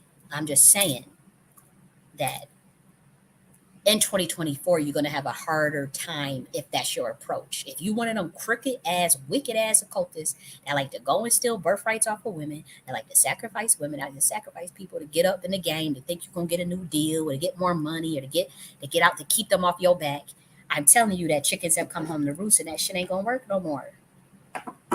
You're going to pay. Like, these ancestors is going to be on your head, just like how my ancestors on a couple of y'all heads for fucking with me. Like, no, them days are done. You're going to learn how to obtain these electrons by doing the proper monarch mentalism. You could even do proper intergalactic mentalism and access the archetypes of primordial energies that will freely give you electrons. Or you're going to you can bypass all of that and just go straight to the center of the galaxy. You ask Metatron and Sandalphon for that help to get that. If you don't want to ask, because there's two different Metatrons. And there's a fake one and the real one. Again, I'm telling you, homunculus deities pose. Like, even that system that y'all think is ran by Lucifer, the music industry is not ran by Luciferic light beings or morning stars. Not at all. That's ran by homunculus deities. And the mainframe was hijacked. The mainframe, this computational algorithm of the universe, was hijacked. And also, black men sold it out. It is what it is. And so we're trying to get this stuff back and get it back to to the people that is the heir of it. But then we got these niggas that still try to sell us out. And that's where we're so angry. That's where we're like, you know what, fuck it. We just tear down the whole shit. Like, fuck it. We try to be nice, try to do it a nice way. And you came from me. You come from primordial. chief architect. You come from, you like okay, now I just gotta slap your asses all around. So you get it out of love, out of love. But yes, you find you powerful priestess woman. That's why we used to have this stuff set up. Oh man, I'm going to get into this because y'all not ready. Humans not ready for this information. But yeah, we used to have, and you have this goddess iconography still on the planet in your history too, where we talk about the sacred sexuality for the tantra from women's. Men hijacked that shit. Tantra, like this stuff was like, yeah, there was a temple for just the women where you would go and become a man through getting access through a female's womb, but it was ran by women. And it was an order, and it was high level, and those women were taken care of, and those women were goddesses in the flesh, and it was. But then these men come and they took now they want to do human trafficking, and they reversed it. So now it's like this they know how powerful sex magic is, but they just reversed engineered it, and where they're literally able to take birthrights and kinetic energy off of women against their will. And that's not being honored anymore in the age of the divine feminine, in the age of Saturn. Anything you do with deception is not really going to get you too much far in this system anymore. Back in the day, you did. Yeah, you could be a deceptive motherfucker and steal and do whatever. Them days are just done. The universe can't handle that shit. Your systems are open. You got primordial beings back. You got ancient ones back. You got humans awakening, humans activating, gods activating. You got Christ consciousness on this planet. You got sons of gods back on this planet. And you got true luciferic beings, a morning star of beings that's on this planet. So I don't understand where y'all think y'all going. You're not going to be able to get away with none of that shit no more. Them days are done. And man, I really want to go deep into that, but I'll be sitting here for another 3 hours. But yeah, you get you a high powered priestess female, or they don't have to be a priestess. So a woman that knows how to work with kinetic energy, how to change. Like it's some shit, man. Can't even get into that. And you go and you sleep with them, and you're able to channel that free energy. Now y'all do the ritual, whatever you're trying to manifest, whatever you're trying to get. She's able to go to that center of the galaxy and get it and pull it through. Now you do quantum teleportation. But all of this shit that y'all pulling, y'all think y'all just gonna sacrifice motherfuckers like y'all did Nipsey Hussle and shit like that. Like, no, them days are done. You go, because the thing is they'll go to light beings. It's always somebody that got more kinetic energy than them, more higher frequency than them. And these weirdo satanic ass occultists will go and try to take the birthrights and take the life of beings that got higher frequencies than them, more kinetic energy. Just what they try to do to me. And you say no. Like if you know that somebody, if you already know you're talented and gifted, you really have to watch who is around you. That's what Wendy Williams said. You never befriend somebody that want to do what you want to do or want what you have. And that shit is true. And sometimes you be thinking it's because, okay, the person, you think it's a person is richer than you. That means they're not going to do that to you. That's the complete fucking opposite. This is based on frequency. This is based on kinetic energy, thermal energy, and how people swap electrons. That's all it is. And so if you could be a poor motherfucker in the hood, but if you got a lot of light, you're a free soul, you're free as fuck, you're talented as fuck, you got powerful kinetic energy, ancestors all over you that are very powerful. Maybe you don't know. Maybe you drinking all day. Maybe you get high all day. You don't know how powerful you are. See, these occultists, these celebrities, they'll know. And they'll come around you, offer you something, offer you a deal, whatever, offer you to do the butt sex, the P. Diddy ritual, you go to the P. Diddy party. They'll take that shit right off of you. And they go higher. They get them the next 110 million. And then you go down. You trapped in a contract, can't release music, can't write your own songs, can't do nothing. And that's how they get people. They've been doing that for a long time because it's about kinetic energy. But we're saying we're done with that system. Y'all try to do that shit to me, it's up. I would never do that to nobody. I know for a fact that, you can go to the center of the universe and get some damn electrons and increase your photons at will. Shit, you ain't even got to go to the center of the universe. All you got to do is just stand out in the fucking sun. So that's why I'm like, what kind of low vibrational beings are among us? As humans, you got to ask yourself that. Like, what kind of low frequency ass motherfuckers around us where you can't just go stand in the sun and get some damn electrons? Like, no, something ain't right. That's all I got to say. That's how I know somebody stole somebody's information. And so, black man, this is what you want to start looking to. Now, you have free will. Like, man, you can do whatever you want. You can say, oh, I ain't listening to that crazy bitch. You know, I ain't listening to her. Royal Deluxe, I see you. You can say that. But, um, you know, you can, you have the free will. You have been sent prophets. You have been sent angels. You have been sent deities, primordial beings amongst you. You can denounce them. Okay. Say like how y'all did me. You can denounce them, sure. And say, we don't like that, da da da. But this is the day and age we're in. Ignorance of universal laws and any changes within those laws. And say you don't know because your frequency is not high enough to tap in and know that. That's not going to prevent you from getting your ass tore out the frame. Okay. If you have prophets or angels or whatever sent among you, and you don't like the way they do things, or you feel jealous, or you wanted to take them out, you wanted to sacrifice them, whatever, and then you blacklist them or whatever, you tell everybody, hey, don't deal with that person. That's fine. But now the computational algorithm computes a different outcome based on you denouncing that particular program, because any prophet or angel or God or whoever was sent to you, especially if you conjured them up, like how my bloodline did, they are part of the program to enhance it. They get written into the script of the computational algorithm. So you say, hey, we don't want that. We'll sacrifice, like I did Nipsey Hussle and Darren Seals. They were a part of the computational program, but it was some jealous ass black fed niggas that lined up with the government and whoever, the satanic system, to sacrifice them so they could take the energy off of them and use it to go up in the game. They were a part of the computational algorithm. We talk about the way God programs it. I'm talking about the mind of God.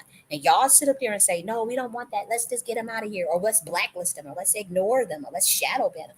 That's fine and all. Mm-hmm. But guess what? You now created a whole new fate and a whole new destiny and a whole new, now without that system in the program. Now they have their own subjective programming, those beings. And if they are programmed to enhance the system and you say, no, we're not going to enhance the system, then you're cutting your nose to spite your face. They are part of the program that's set forth by God and the primordials who program your simulation and the chief architect. And so you think you can blacklist someone and get away with it, or you kill someone to get away with something, to try to cover things up. But there's nothing that can be covered with the new changes that we have made. Uh, and we change, I won't say we changed all of your laws of thermodynamics, but we have enhanced them and we have opened up your system. So you won't be able to cover crimes. You won't be able to cover, you won't be able to just get away with something. And then when you do decide to ignore a prophet or an angel or a God, or you kill a person like a Darren Sills or a Nipsey Hussle, what happens is you end up, it's like you're activating an error correcting code that wants to now get you out of the program, out of the simulation, because you caused the problem. Like you're actually glitching the program of something that's higher order, as a human or as a satanic system, whatever y'all got going on down here on planet Earth. That's like you are out of order. You're literally like out of order, and so now you're fucking with power that's 1,000 times more intelligent than you, and 1,000 times more powerful, and know how to, for one, activate auto error correcting code. We know who did it. We know okay, we got to get them out the paint. And even if you think you got away with it, it's like it still comes. It's still somewhere somehow that error correcting code is going to be corrected, because or then you just send another one, because then the computational algorithm, and then it gets smarter. So then now you have beings where, like, okay, yeah, maybe you got away with what happened to Thomas and Cara, you got away with the Darren Sills, you got away with what happened to young Pharaoh, you got away with these things. But then something's going to happen where the error auto correcting code gets smarter and smarter and smarter. That's how the universe learns. It's like deep learning, but on steroids. Nothing that you find on this planet. Nothing. And now it's like, okay, because pretty much what happens is, okay, we'll send higher order beings. We'll send higher order beings. Okay, we can't. They kill off 10D beings. Send 15B beings. They killed off 15D beings. Let's send 20D beings, or 20D beings rather will go. It's not like we send, but 20D beings let's decide to take on the mission. They kill them. Okay, we got to send 45D beings. Okay, they still fuck with them. They fuck with their mind a little bit, but they still live and they can't really kill them. Okay, let's send 125D beings. Okay, you try to fuck with them. Okay, now Saturn. Now let's just send the fucking GIA. Like fuck it. Like Saturn comes down, like literally dark melanin energy. Like you guys, I don't think you guys realize what you did on your planet. And it's like what the fuck. And it's because it's like this shit is too unbalanced, and it's not about like you know, a one or the other, or one is better than the other, or whatever. But there are inherent I would say, how do I say this? Certain frequencies are just higher than others. It just is what it is. You can measure that with your own hertz system, your hertz frequency um, meter. They got that. I had one of those back in the day where you can measure out the hertz of something of a frequency, even the frequencies of a certain qualitative state, like love, like joy. You're talking about 1,000 hertz as enlightenment. Love is a 528 hertz, peace 600 hertz, compared to the vibration of fear, compared to the vibration of deception. It's inherently higher. And so if you got beings that can operate on that frequency for very long periods of time and evolve their soul throughout time and space, through for aeons, and they decide to come back down here, and your system is based on deception and fear and trauma and lies, what you don't stand a chance against those beings. You just don't. It doesn't matter who it is. It don't matter what religion they come from. It don't matter what race they is. It don't matter what gender they is. If that being was sent from a dimension that primarily deals with high ordered systems of love and peace and joy, or just intelligence, like what my system, I do have to say, we value intelligence a lot. We do value enlightenment. We value love, but we do love, like we have this like obsession with innovation and exploring creativity, and so that's the system that I come from. And so when we come down here and we looking like, what the fuck is y'all doing? Like that, like you won't stand a chance against those beings. You can do much witchcraft as you want on them. You do as much witchcraft, as much ritual, MK Ultra ritual, death spell ritual, whatever occult shit y'all gonna do. And you won't stand a chance. Your vibration is too low. You don't have enough kinetic energy. I mean, you damn sure ain't gonna be able to sacrifice them because they're gonna be walking fusion power. So you fuck them, you fuck with them, you fucking with your planet, because that's the power that's backing them. Is well, that's like pole of creation. That's like the pole that created everything. And so I would encourage black men to start thinking deep. Don't be following a system. Y'all want to denounce your prophets and your angels or whoever was sent to you, the divine feminine. Y'all, the black men's want to denounce the age of the divine feminism among them. They don't want to accept that, and that's fine. And that's a part of it's a knee jerk reaction of fear, because they know in their brotherhood some of the shit that they have done, and the ways that they have sold out our community, and the things they have done to our community and to women. And everybody has to be accountable. It ain't just black folk, it's white folk, everybody. You think the white folks can they gonna get their ass smacked up. Everybody get their ass smacked up for whatever they done, including me. Whatever we've done, you're gonna pay for it. Or whatever who's done. It's more so cause and effect. It's output input. It ain't nothing personal, you know. But it's kind of like a feedback loop of the algorithm of whatever way you programmed your vortex space. It's as simple as that. Now, if you need help to reprogram a new vortex space, that's what we trying to do. But y'all been trying to y'all. I mean, I'm telling you, y'all been trying to get me out the paint, and I'm like, I know for a fact that I'm gonna be coming out with this new information regarding this the way you should be viewing entropy, and the way you should be using it to do your own subjective programming over your own vortex space, the creation of your own IP. This is going to be Nocti Philosophy 2.0. I'm going to try to make it as simple as possible, because I even got to break down the first Nocti Philosophy. To break that down, I got to slow down, you know. And to be honest, I lived in my own little bubble. I lived in my own little world, you know, where I didn't really, growing up, I just was. Honestly, I know I had hella spells, or like the veil just over my eyes, because I'm telling you, it took me to 31 years old to see what the fuck was really up. Like it took me, I was 31 years old. It kind of when I was 30, but it didn't hit me. I still didn't know shit. I didn't, like 31. It was like whoa, like, and I had to put my whole programming back together. I had to put my mind back together. Well, God put it back together, thank God. But that shit is deep. And so I also want to send a warning to the pro-black controlled opposition industrial complex. Our ancestors is so disgusted with that space. Ooh, oh, they so disgusted. It's going to be exposed, and it's going to be torn down by egregores of Black American spirits. And I'm so happy for it. I mean, when I say they are disgusted by that pro-black industrial complex shit, the narcissism, the stagnation that was brought to this community by these men that are defending P. Diddy, you know? And so there is going to be a lot of changes.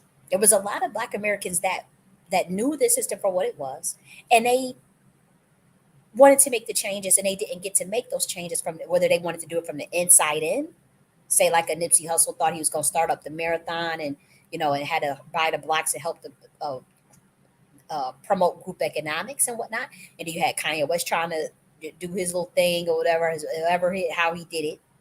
You had people that try to make some type of changes and do things or try to warn other people at the least, and they are not able to do that because you got this pro-black controlled opposition industrial complex that was set up by who. I don't make into that, but it has ties to the entertainment industry and it has ties to intelligence, and so they've been purposely stagnating the hell out of the Black American community.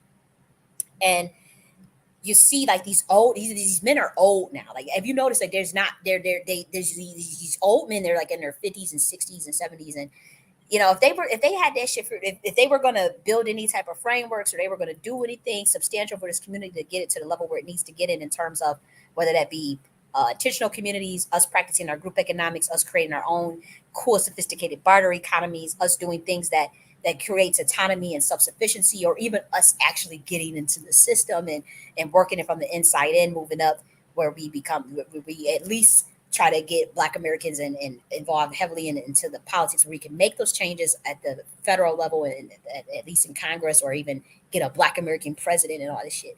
If they were doing that, we could see they're not doing any of those things. And if they were going to do it, they would have done it by now.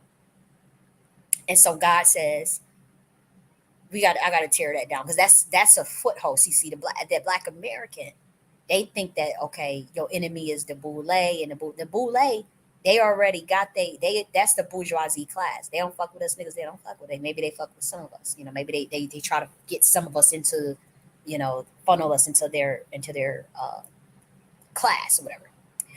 And so, but they do less damage than the pro-black controlled opposition, if you ask me, because the Black Americans, we don't expect anything of the boule, really. We know that they do how they move. They stick with each other. They look out for each other. They stick to their own. They let you know that's how they roll. They practice classism, and that's it. They look out for each other. They got their sororities. They got their fraternities. They look out for each other in the corporate world. They move each other up. They party. They have fun. They raise their kids together. They pass their money down. They live in the same neighborhoods. They protect each other in the neighborhoods. That's what they do. That's how they've been doing it. That's actually less harmful than a pro-black control motherfucker coming around grassroots niggas that's oppressed, that don't get a fair shake, and they get us all worked up and manipulate us into doing things that gonna walk us around in circles. That's not really productive. That's not going to lead us to move up. They do that through their dark magicians that do that through the dark arts. One of it being psychotronics, fear, the fear of the white supremacy, the fear of the white man. Oh, they coming to take this. They doing this to us. They doing that to this. Mind you, they living around white people. They got all this money. They done made it. They in the entertainment. They got their shit all worked out. When they come over to us and tell it, see, it's the white. Oh, this is that. It's all they coming to get us. They come, and that shit is so harmful. It's so fucked up in the head, because we need real organization. We need real frameworks. We need to implement some of the blueprints that other very brilliant Black Americans have already came up with. And so that the thing is 2019, 2022, 2024, right? These are the big corners. 2023 is big too. these are big moments for like Black Americans, for them to like start to wake up to the interdimensional aspects of themselves, but also to the way the universe like really gets down. And this is their chance for them to explore their own intergalactic mentalism so that they can make the changes they want to see collectively. They have the power to do that now. They actually have the power themselves to do that. And it's not being activated because it's being purposely sabotaged, it's being purposely gate kept by this so-called pro-black shit, this called pro-black controlled opposition industrial complex. People trying to act like they're radical, act like they're going to do something, like, oh, demand the system, and they ain't part of the damn system. They're going to keep it. And so they create honeypots for real. They create honeypots and honey traps that fuck up the momentum of Luciferic beings, angels, sons of gods, like your Darren Seals, your Thomas Sankara, your Nipsey Hussle. They what they'll do is they'll sacrifice, like say a Nipsey Hussle. They'll see a Nipsey Hussle got a God consciousness in him, like Nipsey Hussle got a God particle in him, right? Or Darren Seals. I'll use Darren Seals. Darren Seals has real God particle in him, right? And Darren Seals like, okay, we're going to do this for our community. Remember that clip I showed y'all where he came up with a whole plan just on the fly of how we going to raise money as a Black community, how we going to circulate it, and how he was going to contribute. Working then at the Amazon warehouse. He worked at a damn warehouse. And he said he was going to give a certain amount of his paycheck, and we're going to keep this money. We're going to buy this land, and we're going to da-da-da. That's real power. That's what he was going to do, and that's what people were supposed to help him do. The jealous pro-black industrial complex niggas get jealous. They realize they work with the government. Government say, okay, we're gonna go into him. We're gonna go after him. And what they do is they transfer the real energy, the real spirit, that energy. They try to cloak themselves in that energy of a Darren Sills and transfer from them to the controlled opposition leader to come up off of their energy to sell you something. And that's what's been happening for the Black community for at least the last 12 years. And what I'm saying is that I've woken up to that. I did not always see that like that.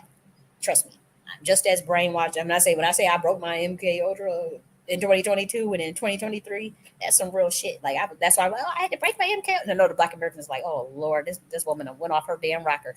That shit is real. You have to wake up from that type of shit. You gotta like wake up from your brainwashing. That you may have been under from following some of these people. That's why I never follow them. I'll never do that shit again. But yeah, you know, I can see that now. And speaking of MK Ultra, we're going to be in the day and age very soon where the average American, you'll see them, awaken, right? They'll go through this awakening. And the way it's going to be so commonplace that when you see people just kind of go off the rail a little bit, they'll be able to articulate what's happening to them. They're gonna be like, oh, I had to break my MK Ultra, guys. Oh, and it's going to be a day and age where it's going to be the mass awakening of every human realizing that they're under subliminal mind control, on the global mind control and global MK Ultra, and mass psychosis and mass narcissism. Like the days of once this awakening happens, right? An average human realizes what's been done to them and what's going on in the programming and the social engineering and the psyops, and they're able to see through it, and they can actually glitch to make and program that shit themselves. You're going to start to see they'll have that glitch moment where it kind of be like, okay, like how Ryan Garcia just started talking about, oh, they did this they did it, they doing this to children, they doing this to children. They'd be like, what?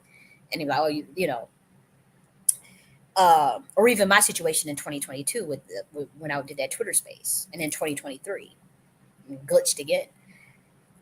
The average human is going to be doing that. Average human, regardless of color. And what's going to happen is you're going to see people say, "Oh, I had to just break my MK Ultra. I started to glitch, or I had to break my MK Ultra." Like literally in conversation. Or people, and you're gonna realize you're gonna see humans give people their space. Like, okay, we'll just give you your space. Oh, how do you want us to handle this? Or a lot of times, most humans, it's going to be so commonplace, most humans just going to ignore it because it's going to be so commonplace. You already know what's happening and what's going on with the person. You won't label them crazy because you're going to know what's happening to them. You're going to be like, well, you're just breaking the MK Ultra. And then once they come back and realize what was going on, they're going to realize it too. Like, oh yeah, I just had to break my MK Ultra, and they'll be fine. And this is literally the day. Mark my words as a prophet. I know this sounds really extreme because we're not in that day yet. Coming civilization. But I'm telling you, mark my words, once motherfuckers wake up and realize like the whole the illusion of 3D and how they just realize how interdimensional they are, how powerful they are. They're activating their pineal gland, activating their God consciousness, seeing who they are in the spirit. And yeah, they may realize that someone was deceiving them, or so and so was trying to keep them from awakening. Someone was trying to take they natural gifts off of them. They may call that out, or you may see more crash outs than usual. And what I'm saying, when you see these social media crash outs or humans maybe walking down the street, give them their space, because I'm telling you, this stuff that it's going to happen on a grand scale. And the only reaction you need to have is, because a lot of people are going to be speaking a lot of truth, because they're going to be able to see things interdimensionally. That's why they're freaking out and they're scared. That's why they're going to give everybody the jab. They get scared because, again, if you can see things spiritually before it happened, that makes you one of the big threats. Like, real clairvoyants are real threats. Real spiritual priestesses, black women, believe it or not. If you really clairvoyant, you've really got spiritual power. You really can connect to. If you really can talk to God, believe it or not, they'll lock your ass up in a crazy home so fast, kill your ass. I'm telling you, I've seen it. I've seen it multiple times. I've been studying this stuff now, and I'm seeing a pattern. They do it to white women too. I'm telling you, this is very serious stuff. If you're a very spiritual, naturally spiritual priestess woman, and you're not under oath, and you're a renegade out here, and you say you just happen to see something in the spiritual realm, and you come back and say it publicly, whatever, and then you didn't know what you were supposed to say, or nobody was supposed to know that, and they don't want nobody to know that. Oh, they come for you. They will. And so what I'm saying is, when we get into as humanity, when we get to a brighter age, a lighter age, where more people are awakening, you're gonna see people like see things like, oh, they're they may come out and say certain things, or they may discover it may not all be negative. Like, they may discover new formulaic equations, more inventions, more amazing things of the universe now that the system is opened up. And so, and you may initially think that they sound crazy, but I'm telling you, give people their space to have a moment. You'll know the difference. You'll know the difference between someone awakening. Because awakenings can be messy. It can be messy because time lag lapse into interdimension, and so you don't necessarily have the best image management. You may have self awareness, but you don't really have control over how. That's why they give everybody a handler, just because in case they see some spiritual shit they're not supposed to see, or they get a quantum entanglement session by a primordial or by God.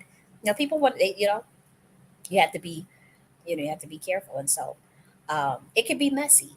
And my awakening was very messy. I got spiritual shrapnel all over the damn place. Spiritual shrapnel literally all over the place. Like, like, what the fuck? And so what happens? And we have to eat that. And so what I'm telling you is, prepare for more spiritual shrapnel all over the place among the humanity. But that's a good thing.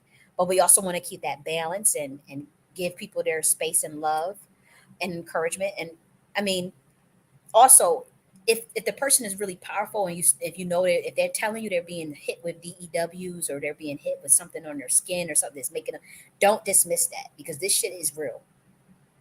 And there are humans that they already have and there are people that have won cases that they from being hit with DEWs and being injected with illegal nanobots to control them. Like, this is the day that, like, if y'all don't fight back and stand up for yourself, this is shit that's gonna be happening. If you start awakening, and they'll pay some of your family members to sell you out, especially if you have a real powerful genealogy, real powerful bloodline. They'll pay some of your family members, or coerce some of your family, intimidate your family members to give you up. And if you start awakening, they'll lock your ass up and inject your ass with some fucking nanobot, all types of stuff. So we have to be careful, look out for one another. Don't write people off, don't dismiss people so readily, because the truth is stranger than fiction, and the rabbit hole is deep, and spiritual shit is real. CIA already told y'all that remote viewing is real. Astral travel is real. Astral projection is real. They already told you remote viewing is real. They already told you synthetic telepathy was real. Skull to voice technology is real. They already told y'all this shit. So how could y'all actually write certain people off when they say, you know what I mean? Like, you got to be careful with that, because, again, we're just in a new day and age. Some of us can see it quicker than others. And so, this industry thing has to be evolve, because everyone knows the only way you can make it is if you suck and fuck and sacrifice to the top. And so it's a system that will be turned down, that will be torn down, so that true Luciferic beings, true morning star beings, ancient ones, chosen ones, humans with talent, humans that are not willing to compromise themselves, can do the things that they need to do on this planet. And yes, it is Saturn herself that is tearing it down. The one that y'all was spend all these years worshiping is the same principality tearing that shit down. And you could say, well, you wishing bad on them, you wishing bad on them. I'm not wishing bad on nobody. It's my situation. My personal situation has been affected by the way this shit is set up. With this occult shit and motherfuckers trying to take me out and all this stuff. So I have a vested interest. I know what this government done to me for being a true morning star, trying to sacrifice, the motherfuckers trying to sacrifice me to come up and shit. And I caught it and all hell broke loose. And no, ain't nobody gonna admit it. No, they have plausible, yes, they have plausible deniability. Yes, there were things behind the scenes that got checked, that I know of, that got checked, and things that, But that shit is fucking traumatizing for me. And so, yeah, I'm got the moves that I need to make and the things that I need to do on this planet. Knowing what this government has done in terms of my own financial blacklisting that they have done since 2014, just fucking with me constantly. Yeah, there was some of my family members on it. Yeah, I already know that. Because I know that there are some people that that I know were involved that are not family, but somehow this shit got it's deeper. And again, I know nobody's going to admit on so many words behind the scenes. Yes, people admit it. Yes, people have admitted. But I'm talking about it's like publicly. No, I don't expect that. But I expect for your systems to be torn down. But you're not dealing with that. I'm not dealing with that. Y'all conjured me up. I didn't ask. Y'all came around me. I didn't. I'm not talking about y'all that's listening. These motherfuckers came around me. I didn't come around y'all. Even if I was to be content by myself, I'm a very peaceful being. I'm very simple. I think I don't need a lot to make me happy. I don't need a lot to keep me content. I just don't.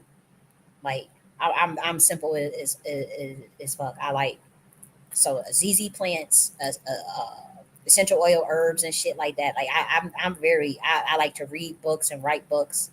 That's what I do. Watch some shit on some YouTube. Order me and like I'm real, like I don't need a lot because I spend a lot of time. You may think someone is just sitting there, but I spend a lot of time in it, using my intergalactic mentalism. And so, yeah, I'm gonna use my intergalactic mentalism to reprogram this matrix. I don't care. You're never gonna shame me into not doing that because I know what the fuck y'all doing, and I know how y'all came after me. And see, maybe if you didn't come after me, I wouldn't even be this bothered by it. I wouldn't have been, I wouldn't even have, be that vigilant or diligent. But y'all came after me, and I found out y'all been locking me out. I'm just sitting here. I done wrote 20 books. I'm a Columbia University graduate.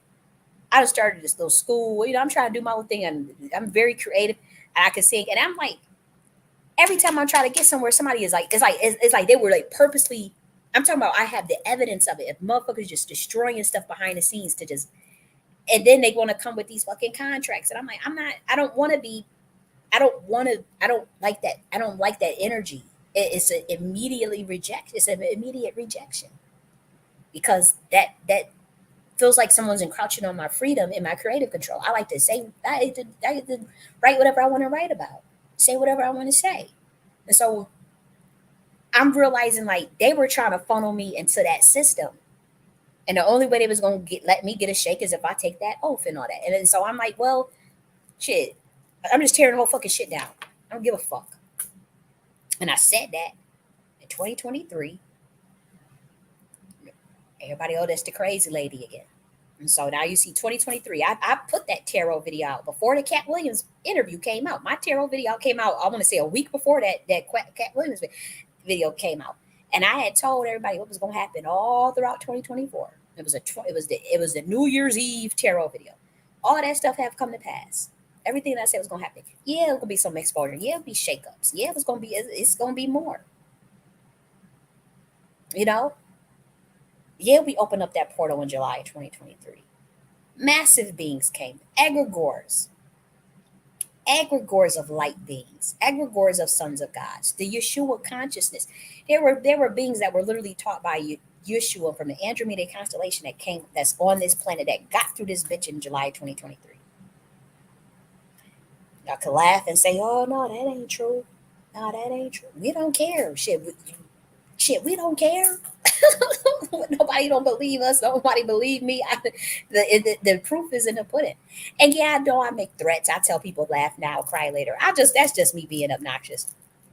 But that's just because I do know a lot of people laugh, and I do know a lot of people wanted to write me off and like, oh, they got her. Yep, you know, they done got her, and it's like, so I know people, and a lot of people, they're cowardly and they try to hide their cowardice by saying, "Oh, I'm just focused on myself." You got to just focus on yourself. You got to leave that alone. Just focus on yourself. That's why nothing ain't working out for you. That's why nothing worked out for me even before I wasn't. I was minding my own business. I was only focusing on myself. I was looking out for my community, obviously in the reparation space, but yeah, I was focusing on myself. I was trying to build my little school, trying to build something for my community and stuff. And these motherfuckers still came after me. So what the fuck is y'all talking about? Do you know how much what it takes to write the level of material that I was writing about that law of gender book? You can't say, "Oh yeah, you just used AI to write that." No, I wrote that shit myself. Hand wrote that shit. The law of gender book, the Nike Queen Mothership, the Nike philosophy. Do you know how, like, the Nike philosophy? That's a very advanced book that I have federal copyright ownership over, certificate to prove it. And they was asking me questions about that book, and they did send a strong message. And I think I got the matter of fact, that I hope I downloaded that information, but I got a proof that they had sent a strong message when I had got my book, that book, the Nike philosophy, published, the publication of that. The proof that they sent, you know how you get you got to get a proof of your book to kind of look through to make sure it is printed the way you want it. That company put random pages about the CIA in the Naki philosophy book, and they were kind of letting me know, we watching your motherfucking ass. Then they apologized. They tried to force me to give them the book, the print back, because I guess they was like, "Please give us the print back so that we can destroy it, because this has never happened before, and we never want this to happen to you before. We never wanted this to happen. It was a complete accident." And I said, "How did it happen?" They couldn't even explain why. That was them trying to send me a message, because the stuff that was in the book was it was about like the Naki philosophy is a spiritual book, and they sit up there and put pages about, like, it was an intelligence agent, like, and I guess that was them letting me know. And I said, "Why did y'all put these random ass pages in my book?" So I still had that proof.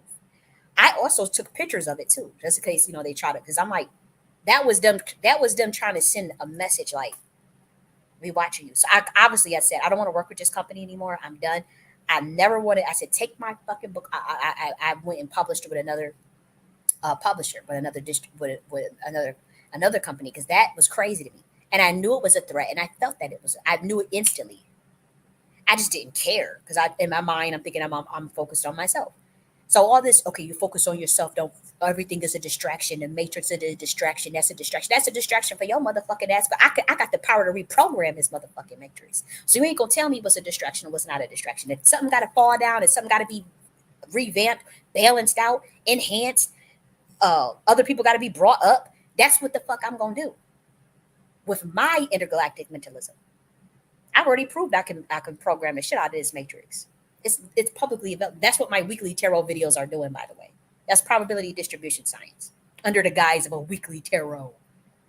Come on, the universe is mental, and so these cowards, get people like me to be quiet. They try to get us to be quiet by saying, "Oh, you just got to focus on yourself. You just got to focus," and then that's how the universe will open up to you.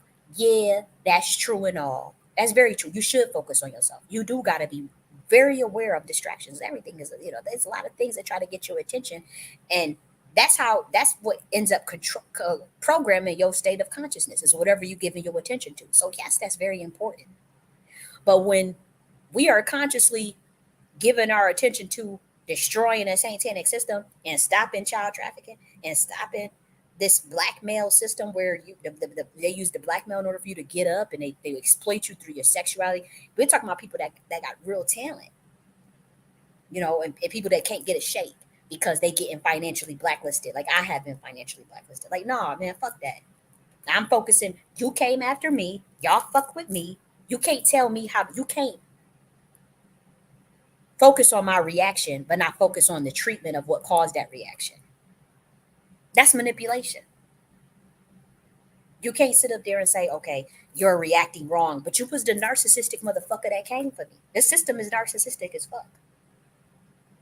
And so if I say I'm tearing down your psychotic, narcissistic ass, it is what it is. And it's not just me. We're talking about there is a galactic team. This is a part of some people's spiritual job. Do y'all know that? That this is part of some people's spiritual job? Do you know that people take on missions from God and they want to do? I'm not saying they're here to save you. I'm not saying nobody's here to save. I'm saying they take on missions to literally reprogram matrices, vortex spaces, vector spaces, for good or for bad. But the ones that's down here now, yeah, we're reprogramming your vector space, adding new dimensions to it, adding new arrow points of contact. And it's not formulaic. They're not mathematical equations. We had to do it above your head. Is that all y'all like to do, is things with angles and math? And so, no, we ain't doing it that way this time. We're doing it through the divine feminine. So you can get mad all you want. So, yeah, I got a vested interest. You ain't going to sit up there and try to gaslight me. Oh, you worried about P. Diddy. Oh, you worried about what they doing to them children. That's what P. Diddy used to say. Remember, P. Diddy used to say, but when people used to try to speak up for Cassie, when people used to try to speak up for Cassie and like, remember Don Richards said she called it out. I want to say it was a couple of women. People would say, "Why are you treating her like that? Why don't hit her like that?" When the men would try to speak up, what would P. Diddy used to say? See, that's your problem. Focus on yourself and get your money. Stop worrying about others and just get your money. That's that satanic that's a Luciferian system. See, Luciferic light beings, that's what we said. We know somebody botched and stole information. That's how you could tell, because there is a teaching of where energy goes, tension grows. Like nothing that's external from you can rule you internally. The moment you become aware of that, you become free. That is the teaching of the Buddha. Everybody knows that, right? As a man thinketh, so is he. That's the teaching of the Bible. This shit is real. If the light of the light of the body is the eye, if thy eye be single, then the whole body should be full of light. That's the teaching of Yeshua. That like focusing on yourself, like as far as your own subjective programming to organize your internal entropy, to an entropy. When I say entropy, we're talking about probability distribution. So we're talking about continuous variables of outcomes that program your matrix, that program your vortex space. This is what, remember when they would talk about you could be in your own vortex. Yeah, you do that through focusing on yourself. Yes, you do that. But if you see somebody injustice, you see somebody fucking with some kids, you see somebody doing some crazy ass shit, you should say, a being of love, a being of light would say, you're going to stop that. You're not going to harm. You're not going to do that to the children. You're not going to do that.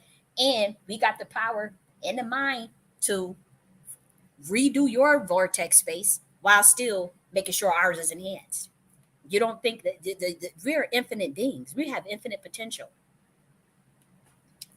And some of us, we have access to egregores, and we can create archetypes to go and fight your shit and fuck up your shit and still get our shit done. Like we're not talking about like somebody just being distracted and going after someone and trying to do everything they can. When I'm saying this is like my first, I would say I had paid attention to what was going on with the P. Diddy stuff, but I'm not sitting there just harping on this and just harping on, this probably be like, this is the first video I did in 6 months on P. Diddy. They'll probably do the next video probably in another 6 months when they do whatever the sentence is or whatever. I don't be sitting there thinking of this shit like that. But if you don't think, like how I programmed that matrix about that house and stuff, that housing benefit me. I'm not saying it's totally altruistic, but I also know the problems that people are dealing with, the things that Americans are dealing with. And so I don't have a problem reprogramming the computational algorithm of the 3D matrix. It's very easy to do. It really don't take no sweat off my back. There's other things that are much, much harder to do for a being like me. They're much harder. That simply pulling up some pictograph ideogram and connecting to a qubit computational algorithm of the Earth system and going up there and reprogramming that shit, that don't take nothing. That take about an hour every week. It's nothing.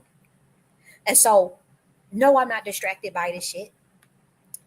If it's a distraction for you, don't pay attention to P. Diddy shit. It's not a distraction for me. In fact, I see this as a stepping stone for real talented people, for real people to be able to get a fair shake without having to suck dick and bend over and sign no stupid ass contract. I'm tired of these people like this. He was a gatekeeper for that. He was the gatekeeper for that. Now, you turn a blind eye to certain things that make you just as guilty, because we talk about, focus on yourself, but then at the same breath, y'all want to say we all interconnected, all is one.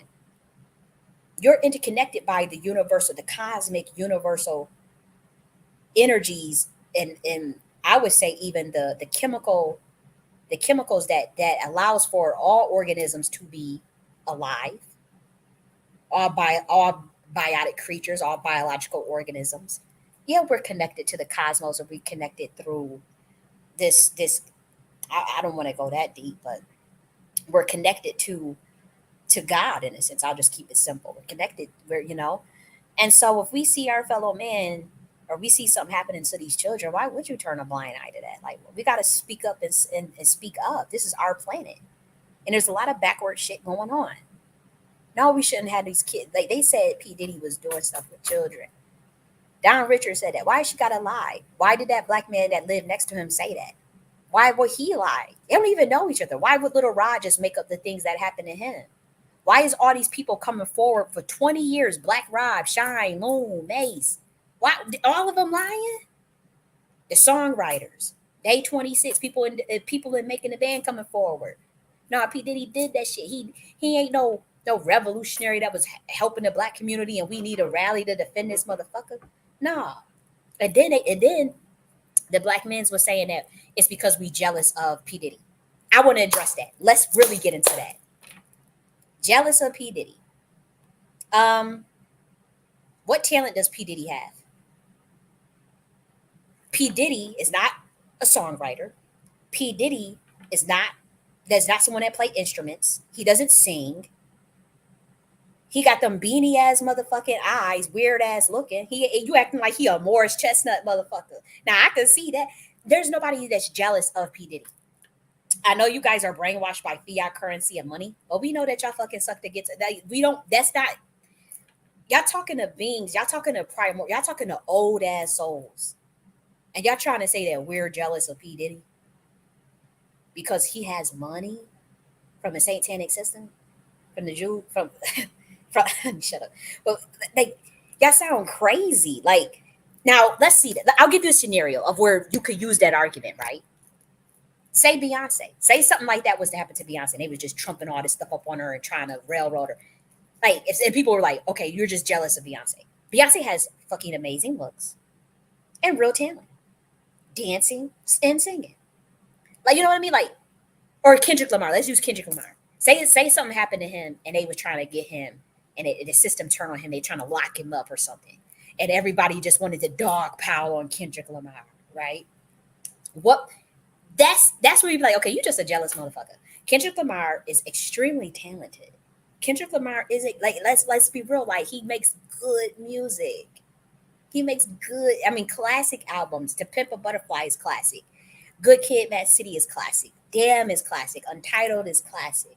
You know, like, he makes good fucking music. You know, he's really talented. And so if someone was to say, say if it was K. Dot instead of, P. Diddy, if someone was to say, oh, y'all just jealous of Kendrick Lamar, I would say, yeah, this probably is motherfuckers that's probably is jealous of him, right? Because the motherfucker is fucking talented. Or like a Prince. Prince played 22 instruments. P. Diddy don't play no motherfucking instrument. P. Diddy doesn't sing. He doesn't dance good. Like, even if y'all wanted to use Michael Jackson created the fucking moonwalk. Yeah, motherfuckers are jealous of that. And me personally, no. I admire brilliance. I admire talent. I push it up. Real talent, real brilliance. Anything that's corrupt, I'll call out. But I will not hate. I'm not a hater. I admire. I want more blessings for the talented, more blessings for anybody that use their own merit, that know who they are, that do the right thing, that's trying to get it to like the next person, that's working hard. I would admire that and push that and promote it. And so, say if somebody was to try to railroad Prince, like say Prince was still living, he had got his masters, he was fighting against the system, and say they try to railroad. Now they try to do something like that to Prince or something. I'm a crash out over Prince. Be all on the internet defending Prince. Y'all leave him alone. Y'all do that to the black man. Yeah, you'll see my ass. You don't do that to him. Or if a sister, it could, especially if my sister's a black woman's getting railroaded, and I know that they real fucking talented and are trying to help, or they was trying to wake something up. Oh yeah, you're gonna see me crash out. I don't give a damn. That's like I crashed out over Kanye West. I don't care. I feel like he had legitimate things that he called out about that system, about them contracts and the unfair ways. And the reason, even though it didn't have nothing to do with me, because I'm not in the contract thing, but I know how people try to come at me with that in that industry. And I also know that, with me being an author, with the opportunities that's limited because I'm completely independent, and at how I have to pay for everything, and have to pay, and then they don't financially blacklist them. So I'm like, yeah, fuck that. Yeah, anybody that's know they've been railroaded and know there's something unfair and they calling out, I'm gonna stick up for them. I don't care who it is. I'm stick up for Kyrie Irving. Kyrie Irving took a stance against them trying to put that poison in his body. And so he took a stance. He put out the code about Hebrews to Negroes for the Black Americans to wake their ass up. So I would crash out over Kyrie Irving if they was to come after him and try to jam him up or try to lock him up. Yeah, okay, now I'm activated. Let's get the Black American community activated to defend Kyrie Irving. Let's get the Black community activated to defend Prince. Let's get them to defend Kendrick. Motherfuckers that fight. But P Diddy, no, I'm sorry, no, this motherfucker did too much damage to this damn community. Like I said, that jealousy thing not gonna work, because what does P Diddy have that we're actually jealous of? Them millions that them white people gave him, that he worked with Clyde Davis and sold out our community and sold out other Black Americans to get, that's not impressive to beings like us. He's not even really intelligent. Like I can see if he was like really, like, how some people are just really brilliant, and then so like, okay, you're jealous because the person's brilliant, or you're jealous because the person's good looking. He's not even good looking. He's not even really that smart. He doesn't play any instruments. He doesn't sing. He's not a good rapper. What is there to be jealous of? Let's be real. Oh, because somebody has money? What did that dude say in Kendrick Lamar's song? Anybody can make money, nigga. The hardest part is keeping it, motherfucker. What you want with a route for the motherfucker? You can live at the mall. He's talking about how Lucifer will prosper you with ill. And the Kendrick Lamar song, what was that? Is that Wesley Theory on To Pimp a Butterfly? What you want? You a house? You a car? 40 acres in a I'm probably getting the rap wrong because I haven't listened to Wesley Theory in a minute. But you guys know what that part of the song where he says anybody can make money, motherfucker. The hardest part is keeping it. And then and that's fucking true. And then remember when Kanye West said, I wanted to show people how easy it was to make money, so I don't even care about that anymore. And so, and granted, everybody got their own money financial blueprint that they got to work on. And mine's got a lot of trauma in it too that I'm working on myself. And so I'm not trying to, people are out here struggling. There's a lot of people that ain't got no money, and that's fine. But your value shouldn't be based on that anyways. What is you basing your value on, whether you got money or not? Or if you're talking about soul evolution, why do y'all think y'all on this planet for? That's why y'all get duped. And that's why a lot of people have to keep coming back. Because that's not really what y'all on this planet here for. Now, you got your own mission. You got your own goals. If that's one of your goals, and that's you. But you can't project that on all of us and say that we're jealous because P. Diddy has money that they took immediately. Soon as he acted up, soon as they wanted to crack that hammer down on him, what did they do? Take that money back. So what he has? Nothing. He in a jail cell. Do I wish that on anybody? No. But what I'm saying is, don't try to sit up there and gaslight the Black American community saying we jealous. It's Black Americans that got more talent than P. Diddy, that more sauce, more light, and they more talented. and and he's jealous of them, and they ain't got no pot to piss in. Y'all try to steal the light out of these people, man. Y'all ain't gonna sit up there and gaslight me. Now, like I said, now if it was a Kendrick Lamar or somebody, they trying to railroad them and see they trying to lock us our black man up, then I could see crashing out or something. But to say that we're jealous of P. Diddy, now you don't lost your rabbit ass mind. You don't really lost your rabbit ass mind to go into our community and say that black Americans are dogpiling on Diddy because we're jealous, and ignore the 20 years of all these black Americans coming forward saying they got fucked over, and ignore the affidavits, ignore the dispositions, ignore the testimonies of people, black Americans coming forward saying they saw kids and people getting drugged and incapacitated, then sodomized, and then blackmailed. Are you crazy? What kind of shit are y'all into to defend that? And again, I know I'm being hard on P. Diddy. I'm hard on him. It is what it is. He's already redeemed, and God handles that. I'm not saying, but I have a right as my own autonomous being to make my judgment calls and say what the fuck I want to say, just like a motherfucker that want to defend him can. But nah, I'm just setting the record straight. I'm not jealous of P. Diddy, at all. I wouldn't see anything to be jealous. I just don't. My body of work, my own talents, my own gifts. I just don't even really see the need to be jealous of anybody, to be honest. But I praise talented people, and I like to see talented motherfuckers, and I like to see people make it, and I like to see people have things. Like, that's why you don't really. I don't attack. I don't sit up there and bash people with money or anything like that. I sometimes wonder how, sometimes how people got what they got. It is what it is. But there are people that earn it through their merits. And you want them to get more. There are people that are just very brilliant, and they figure out a way to get things for themselves, and that should be applauded. There are black Americans that start up tech companies that create inventions. There's so many. They make their money through inventing. Look at the black guy that made the Super Soaker. Get the black guy that have patents to the certain aspects of the cell phone. Mark Dean. Mark Dean has patents to some of the creations of the cell phone. He's able to make money that way. Sheila Washington has patents to fiber optic cables and all this stuff. That's who we should be praising as the celebrities in the community. Shit, I know motherfucking raggedy ass P. Diddy. We need motherfuckers like people, inventors, people that inspire, not oppress. And so I want to make it very clear. Any black person that got money, I want you to make your money, keep your, like, I want expansion. I'm very happy to see black Americans make it. I want to see more and more and more. I want to see myself make it, but I'm not here to sit up there and tear nobody. Like, no, I do want, and I will be honest about this. I do want us to be more independent though. And I do want us to have more autonomy over how we make our money and who we work with. That's my only thing. Like, I just don't want, and maybe that doesn't translate right, because I don't want anybody to go and crash out and fuck up their bag trying to fight a system or whatever. I would prefer us not to even get into it and get involved in it in the first place, regardless of whatever the consequences is, or just to build a parallel infrastructure, which is why I wrote this in books. Like, this is what got my ass on the list.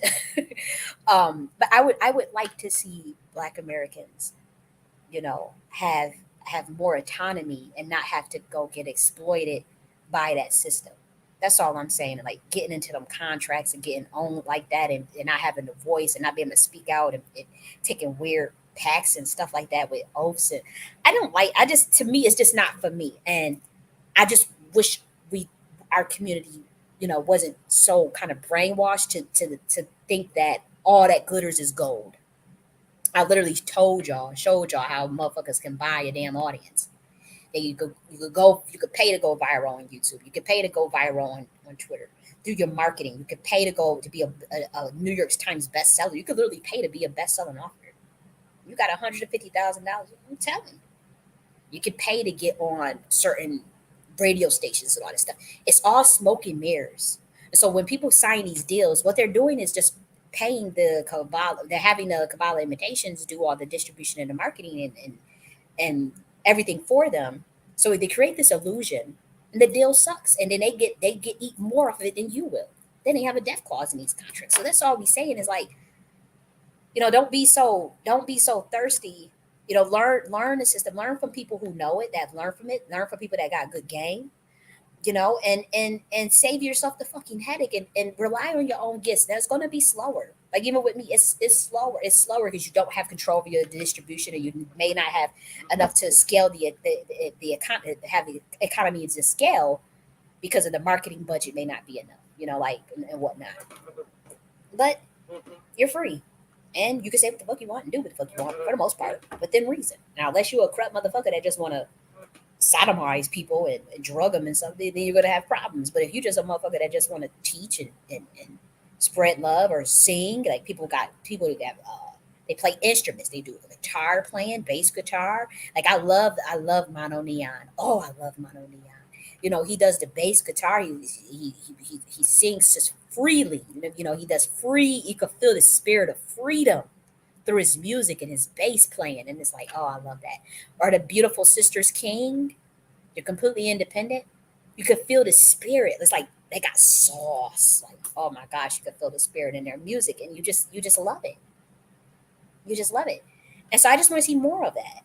And there's people in the industry that also have that. You can feel the spirit in their music, right? I'm not saying, I'm just saying, I just wish our community took more of a stance and to building for our own. Like imagine if we didn't get rid of the Negro Baseball League and the Negro Basketball League and these men, they keep selling our shit out. The men sold the fucking rap stuff out. They keep selling shit out, and they keep falling for psychological operations, and then they set up these pro black industrial complexes to try to make it seem like we crazy for calling this shit out. It's ridiculous, and so no one is jealous of P Diddy. That's not even a good example you want to use. I could see if y'all use that shit with Michael Jackson. When Michael Jackson was getting fucked with, yeah, they was damn sure jealous of Michael Jackson. Michael Jackson owned half a fucking Sony. They thought he was just some singing, dancing nigga. The dude, I'm telling you, I could look at his eyes and tell that there's pure genius behind those eyes. He's very observant and quiet. You could look at Michael Jackson and tell that he's not nobody to fuck with. He watches. He watches every little thing. He observes. He's very observant with those eyes, and he come off sort of soft spoken. And the motherfucker is a calculating genius. Why? Because God organized what happened to uh, Michael Jackson went through SRA as a kid. He was groomed into that system, and he was harmed. He was violated as a child, and so he was monarch. You know, but when you try to put that type of spirits on them and try to MK Ultra them and try to fuck them up as a kid and all that stuff, and they was born into it and they didn't go into it willingly. Oh, God has plans for them type of people. God reorganizes shit. Like when you talk about you try to scramble and create altars in someone's mind to control them. God got a way of reorganizing that shit where to the original monarch mentalism. And if it gets organized to the original monarch mentalism, like how my shit did, you got a problem. You're not going to ever be able to control them people. They'll run circles around you. They have access to the galaxy, the quantum teleportation information of the fucking universe. They're geniuses. Like Michael Jackson ended up finagling that shit where he ended up owning all them damn catalogs and yeah, they got him out the paint. They got him out, but his resonance is everywhere for now and forever. And he is admired not just by planet Earth, by the way. There's other beings, there's other constellations that know about MJ, and they admire it. Like that was a cold motherfucker. He's very talented, and he goes on as an octave of Michael, out into the universe into another traverse. Even if you think, okay, we're gonna have a hologram of him, and we got this contract that he signed. He was a kid, y'all. Yeah, I'm telling you, it's illegal in the universe eyes. I don't care what if you force someone into that shit as a kid, in that satanic shit, and I'm telling you, it don't work. That's what happened. That's what happens with certain people. That's why they end up breaking their shit, breaking their programming. If they a kid, they get a lot more mercy. Even if you walked into that unknowingly and you realize, oh shit, I didn't even like this Dutch, and you try to, and you go through the channels to get out of it, you'll still be protected. But children that's born into that get forced into that, and you try to use that MK Ultra shit on them and SRA on them, if they get to a certain level, and if God decides to reorganize that into the original monarch mentalism, whether it be the creator God, primordial mother, it could be another, it could be the God that you sacrificed them to, because a lot of people were sacrificed to gods by their bloodline.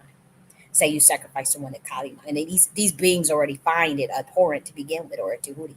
And they organize that shit to the original monarch mentalism, the original intergalactic mentalism from the Atlantean dimension or from 125D. Oh, you're screwed. You're screwed because they got power, real spiritual power, and that's the same thing what happened to Jesus. By the way, it's like no, you can't fuck with them type of individuals. Yeah, you can still probably kill them off or whatever, get them to leave this dimension and go on to but that's a wrap. Mm-mm. But yeah, and I just want to tell Black Americans, you're gonna have to contend with the fact that we have to, for one, realize we don't have a blanket story, even though we're one lineage. And you have to contend with the fact that there are levels. I would say there's a demarcation even between our own lineage. Yeah, we know about black bourgeoisie, boule, and grassroots and all that stuff, but it's much more intricate than that. Because even boule is not even high as far as like say someone from black Venetian nobility background, which I suspect P Diddy has that just from me looking at his epigenetics, like from his spine, I suspect that he's either Sephardic Moor, which I don't because the way he moved, I don't. He would have been checked sooner. I think it's black Venetian nobility. I'm some ruthless ass motherfuckers, and they black, and they are royalty. They have connects. They are direct. They have some bloodline light codes of Lucifer. Yes, they do, and Serpent and Nagas too. Um, but they don't think like us. I'll just say that. It's, especially if they got some Draco DNA, which P Diddy does have some Draco DNA. That's why a lot of you realize a lot of them black men that's defending them some Anunnaki niggas. Uh, I ain't gonna get all deep into that. That's too deep for this video. But yeah, like y'all trying to make it seem like these like someone like P Diddy would have no connection to no street niggas. I'm telling you, y'all trying to make it seem like this was some grassroots shit. They trying to come after this man because he's a black man and all this stuff. They don't think like that. And y'all really gonna have to wake up to that one day. Y'all really gonna have to wake up to one day and how y'all getting played. Y'all gonna have to, I had to wake up to it. I realize now that in many ways I got played thinking that we're all the same and we're all this and no. There are black Americans that are royal amongst you, bourgeoisie, boule, black Venetian nobility, Sephardic Moors, royal American Indian, regular American Indian. Yeah, it's a lot of commoner ass niggas around. You got some from that's African nobility that crept their way into the black American lineage. They've been here for hundreds and hundreds and hundreds of years or whatever. You say you call it an ethnology, a creation of an ethnology based on that shared history, but it's not really even a shared history. You want to blanket the history, but yeah, he I'm not saying like that he's on a different level. So I'm talking about you have to do your own genealogy, and that's what's going to help you awaken, because then you can actually see who you actually are as far as who your ancestors were, what you stand in.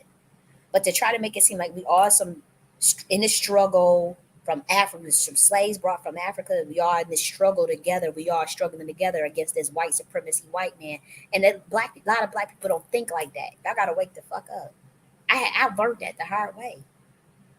I used to think like that. I know what it's like to think like, oh, they coming to get us. Oh, we gotta fight the man. We gotta fight. And them motherfuckers brainwash your ass. That's why I can't stand the pro-black industrial complexes. They playing the fuck out of black Americans, and that shit is heartbreaking. Because I already know how the power that black Americans have, and I know they can get themselves out their own situation, no matter what. And then had them this victimized, like the shit that they teaching our black. It's like it's sad because I'm like, P Diddy don't give a fuck about no black Americans. If he was hurting black Americans.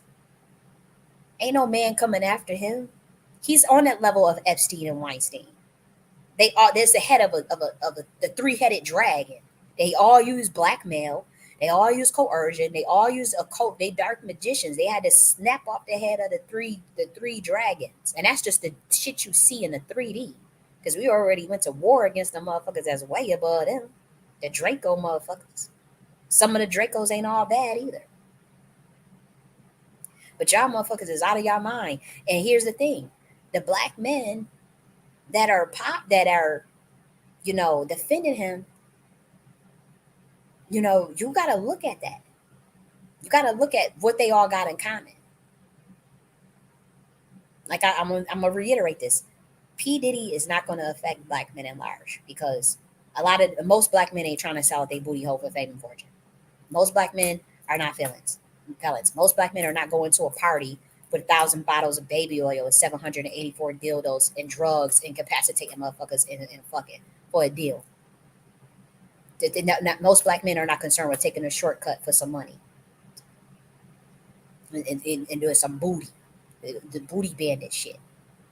It's a fed group of black men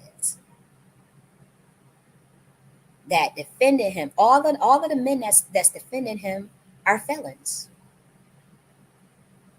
And I think they got railroaded or blackmailed by Diddy or something in DHS or the Marshals or something.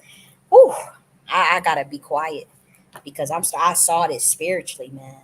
God showed me what they all defended. Notice all the black men that's defending him, they all got a record. It ain't nothing wrong with a record, right? I mean, people make mistakes, people do things all the time. But it's something that he's holding over their head. And I'm gonna tell you this, and I'm letting the GIA know. Now we going interdimensional. We about to go spiritual because I'm letting anybody, because I know my channel is monitored by very powerful people, the Illuminati. As far as you gotta start to check. There's someone on the inside that he got still that's in government that's able to pull the coattail. He's still able to make moves, even though he in that detention facility. There's somebody that's in the government. This could be DHS, DOJ. It's somebody. I can get DHS, U.S. Marshal, whatever. I'll say this: whoever contracted Diddy, whoever's in the government, that y'all know that you work. Y'all know that. I don't know that. That's not even my business. It's somebody on the inside that's able to pull, that it's kind of like holding something over other people's heads that could maybe defending them. So you may want to double check that. That's one scenario. I could be wrong on that. The other one is they're in some brotherhood, they all informants that's in some brotherhood. And I don't think everybody that's defending P. Diddy is an informant. I don't think that. So don't try to make it seem like I'm saying that.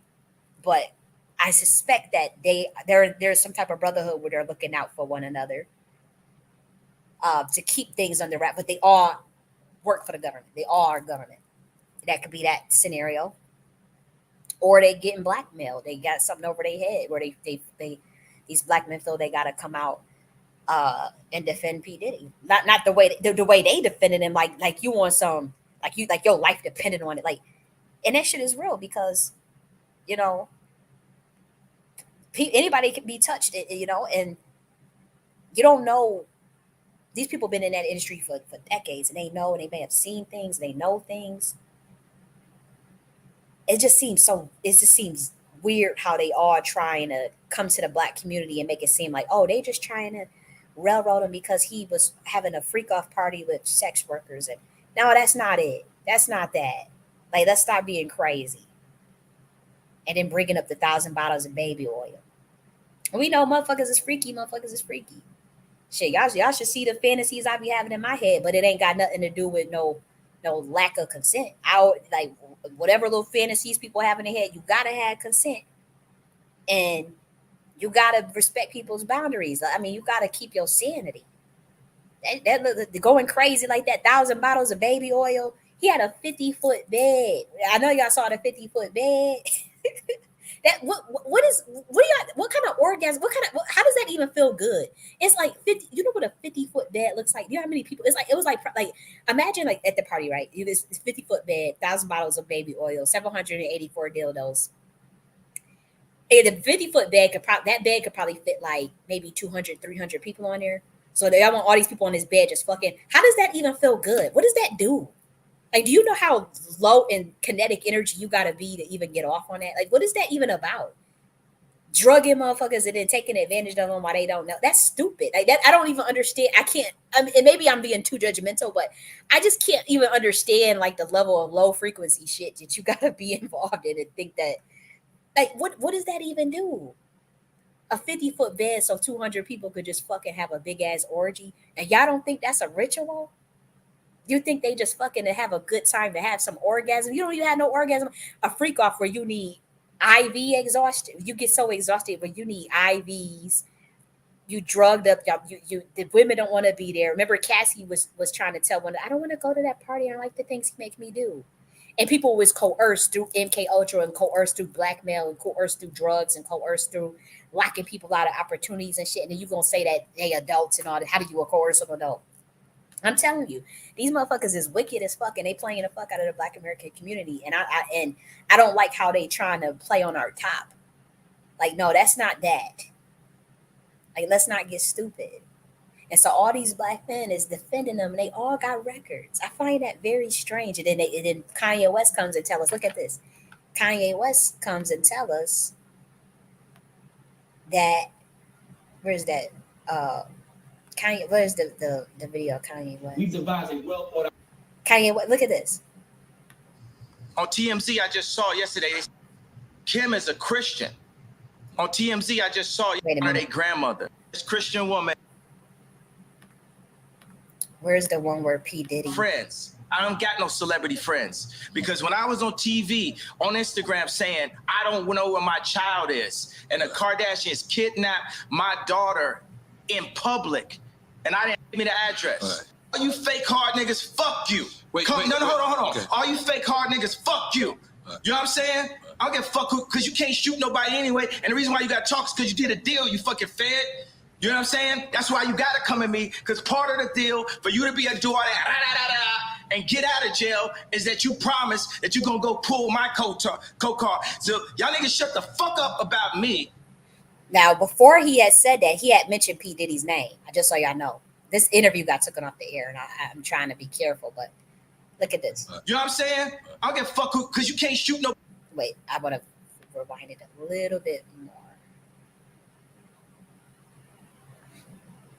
Hold on. Okay. All you fake hard niggas, fuck you. Wait, tag. I thought it was. Let's go back. Okay, here we go. But as far as Meek Mills, Puff Daddy, whoever, none of these niggas, all you fake hard niggas, fuck you. Hold on. Okay. All you fake hard niggas, fuck you. You know what I'm saying? I don't give a fuck because you can't shoot nobody anyway. And the reason why you got to talk is because you did a deal, you fucking fed. You know what I'm saying? That's why you got to come at me, because part of the deal for you to be a do all that and get out of jail is that you promise that you're going to go pull my coat. See? So, again, it's like this is fair shit going on, and they all jumped on Kanye. Nobody defended Kanye West, but y'all all want to defend P. Diddy. Y'all saw how them boys got at Kanye West for calling them out. Nobody said nothing. Everybody want to say he crazy, but y'all all want the black community to defend P. Diddy. Like he said, you fucking fed. And so I think that there's something going on where they all got a record, and maybe P. Diddy got something. He holding something over these people's heads, over these black men that's defending them. And Umar Johnson, they had a clip. They said Umar Johnson was defending P. Diddy. I didn't see that yet because I'm not gonna sit and watch that shit. But there was like a video clip that I saw. They were saying, "Oh, Umar Johnson's defending P. Diddy," and that better not be true. You better get your motherfucking act together, Umar Johnson. If you out there defending P. Diddy, and you know that you're a teacher in this community and you've been helping these black boys, you better get your shit together. I bet not, I don't even want to look. I didn't even go and look to see if it was true because I didn't want to be hurt. That shit better not be true. That because people say anything on the motherfucking internet, but I'm thinking to myself, oh, that shit better not be true. Oh, I yank your ass up myself for that. Oh, you better not have defending it. I'm not saying crucify him either. I'm not saying you got to go out there and see, he did it. He guilty. He that. I'm not saying do that either. I'm just saying you say, well, we'll wait to see how things play out. We do not condone any sort of violations of people's consent and if the charges are stand where justice reign. But we'll see how the trial. Or you could say I'm not speaking on that shit. I don't got nothing to do with that. I ain't even in the music industry. If Umar Johnson What the fuck is you doing defending P. Diddy? That better not be true. I don't even go sit there and put that on you, because that anybody can say anything on the internet. And I didn't go look it up for myself because I don't want my bubble burst. But a lot of people been saying, you better not have been doing that shit. They got all these people. Boosie Badass is defending P. Diddy. Boosie Badass is in the industry. Boosie Badass admitted to having his child. His child was groomed by a old ass female, touching his child, his baby boy. And I honestly, I ain't gonna hold you. I never fucked with him after that. They normalized that. They made it seem like that was normal. That was not normal for me. Like that was not that shit. I didn't like that. Now that's just my standard. I heard that and that turned me off of life. And plus, what he said on Vlad some years ago about the black community, that turned me off of life from him just making it seem like that was normal to do to his kids. So I'm not shocked that he defended it. I'm not. I think it's ridiculous though. Because, I mean, he already said fucked up shit about this kid. These niggas don't give a fuck about the black community. So y'all can stop with this, they trying to come get the black man. They trying to take down the black man. Y'all niggas, I don't believe it coming from y'all mouth. Not no Boosie. Boosie Badass. Boosie Badass. They call him Boosie. Boosie. And people, they have different levels of awareness. So it's not hard.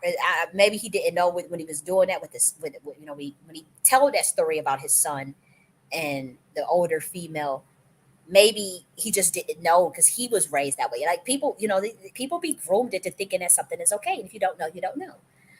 But for me, that was a bridge too far hearing that. And that was years ago. And I said, I don't like that. That's not something I couldn't get. I don't like that. And so that was just my personal standard. Apparently, the black community don't have any standards because y'all didn't care. Y'all just still parade this person around like there's some leader after they just told you. They even told you y'all own worse than to be on a DJ flash. Just be like, you people are such a joke. But Boosie's defending Diddy and all this stuff, and it's like, I understand like saying, we don't know the situation of the case. We'll wait till the case plays out, and I ain't gonna say nothing on it. It's as simple as that. I'm not speaking on that. But to try to actively convince Black Americans and run game on them by bringing up white supremacy and bringing up they were trying to railroad him with the Mann Act, like get the fuck out of here. Like no, what was he doing that was so like that was so optically a threat to their system? Nothing. He was fucking what? These white boys in the ass, getting fucked in the ass with these white boys, working with it or whatever. Sold many in the community out. Like, let's get real. No, I don't see him as no beacon. Nah. And now, do I think that he needs a speedy trial and the evidence needs to match up what he's charged for and the case needs to be fair? Yes, of course. The case needs to be fair. Charges need to match up. Evidence needs to be produced. Witnesses need to be credible. Videotapes and audio tapes need to be reviewed and take into account whatever that matches with the charges. And everybody has a right to fair trial and speedy trial at that. And so, yes, I think all those things need to take place. But I'm not about to listen to a bunch of black men try to run motherfucking game on me, Kylie, and try to convince me that the black community needs to defend some motherfucking P. Diddy, or run to the judgment, run to try to justify what he did. Talk about he just wanted to have a freak off. Motherfuckers get fucked all the time. Motherfuckers get fucked and do freak offs all the time, even in the hood. That ain't no crime. No, y'all, this was some old other satanic ass occult shit y'all was doing. Blackmail on people, drugging motherfuckers, kids involved. No, I ain't defending none of that shit. No, hell no. I understand motherfuckers get freaky. Y'all should have saw some of the porn. I used to watch porn. I don't watch porn no more, but I used to watch some porn. I used to watch Jane Avery. I used to watch Cherokee, the booty Cherokee girl, Lacey Duval. I know what freaky shit look like. I know. I don't engage in it. Honestly, I've been celibate for so long, you guys, but I fantasize. I don't even have a fantasy or so, but I'm gonna go and engage in it because I can't find I need a certain frequency, and it's hard to find what I be looking for. So, and I ain't got no money to plan out no elaborate orgy. To plan it out. I'm like, man, if I had that kind of P Diddy money, yeah, I ain't saying I wouldn't. I would get my freak on, but I ain't gonna be. I ain't gonna. I don't need no mother. I don't need you drugging motherfuckers against their will and holding motherfuckers against their will, doing and fucking motherfuckers. But they don't give no consent. No, it's a bunch of freaky ass motherfuckers that do that get busy with you, even if you gotta pay them to get busy with you. It's freaks out here. So I don't understand why he was doing all he was doing. And don't try to make it seem like we don't know the difference. Motherfuckers know the difference of someone getting flued out as a commercial sex worker to participate in an orgy. You sign your NDA, you make sure everything is consent. I don't even think you should have no drugs or with that type of stuff. The sex magic is real. And see, I fucked up that sex magic too.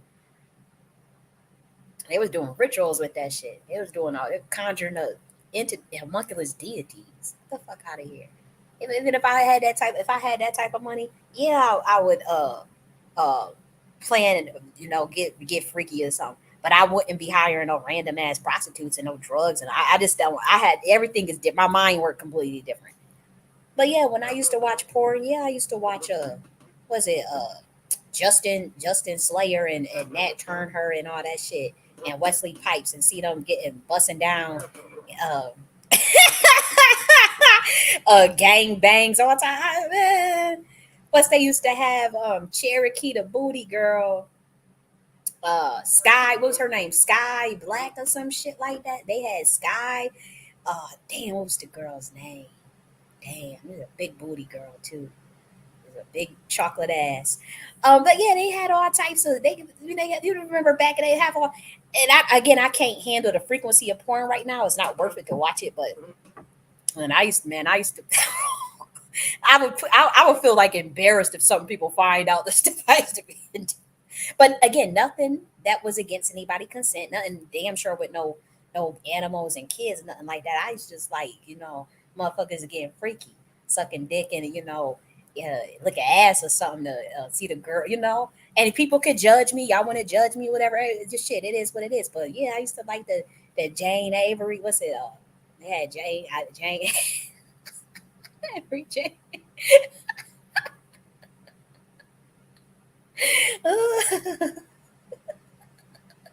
Because I ain't gonna do none of that shit. I already know myself. I'm shy, and then I don't trust people. I don't just walk in. I ain't gonna just let nobody run up in my motherfucking ass.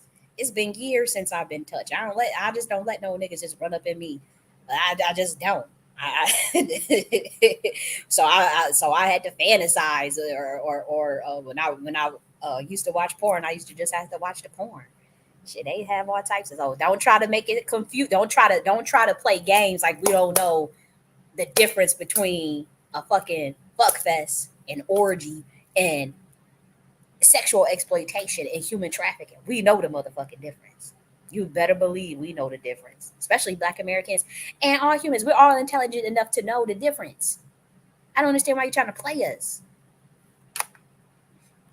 Yep. Like I said, you got a lot of spirits on your ass, P. Diddy, because you done fucked up a lot of motherfuckers over the years. You done upset angels. You done upset Black American ancestors, or the people that you sacrificed, or the people that got in the fucked up deals that you fucked over. You done upset Lucifer because you won't honor what you fucking said in that contract. And we're not even talking about the real Lucifer. We're talking about a homunculus deity that's calling himself Lucifer. You done got the Babylonian spirits mad at your ass because you don't want to play ball with their system anymore. You turn cold on them, so they want to come after you. You done got the divine feminine ancestors upset for certain people you done messed over, the women you done fucked over. You got the white boys upset with the Diageo shit. That's a lot of spiritual enemies to fight off. And so them chickens come home to roost. And a lot of when people can lock you up like that, you got them in that stupid ass detention center. They said it's one of the harshest ones. That's a Masonic stronghold. Those are strongholds. All prisons, mental hospitals, regular hospitals, anything where it's locked up like that, you ain't got. Those are strongholds. Those are Masonic strongholds, but they dark. And And so they got him at, he got his ass good. And like I said, you got a lot of angels is upset. When you watch your motherfucking ass over into that revolt reparation summit, and you thought you was, yeah, I don't know what y'all, I'm telling you, I felt that energy. It was very dark energy in 2022 when I was going off the rails like that in 2022 in August. I felt a very dark, it telling you, it was not a clean energy anymore in that reparation space.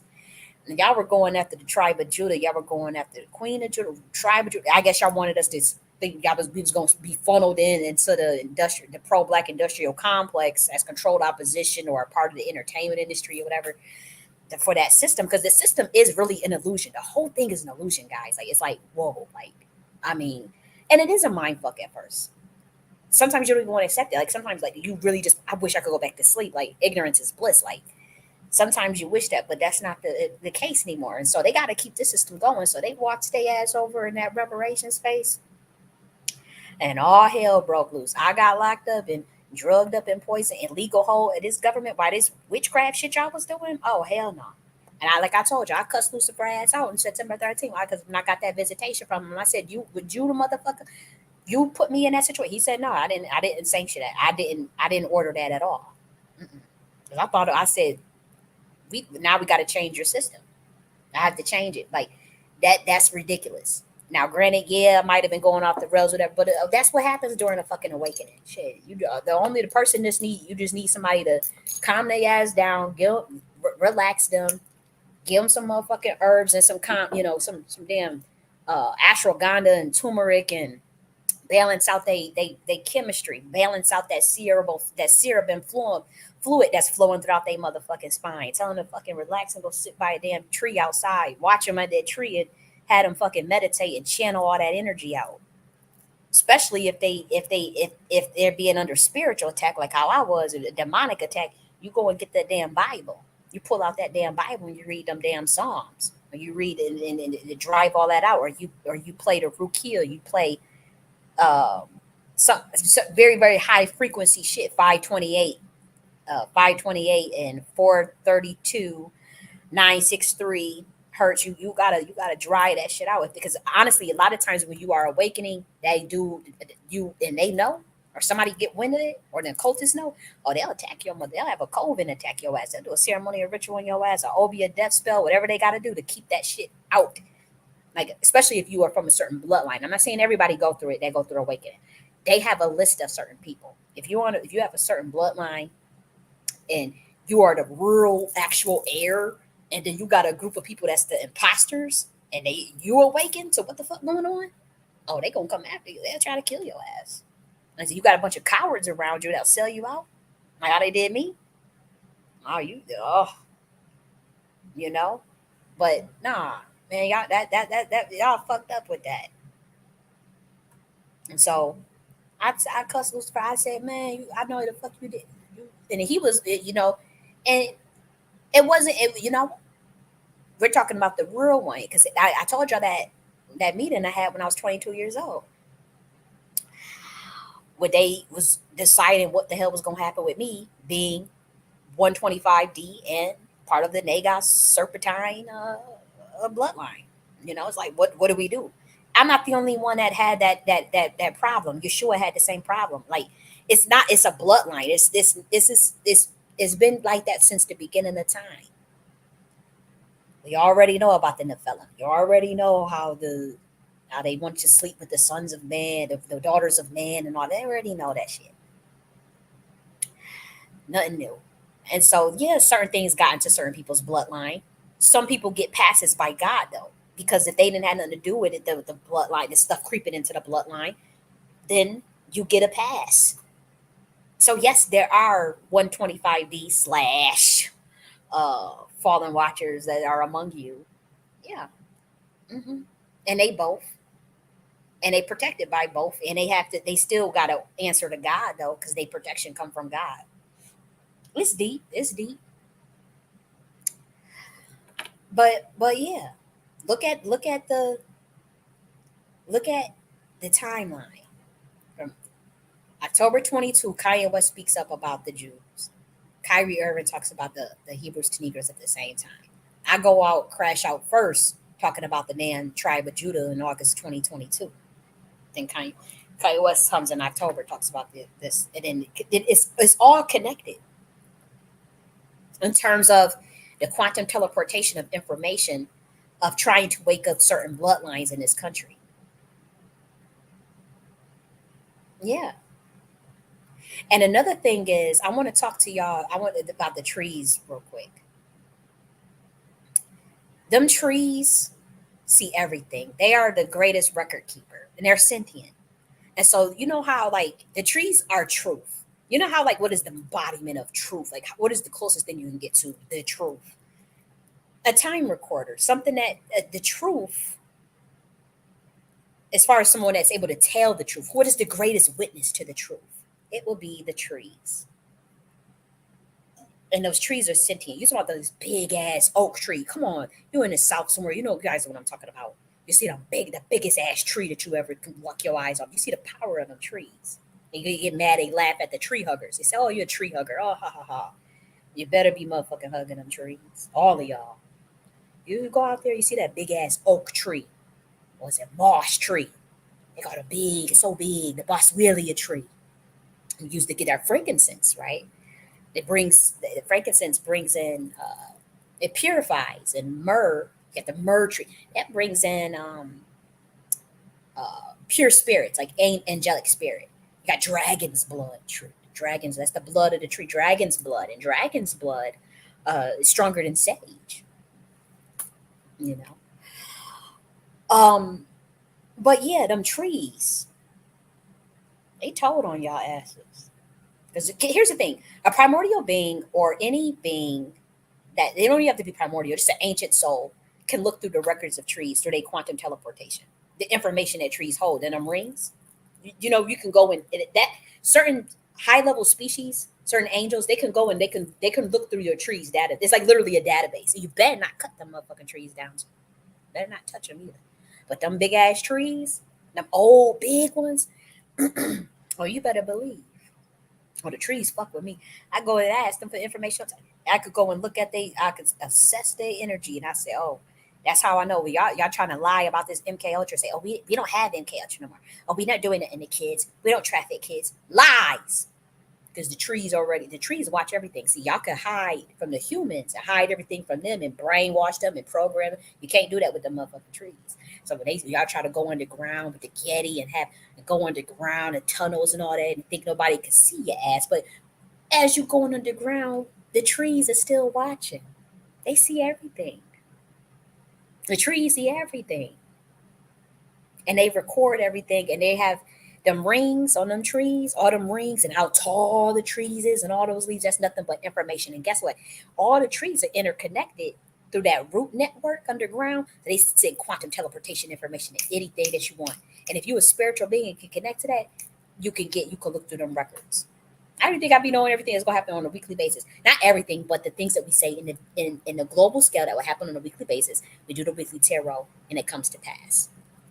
You know, this is the tree archive of collective consciousness. And so the trees are demanding truth. The trees are demanding the truth from humanity. They are going to speak the truth, and they're going to demand the truth. And the trees is looking at humanity side eye. You already got dolphins looking at you side eye and annoyed with you. You got the marine kingdom looking at you side eye and annoyed with you. The bees and the elephants. Elephants, man, they powerful. They said fuck this dimension. Doozy, and they teleporting they ass on out. And if you think I'm making that up, Africa, certain parts of Africa has already come up like, why is our elephants just disappearing? They don't even know where the elephants are at. They don't know where they're going. They're not being poached. Their elephants are literally just overnight just disappearing. Like, oh, boom, they don't even know where they're at anymore. Because a lot of them is they gone. A lot of these bees is looking at y'all sideways. Because it's not a judgment thing. It is not all of humanity. It's not even all of it's just more so like, when are you going to speak up for yourself? When we're going to help you guys awaken. But also they looking at the system sideways. It's not so much they looking at humanity. It's more so like, what the fuck are y'all doing? Like, Y'all dragging everything down with this crazy, ridiculous ass system. Y'all are dragging all of humanity down. You're dragging the planet down, dragging the earth down, drag with this ridiculous ass bullshit that y'all doing to these children and to each other.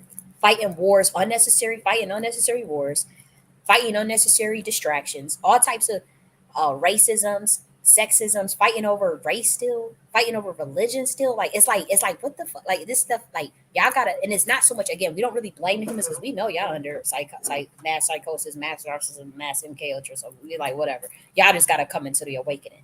But it's like the people that's in charge of programming this shit. That's what we're looking at. Like, what the fuck are y'all doing? What's in your soul where you can't think of nothing better else but to fight some damn wars all the time? What the hell is wrong with y'all? And so yeah, we looking at the ones at the top. Yeah, we're looking at the ones at the top. It's not even so much yeah, humanity got to do their part. Humanity has to wake up, but that has to be a slow roll because we're talking about mass psychosis. Like we talking about the potential of a bunch of people breaking MK Ultra programming and going what they call quote unquote crazy. You gotta have a controlled demolition. You gotta wake motherfuckers up slowly. Because if you just pop it, and my ass got popped in the head, like wake your ass up. Imagine God and your ancestors taking you off the bed, right? They take you off the bed. They take you over to a wave pool, a simulated wave pool, and they just throw your ass in a wave pool and say, "Swim, motherfucker, swim." And it's simulated, so you can't really die. So even if you think you're going to drown, you're not going to actually drown. You just think you're going to drown because the mind, all is mental. And so you're swimming, and you see the wave coming, and you think you're going to die. You get scared, and then but you learn your technique. You learn your swimming you learn your technique of how to control your mental capacities, how to control your intergalactic mentalism, especially when you're facing spiritual attack, especially when you're facing occult or secret societies coming after you, and you think every time they do something you're gonna die, especially if you're being targeted, harassed like gang stalkers. And you get scared, and it's like, oh, okay. And God says, this is a simulation, but it's like that's real shit. Like that's what it feels like. And not every human is gonna have that experience. I had that experience of like, imagine somebody just touching your fucking pineal gland and say, pop your shit open. And you don't know how to handle all that. And then at the same time, the satanic motherfuckers, these occultists, they realize your shit is popped open and you not initiated, and you could see all that shit. Oh, they gonna come for your ass. You up there on it? I'm all up there. Oh, so and so is CIA. Should I have done that? No. I wish, like, if I could go back and I'm like, you know what? I should have just kept that shit to myself and just let shit play it out the way it was gonna play out. But I'm telling you, when you see shit like that and you see like contracts and you looking at shit that you ain't supposed to see, why was I able to see it? I don't know. Only God knows. But I was able to see it. See a lot of stuff. I was able to see a lot of people sold contracts. I didn't even come out publicly and say, "Oh, I saw this, I saw that." I said, blah, blah, blah. It's not important. It doesn't matter. But in hindsight, that's going to be happening to a lot of humans. So you're going to have to, I wouldn't say abuse humans that have their awakening, as far as like, don't try to control them or try to lock them up, but like they got to stay up that social media because they're going to be spilling. They go if they get one of them, if they consciousness get thrown in that motherfucking wave pool and they got to swim or drown, whatever they see, whatever is going to come out. And if they got a computer in front of them and some damn Twitter or Facebook, whatever it is, they going to say whatever the fuck is on their damn mind. I'm telling you, you'll be zooted and booted. And so if you know you're working on Kundalini awakening, see, I wasn't even working on it. It was just like pop. Say if you are working on your meditations and you're doing things to kind of deprogram yourself and reprogram yourself. If you know you got that moment, and say you feel like nanobots are trying to hijack your consciousness from somebody doing black witchcraft on you or something, turn off your social media. Because they about to have you crash out. Like turn off your phone and shit and relax. don't eat no this, just relax. And if your vibration is too high, you may need to eat something to kind of bring it down. And I'm not trying, because I know a lot of people, they may, we're in a space where we need to not so much, not eat so much heavy stuff. But there are times where if your vibration get too high, you may need to eat, a slice of turkey, bacon or something, or regular bacon, something to bring it down. And I'm not judging. I eat meat. I'm not a vegan. I'm not judging what nobody. I'm not trying to even rate foods as low vibe, bad vibe, good vibe, high vibe. I'm not doing that at all. I'm not saying that.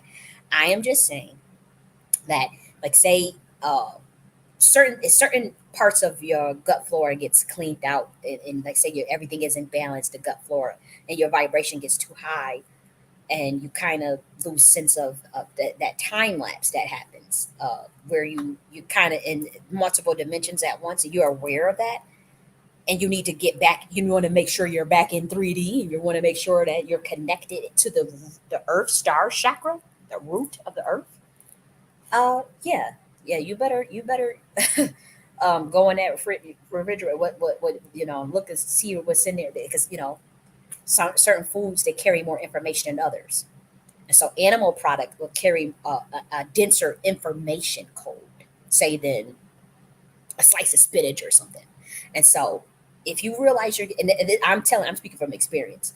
If you realize something that got so high, you might want to look for something with a denser information code. That's the best way. Instead of saying low vibe, high vibe, and you eat that, that could be, it's a turkey pepperoni slice. That could be something that just brings it down a little bit. Because sometimes, like, I know we always obsessed with ascension and transcendence, and we must ascend, and some of you motherfuckers is already too high. You're already indigo. You're already crystal, like me. Like, you're already up there, so you got to bring your shit down. Some of you are already up in the galaxy and shit. Already out there, and you got to bring your shit down to planet Earth. You need to sit your ass outside and ground yourself. But even that could sometimes get you higher. Like, sometimes that may not work, and so you need something dense. Something dense. Play it. I'm serious. I'm talking because it's gonna be so many humans that are fucking awaken, and if so many humans is damn awakening, that if it depends. Some of it's gonna be messier than others. And we don't need to be in a position where you getting locked up or someone trying to say you crazy or something just because you need to balance out your energy, But also, another thing that I want to talk about is there's a lot of mass resignations that happen as a result of P. Diddy stepping down. Let's be real. The CEO of Nike stepped down. Justin Trudeau is stepping down as the Canada Prime Minister. Kevin Lyle steps down from WMG. The SSA General Manager stepped down. All these people the same day that P. Diddy got locked up. Howard Schultz, Lucian Grange stepped down. Kevin Lyles, which I think I just said. Larry Page stepped down. The CEO of Nike just stepped down. What else? There was a bunch of it was so many CEOs that stepped down. The CEO, yeah, we already got the CEO of Nike, but there was some other CEOs that had stepped down too. I'm trying to look for. I think I had saved it somewhere. Where did I save it?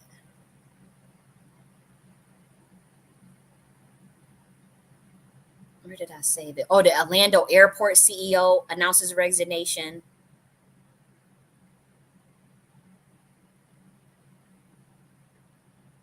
But it was a lot of CEOs that had stepped down once he had got arrested, literally the same day or the day after. And so all these people are not like it's all connected. But the thing is that blackmail ring go deep. We talking about people that was blackmailed for just to get into certain positions in politics and certain positions in banking and certain positions. I mean, he was the black Epstein, Weinstein. It's the same level. Eric Pryor, the presidents of fine arts, stepped down. Jonathan Holloway, the Rutgers president, that's the president of Rutgers, stepped down. The president of Rutgers University stepped down, Jonathan Holloway. That's a Klan member, apparently. And when I say Klan, I'm talking because that last name is very powerful. And when someone has your surname, they're kind of the surnames are a clan, is what I'm saying. Not like the literal clan, like you guys are probably thinking. Robert Davis, the general manager of Martha Vineyard, stepped down. LaMonica McClever, the Newark City Councilman, stepped down. A lot of politicians stepped down. Mike Foster stepped down. The chief prosecutor, Heavy Leventis, stepped down. So again, like this was all on this. This was within 24 hours of Diddy's arrest. I do know that. The Bay City mayor, Kathy Newsham, again, P. Diddy is heavily involved in politics, and so they was doing a lot of blackmail on a lot of people. A lot of people got this stuff, and they could have just stepped down just because they stepped down, but 24 hours within P. Diddy's arrest. Susie Williams. That to me, I don't know. Justin Trudeau. It's all connected. This is a change of power. Y'all can't even see. It's like they already know what's going down. And again, this is a interdimensional war that's just now being felt on the 3D realm. That's been being fought since 2016, and I got involved in it in 2022. We talking about the interdimensional shit, like the spiritual shit, like God said, "Bitch, let's go." We got, and I got that phone call from that black Google gatekeeper talking about they ready to go to war to fight against you to keep their power. What kind of shit is that? Because again, like I said, y'all don't want this system is ran interdimensionally. It's ran by powerful principalities, watchers, and fallen watchers, warlocks, wizards, and magicians. But yeah, there was a fight. There is a fight. There is a fight, and you have to do that through programming and computation algorithms. So help you God. May the best motherfucker win. May the best motherfucker win. Humans ain't ever really have to understand what all that means, or even be privy to it, or even believe it. We don't care. We know that y'all, you think, oh, this is coming, all this. We know everybody brainwashed. They feed you all them lies, and they got all the power at the top. It was a satanic system that we had to dismantle spiritually. You have to dismantle that system. You only do that interdimensionally, and then it carries down into the 3D earth realm, which you can see. And yeah, there's going to be people that get off. There's going to be people that cover for one another. There's going to be people that turn coat, that sell water, that starts talking like a canary because it's hot. The block is hot. For people that's involved in that was involved in that system, that was involved in this low level system. And so we see, but I don't think it's a coincidence that all them people step down within 24 hours. I just don't. Y'all could think that. I just don't think that. I just do not think that at all. I think it's all connected. Like I said, August 2022, it was more so the warning shots, the arrival of certain primordials. July 2023 was the arrival of 125D, 45D, as well as GIA and IAMS team. This is a part of Saturn's dimension, as well as the Atlantean dimension. There's some beings that are part of the Dragon Riders, are part of the creation of the Hebrew bloodline, as well as other entities on this planet. In July 2024, in 2024, was the exposure, like all of this fall where you can see the house of cards kind of falling, but all this was set up in 2016 spiritually. It's just now playing out. 2025, oh, it's the motherfucking reckoning. 2025 is like, that's where we dealing with the mass awakening, and that's why I'm telling you humans to look out for one another, to stop when people start saying certain things. Don't be saying, oh, they crazy, or we gotta lock them up, oh, they motherfucking crazy. No, if people start awakening, Tell them to take a motherfucking chill pill. If the outside don't work, sit their ass outside in that grass and tell them to chill the fuck out. If that don't work, you bring them in, you give them well, first you got to make sure that their entity is not trying to attack them or that they're not at war with them. If you see them, they're possessed, you start to play, your Rukia, your the Aramaic version of Lord's Prayer, 963 hertz, 528 hertz, or something. You get a citrine, you get something loud to crack up because pretty much like certain loud frequencies, like remember bells used to have 9,000 bells all over the world. They destroyed 9,000 bells because the bells used to ring a certain frequency that would connect with the ley lines, but also get rid of any low frequencies, or that people say demonic entities or whatever, but just low energy. It breaks it up.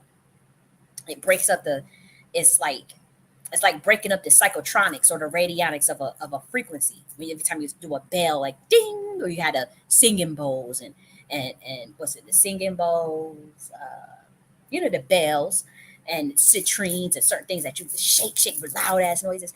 Believe it or not, it fucks up how do we say that? The wavelength. Because everything is electromagnetism, so everything has a different certain wavelength. In electromagnetism is an aspect of light, as we know, it's the interaction between a magnetic field, an electric charge, or whether it be protons and electrons, and the electromagnetic fields that they produce. And so, say a low frequency, a demonic entity could take over it could enter someone else's aura, or whatever. It's very rare, but it does happen if you are under ceremonial attack. Or attack from like a secret society or organization that does not want you to see certain things, yeah, you could be taken over, especially if you already have, like, say, your parents are involved in some shit, or you're already, in my situation, like there's already things that's kind of set up governmentally since I was awarded the state and things that my bloodline had got involved in that kind of made it easier for stuff to enter into my aura, and so you have to be careful. And so first you want to make sure the person is not demonically possessed or don't have entities that's trying to, fuck up their mind, or certain things to try to hijack your consciousness. And so you want to make sure that nothing can hijack your consciousness. You want to bring them back, sit your motherfucking ass down, read this damn Bible, or play some psalms, and have them go to sleep or something, and have them just relaxing. And if they too high, but they're not demonically possessed, but they want to come back down, or they feel like, oh, my energy is too high, just give them a piece of fish or something, fried fish or something, a piece of meat, to kind of bring them back down. Gotta bring them, and I had to bring myself down. Like, I know, when I'm out there in the galaxy, I'm like, oh, look at all of this, oh, looking at chaos, looking at the way melanin is formulated in the universe out there. I had to bring, I had nobody, because everybody was willing to lock me up, say they just wanted me to go back to lock me up and say I'm crazy, and I'm like, no, I got to do this shit myself. I'll figure out a way to to bring myself down and bring myself back and organize my mental space. But I did pray to God, because I'm like, I asked God for the help to do that for me as well. And so, yeah, it's deep. And again, it's gonna be real out here. And this is what happens when people steal sacred knowledge that didn't belong to them. Okay, so the planet's out of balance, and we're getting it back together.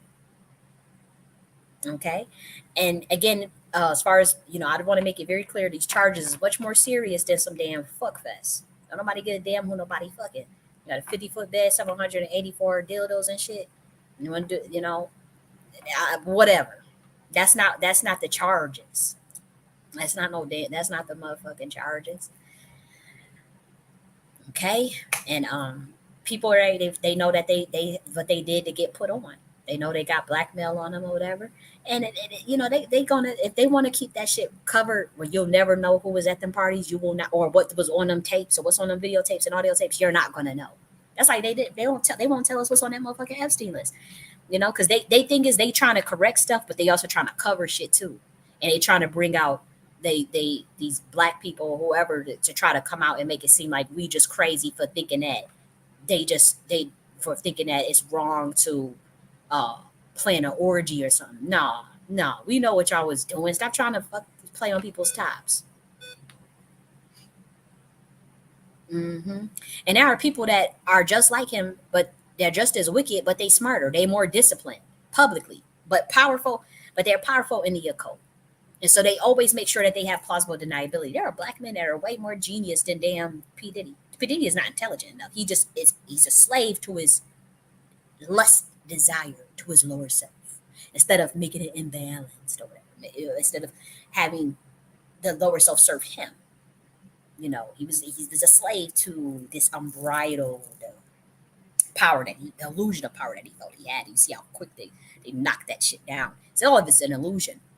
And so, but there are black men that are powerful wizards and warlocks, and they always have plausible deniability. See, they ain't out here fucking a bunch of bitches and fucking, and I see them fucking bitches in the astrogram.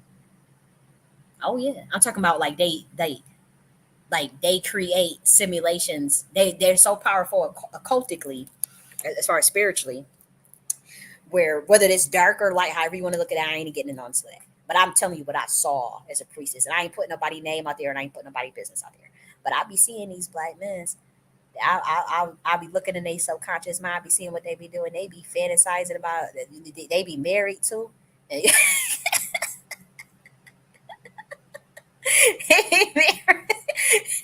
Oh God! If only they knew what these men were fantasizing about. Like I said, I ain't put nobody business out there. Or the fact that they have astral relationships with other female. I mean, it gets deep. Like that shit is real. That's why I don't fuck with it, because it's a dark energy behind it, because I don't it don't feel clean, because it's so manipulative. Like a lot of these occultists, they're so fucking manipulative and deceptive, and I just don't like that shit. And they'll be having a whole psychic ass telepathy. They already know telepathy is real. They already know telepathy is the Department of Defense. They already working on synthetic telepathy. That technology is old. It already exists. It's nothing new. And you think the people that don't take whether they got it through the dark side or through God, like my stuff comes straight from. I'm not initiating anything. My shit comes straight from my ancestors and from God. But there are people that synthetic telepathy. This is what they trying to do with the Neuralink and stuff. But they trying to put that shit on your head. These people that already got that. That ain't nothing. They just making it commercialized where you can go and buy it now. But y'all gotta get real. Not these men. See, they not stupid enough like P Diddy to actually go and plant it into 3D. Let me go get me a 50-foot bed. And 784 dildos and 1,000 bottles of baby oil and a bunch of that. And it's so the charges is so serious. Let me stop laughing, but I hate that they put that in there, because now they just took the seriousness out of it with that. Like seriously. But they know not to go, and they know they ain't stupid enough to do that. They gonna create a simulation of it in they motherfucking head and fantasize. They might fantasize about some off the wall shit, but they ain't stupid enough to actually go and go get drugs somebody and go drug some humans. No, they ain't. Don't Anunnaki motherfuckers ain't that damn stupid. And they and they usually see all the types of stuff. They be carrying on with other women telepathically behind their wives' back. They astral project, they remote view on other motherfuckers. They do all types of shit. That's why you gotta protect yourself. And I'm telling you, I know for a fact there's people around PD that could do that. I know that this is just how it is. They are in the occult. It ain't nothing new. And the gifts sometimes like they look similar because God gives those same gifts too. So if you don't know what comes from what, and that synthetic telepathy, even if you have synthetic telepathy, you can still connect with someone that even may have that naturally. You can still, and so you have to be careful. You have to be very careful with that stuff. And like I said, the CIA have already confirmed the gateway process. The Department of Defense, they already talk about how astral projection is real, remote viewing is real. They already talked about the technology that they're developing around synthetic telepathy that's already been developed. Probability distribution of things that help with like predictive programming. That technology is going to be coming out. They're trying to mimic stuff that humans can naturally do if they fucking raise their vibration. You don't need to the stuff they develop, and you really don't need it. But it is what it is. People don't want to do the work to get the gifts naturally, or they weren't born with them. They want to have a synthetic version of them. And you be careful what you ask for. You be careful in what you get involved with, because we're overseeing all of your technology, and if it's not in alignment with this universal law, if y'all gonna use that technology to be abusive still, we fuck that up too. So y'all be careful. Y'all want to sit up there and experiment with shit, whatever. But like I'm telling you, man, that's why they talking about they just discovered electromagnetic field around the earth. Melanated people been saying that for years. They just say that this month. I put that in a book years ago. They're saying that years ago. What the fuck is wrong with y'all? Black people been knew that shit, and I'm just like, man, they playing the fuck out of people. I just, it's not my job to tell people, oh, hey guys, don't go into that system. Don't do that. Don't do that. I have put it all out there. I can speak more freely than other motherfuckers. But I'm telling you that shit is such a farce. It's not even funny. Like it's such a uh, an illusion that I do sometimes feel. I ain't gonna hold you. Like I do kind of feel bad for anybody that bought into that, and I even sometimes feel a sense of guilt at myself for almost falling into it. And I thank God for the people, ancestors, and even certain people that wanted to give me codes and try to tear me out of that. And when it got so bad where it was just right crept up on me, that's when God said, "Wake your motherfucking ass up. I'm about to throw your ass right." Pop, bloop, pop goes the weasel. Pop your motherfucking pineal gland open, and now your ass can see. And then I went back to sleep because they did drug my ass up, and they whatever they drug, I felt my pineal gland close right back up. I felt it. I felt it. Oh, I was so devastated. But they released me. I was able to have my freedom again. But they got some. They'll put you on that shit. That's black box psychotropic. But that's designed to close your pineal gland. And it happened again. But then I was so happy that you know uh, I didn't fall into the same trap, or I didn't necessarily. Uh, I mean, people were trying to like the people closest to me. They were trying to gaslight me and say, "Oh, you're just crazy," or "You're just crazy," and that's when I said, "Oh, I'm good. I'm good on y'all motherfuckers." That's a one-way ticket out of my life, is to deceive me, to use some type of deception, to use deception, or to gaslight, or to try to play on my top, or try to play on my intelligence with that. Oh, you're crazy. All that.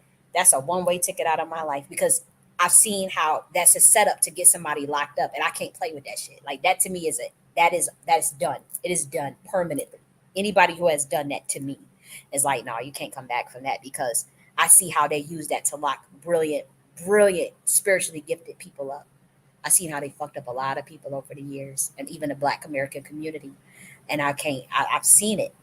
When I was locked up, I've seen it was nothing but get spiritually gifted people, very spiritually gifted or brilliant people, or people who knew too much, and people that was in the military that kind of just know shit, and they got scared and nervous, and the people that set them up.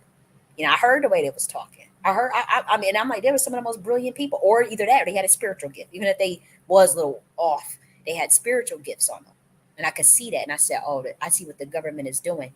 Anybody that has spiritual gifts, they have a vested. They have people around you set you up and label you crazy and lock your ass up. And that's some wicked ass shit. That's so wicked to me. And so anybody that, when I saw they was trying to do that to me in 2023 again, okay, whoever, and I'm like, I just, that's a one way ticket out of my life. So whoever tried to play on my top, and you was a lying, deceiving ass motherfucker. You lying and deceiving me. Now you gonna sit up there and try to play on my intelligence, and I can literally see on what's in your motherfucking head. I can literally see what's going on in your damn subconscious mind towards me, and I realize you've been deceiving me this whole time. Oh, that's a one way ticket out of my life. We're done, because it's not that deep. Like it's just never that deep to be that intimidated or to feel that threatened by someone's intelligence or brilliance. Where you got to get locked up, or let's that's somebody trying to fuck with your birthright. That's somebody trying to fuck with your destiny. And I saw that all around me. I'm like, these motherfuckers is not. They trying to control me. Like they trying to like on some like Leo handler type shit. Like I signed some contract with them or I took an oath with them. Nah, I ain't in that shit. What the fuck is y'all treating me like I'm a part of that shit for? Because just because somebody in my family did or somebody walked away from a secret society and they try to offer me up, no, fuck that. Fuck that. And I'm not saying I got all the picture right or I know all of the details of what transpired and happened because I had to put all this shit. I saw all this stuff psychically and did 8 months of research to confirm and had to triangulate and catch people in lies, catch people in shit that didn't add up. And then finally, when it got so bad, motherfuckers started to actually admit shit behind the scenes. And so, no, I don't. I'm. That's a one way ticket out of my life. Anybody that come with me with that, because I know my level of consciousness, and I'm not saying it's the highest, and I'm not saying I learned it all or I'm at the pinnacle of awareness, because I'm not. I'm still growing and learning, but I know that I'm not about to let no sherm ass motherfucker that's a part of that little satanic shit come in my face and tell me, try to gaslight me and deceive me. And I see the demons on you, and I'm literally looking. I'm like, this person is totally fucking possessed. I'm like, this person, like the people that I'm telling you, and that's the one thing. And I'm not talking about you see like a literal demon, but I'm saying you could look in their consciousness and you looking at them and you could tell that they motherfucking lying to you and trying to set you up. Like on some the shit they pulled with Nipsey Hussle, that shit is true. They do that to so many people, and you don't have to just be famous. You don't have to. It's just people get sacrificed all the time. People in regular humans. It's not. It's not just in the celebrity world. It's people that's the man. And the devil come knocking, they say, "Oh, you got this contract, or you got this, you got it, or for this person." This is what these people do, and you gotta stay away from anybody that's with that shit. You gotta stay away from anybody that's on that shit. You really do, because they don't have no problem sacrificing your ass, especially if you got any type of gifts and more talent in them. You have more talent, naturally talented, naturally gifted, and you around a motherfucker that's willing to do anything to move up and get money, and you around them, oh, you're gonna be the fucking cannon fodder. Any talent, any gifts, whether it's sports, music, uh, math skills, finance, whatever you're good at, whatever, and you got more than that other person that's around you, and you see them in the industry, see them in the entertainment industry, or you see them, people around them just dying, motherfuckers around them just dying. You gonna be around that? You a stupid motherfucker. And I had to learn that the hard way. I'm telling you, I learned that shit. It almost cost me. It almost cost me my life. So I know what I'm talking about. So I'm not about to sit up there and act like, you know, it's all good and gravy. The moment someone try to play on my top, when it comes to that, and y'all know you a wicked motherfucker that was in on what happened to me, we just done for life. We could just forget it. And I'm not a motherfucker that I don't forgive when I know that the people that did something don't have remorse for what they did, nor do they admit, and they use plausible deniability and gaslighting to cover up their own actions. I'm not forgiving that. I forgive myself. I work in peace and love. I'm not even seeking revenge or nothing.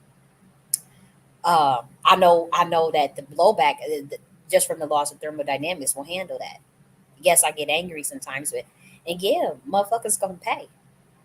That's not because it's me. It's because it's the laws of thermodynamics. It's what you that again, whatever laws that y'all thought were on this planet that y'all were abiding by. This y'all was following this Aleister Crowley stuff. We could do without what we could do whatever we want. Do whatever we want. We could do whatever we want. Yeah, yeah. Okay, but did nobody say you could violate somebody else's motherfucking free will? You can't enslave motherfuckers. What the fuck is y'all doing? You can't capture souls. You can't bind motherfuckers in contracts. And so them spirits gonna fight back eventually. It's some demons that's fighting back. A lot of times they was enslaving these demons too. And them demons gonna wait for Saturn to come back so that they can jump ship and snitch on all the humans and snitch on all the occultists and wizards that have been enslaving them. Because again, the patriarch couldn't can't the way that the oh, this is so fucking deep. Oh, I don't even know if I can get into this. The relationship between the original matriarch and the spirit world, it was a different relationship. It wasn't so transactional. We didn't need any contracts. We did it people free.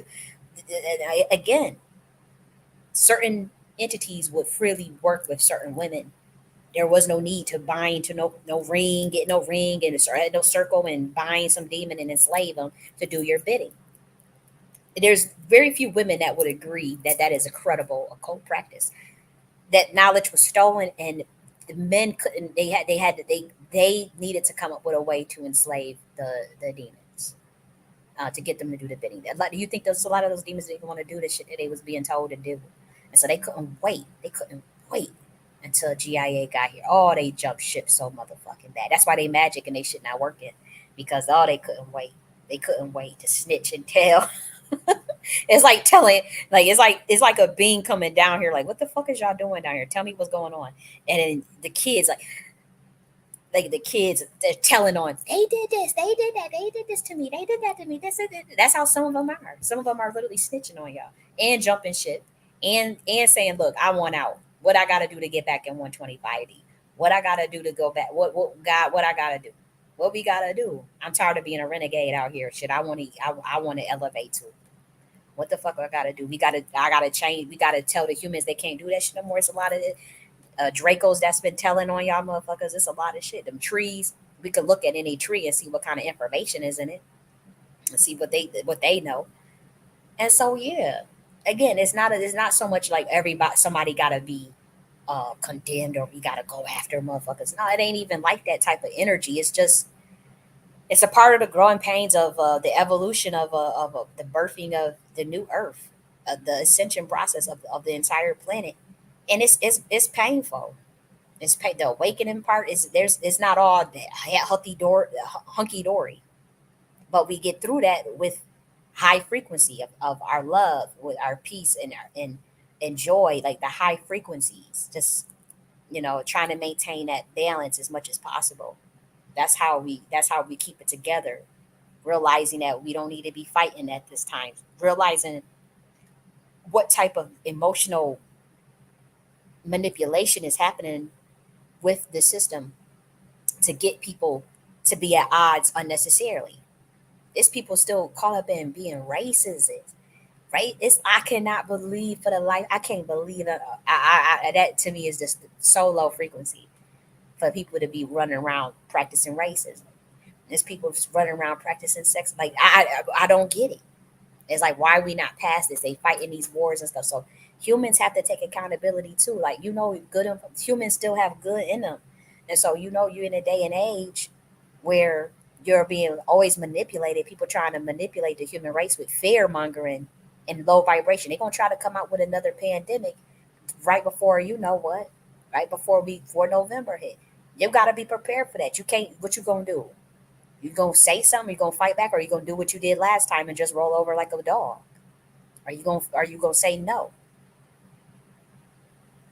Shit, I say no. I don't care. They come after me. I wasn't taking none of that shit they was offering. I ain't buying into none of it. I was scared though when the COVID stuff first came out though, because I didn't know what the fuck was going on. But I do know it was eventually it clicked to me that it was spiritual, that that with the corona, they was talking, they awakening, they was scared, and they wanted to jab as many motherfuckers as they want to take many motherfuckers out with them, the fucking nanite technology.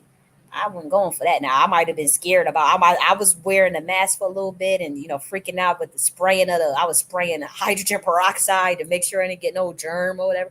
But now that when they came out with that jab shit, oh hell no, that was a bridge too far for me. Hell no. And I fought like hell to warn other people not to do it. I fought like hell. I'm like, okay. Then I realized the mask stuff was a ritual, and I said, I can't get with this mask shit. Y'all doing too much. I don't believe in covering no air, no space. Like at first, I was like, okay, well maybe it's helpful or something. And I did isolate like maybe they said it got a 6 feet thing, but after a while, I'm like, man, they ran so much game on us with that. It's criminal what they did. They ran so much game on us, and so don't let no game be run on us today. Okay. And like I said, what if P Diddy, is there an element of P Diddy just wanting to walk away from his contract, wanting to walk away and do the right thing, and then the system come at him for doing that? That is a possibility where okay, he could only redeem himself. Only people say only God can judge him. God gives the final verdict on a free will planet. You know, but this is a free will planet, so yeah, a lot of people are judging him and breaking him through coals. There's 20 years of rumors, and that's the case. If that's the case, if that is the case, and only if that is the case, like say he walked from a contract and he wants out, and they are trying to, drag him through the coals because he doesn't want to do their satanic shit no more. That P Diddy has to be the one to do the spiritual work to get access to more of sort of the protection of the other side.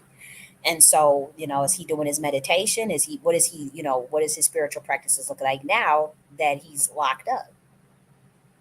Because now that he's locked up, the strength of your mental fortitude is when they try to uh, program you, and when they try to break your mind and break your spirit, like he has done so many other people. He's got plenty of people fucking locked up, plenty of people fucked up.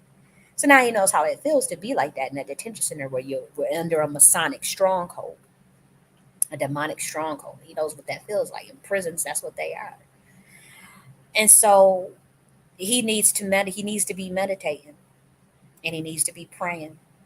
Seriously. If it's just more so of a case of him really trying to repent and redeem himself, and they got upset at him for not following what he put in that contract, and they getting at him. Oh, that's the only,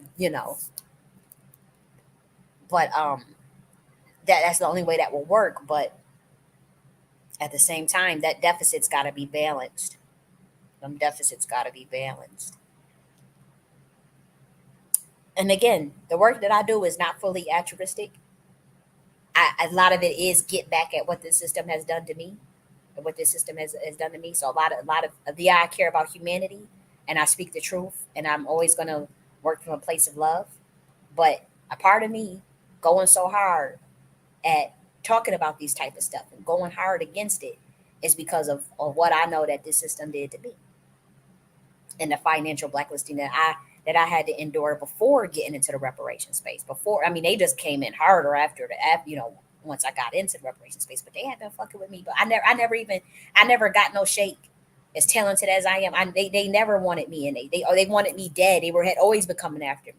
I remember the last phone call that happened before August 2022, with my my best friend's mother, and what she said to me.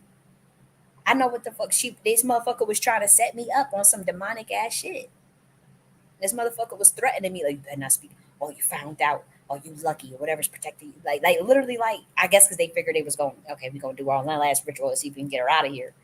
But yeah, like, these motherfuckers always been coming for me. These Satanists have been coming for me for a minute because of my light, and so y'all try to take me the fuck out. Y'all came for me first, so it's up.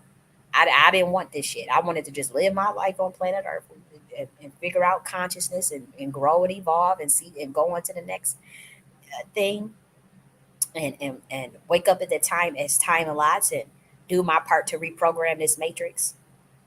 But I wasn't even reprogramming the matrix. I was just a nigga writing some books, and these motherfuckers still came for me. These motherfuckers been coming for me since 2015. That I remember. It probably was before then. But I'm like, nah, it's up. Y'all fucked with the wrong one and the right one. I'm not saying I'm invincible, because I'm not. I'm very humble. I'm not invincible. So, but I also know that shit is gridlocked, and I know that I'm protected, and I know if someone is to come for me, and even whether they succeed or not, all hell gonna break loose spiritually. All hell is gonna break loose spiritually if something happens to me. That I know on this planet, because I already know my role. See, the powers that be know who I am. They shadow the fuck out of my channel. That's okay. Because I don't need nobody to believe. It ain't about, oh, somebody, this is who I am, guys. You gotta follow this. You gotta follow me. You gotta believe. I don't give a shit about that. Because they know. And I already, it's enough breadcrumbs where if someone that's intelligent enough could put the two and two together. And there's people that's around that, they know who I am. And so that's not important to wing that part. I done figured out a way to glitch this shit and program it too. But y'all not about to sit up there. No. Y'all not about to sit up there and keep trying to manipulate and gaslight me. And so I have closed my circle down quite a bit. And consciously for a time. People say, oh, you're too isolated. Oh, you don't talk with, I have to go through my own healing and and do and continue to deprogram and reprogram. So I don't got time for.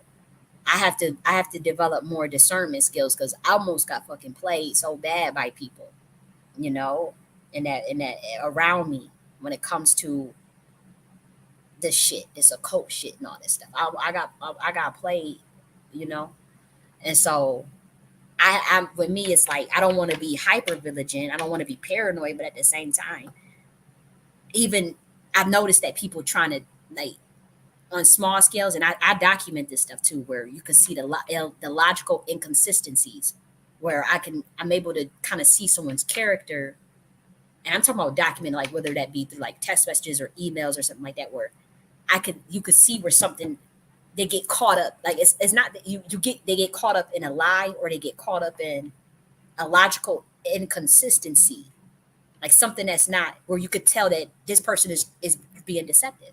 And if I was to show this to like say a person that looks at the forensics of certain things that people say or certain like or a military scientist or a strategist, like you would be able to see what I'm seeing. Like I'm like this person is like the way it did it the reactions didn't warrant what was said. Or here's the thing, I'll tell you this: a person's true colors always show whenever a boundary is asserted or when they realize they can't deceive you.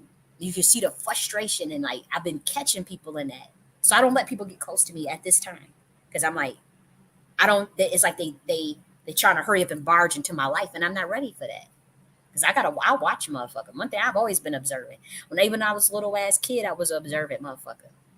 I was a little ass baby. Like I remember when I was a little ass baby, one of my parents said I used to always just watch, like just be observant, watching. And when I was talking before I was walking, and I was saying full motherfucking sentences when I was 6 months years old. When I was 6 months old, and y'all don't have to believe it because my family member already had told me that when I was 6 months, I was saying full ass sentences, not walking, still wearing a diaper, not knowing how to walk, mind you, and we would be at the grocery store, and I would be talking full blown sentences, and people was walking up to my parents saying, "How the fuck is this little ass kid, baby, a 6 month old baby?" I know people will say cat, like oh that's cat, because that's like that's why I never doubt when people tell me certain like. I remember when Cat Williams was like, when he was 3 years old, he read 400 books when he was 2 years old or something like that. To me, that don't sound foreign because I already know how gifted certain people are. And I already know how Black Americans underestimate their gifts and underestimate there's really I've seen shit even with other Black Americans around me. Like I've seen babies that have memories from when they was 6 months. I've seen babies that have that have memories from when they was 1 years old and able to tell scenarios that only an older person could confirm. An older adult can confirm, but it's like, okay, that really did happen. Okay, but you was 6 months old. You was only 6 months. How the fuck do you remember that? Or you was only 1 year old. How the fuck do you remember? I know from experience that there are Black Americans that I witnessed that can do that. I remember being a kid talking to Black Americans, and we would talk about how we know we had reincarnated. As a little fucking 9 years old, he was like 8 years old. I remember we were talking about consciousness and knowing that we were inside our animated bodies. So it doesn't shock me. Like people can say, "Oh, that's cat," just because y'all motherfuckers don't. I don't know. Like Buffalo, New York, it's already a whole nother ballpark when it comes to this type of shit. That's why they be monitoring the fuck out of Buffalo.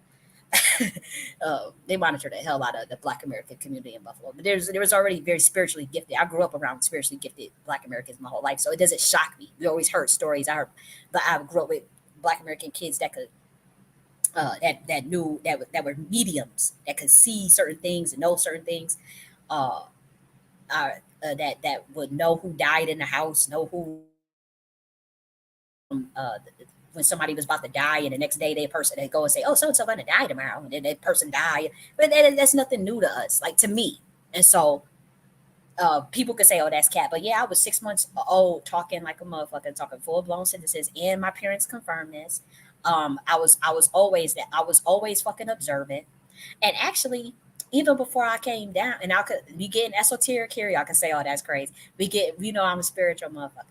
Even when I was in the ethers, like before, I was always an observant. I always was watching God. I'm always watching. I'm always watching. And so I'm always gonna catch something. And my bloodline is military priesthood. My bloodline has always been military priesthood.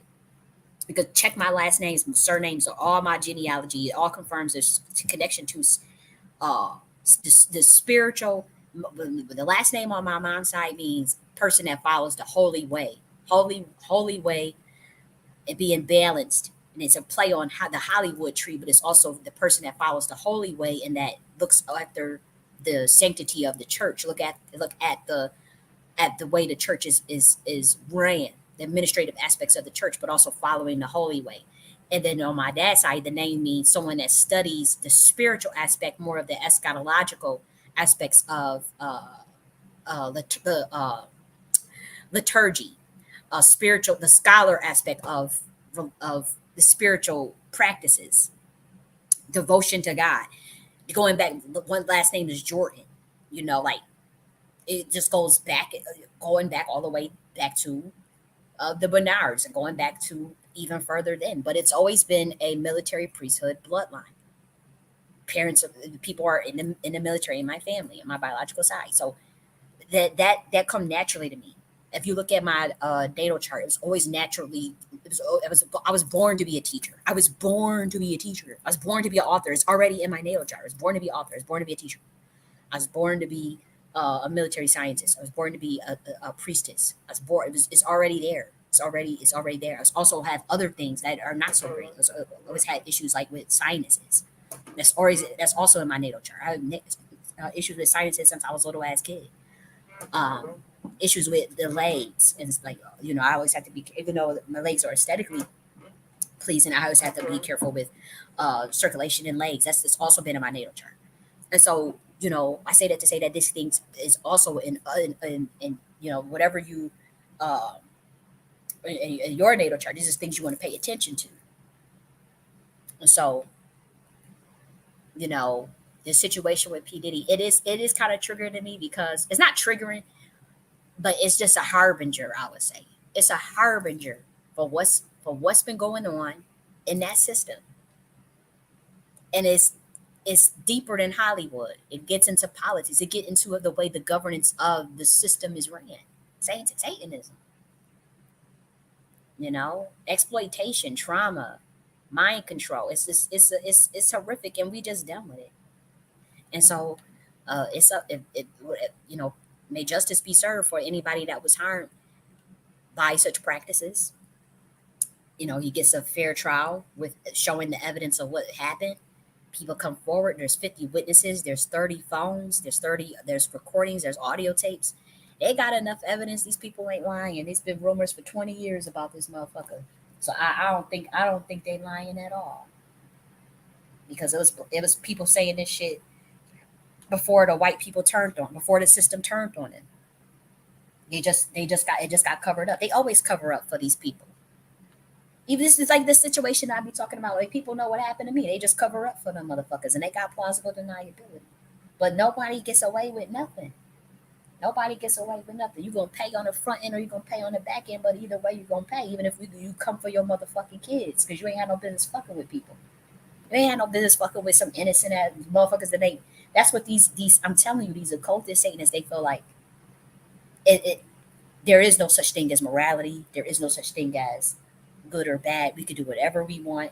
If they need kinetic energy and someone is a higher frequency or someone is more gifted than them, and they feel like, oh, that person's a threat or that person is this, they will go for that motherfucker. They don't care.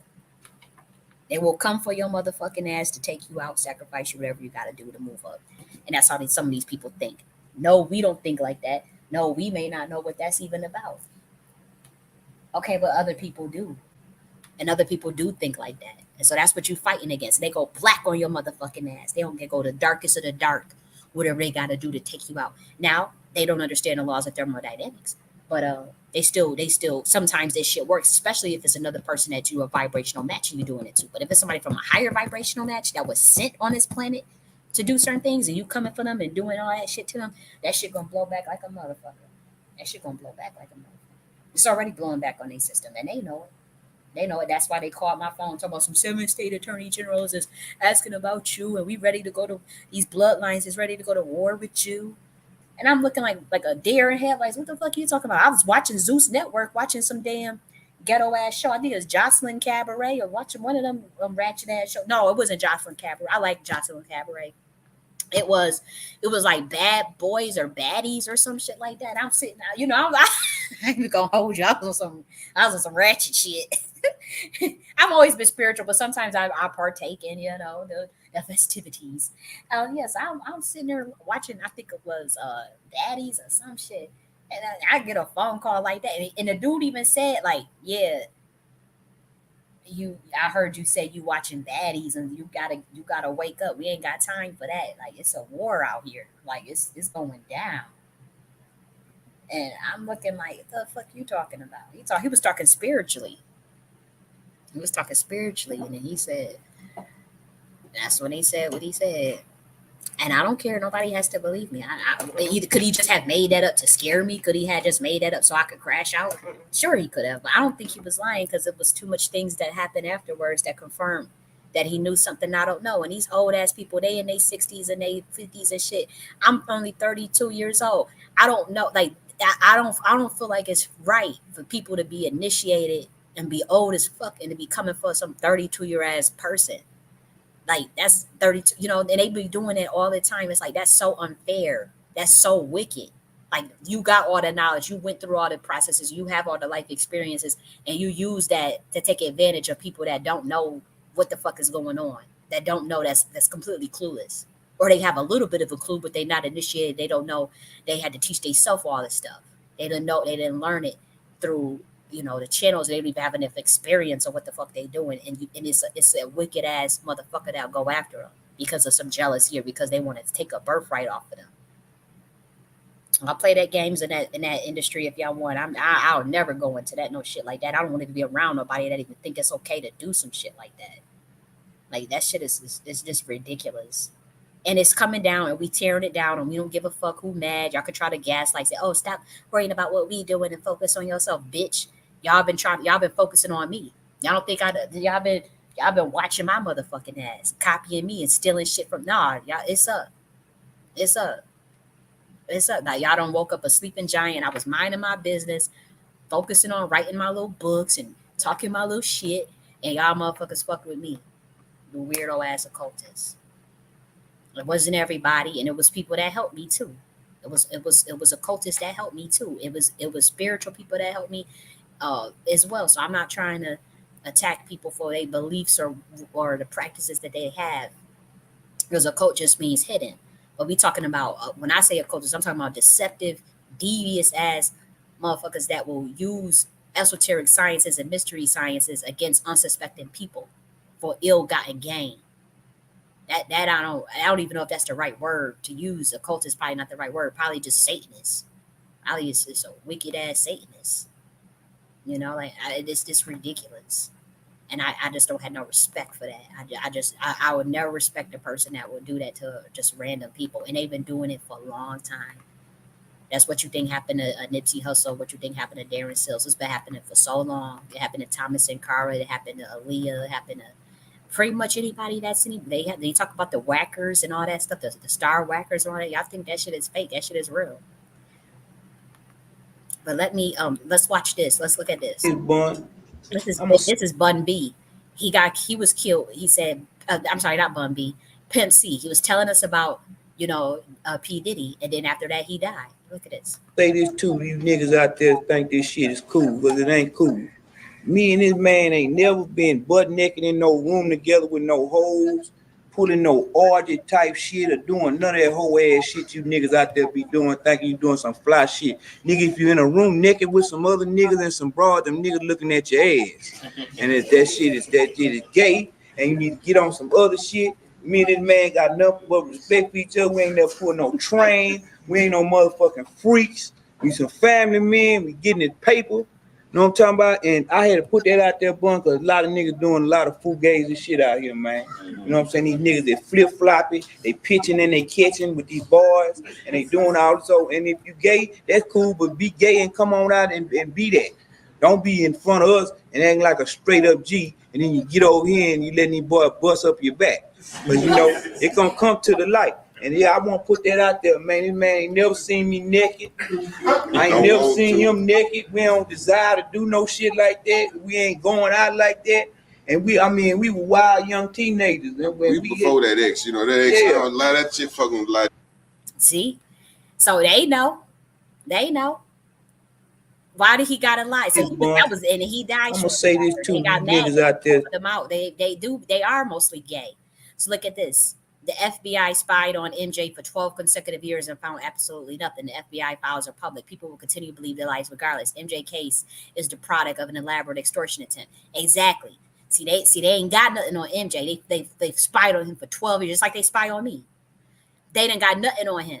And so if say when they come out with when they was attacking MJ, now the black community needs to defend. That's who you defend. If I go through with this, look at this. I win big. He will not believe it. He will not believe it. That's who that's who you defend when somebody trying to rail. That's who motherfucker that's got railroaded. Beyond belief. He will not believe it. He will not believe what's going to happen. Yeah. Beyond his worst nightmares. So one more record. This attorney I found.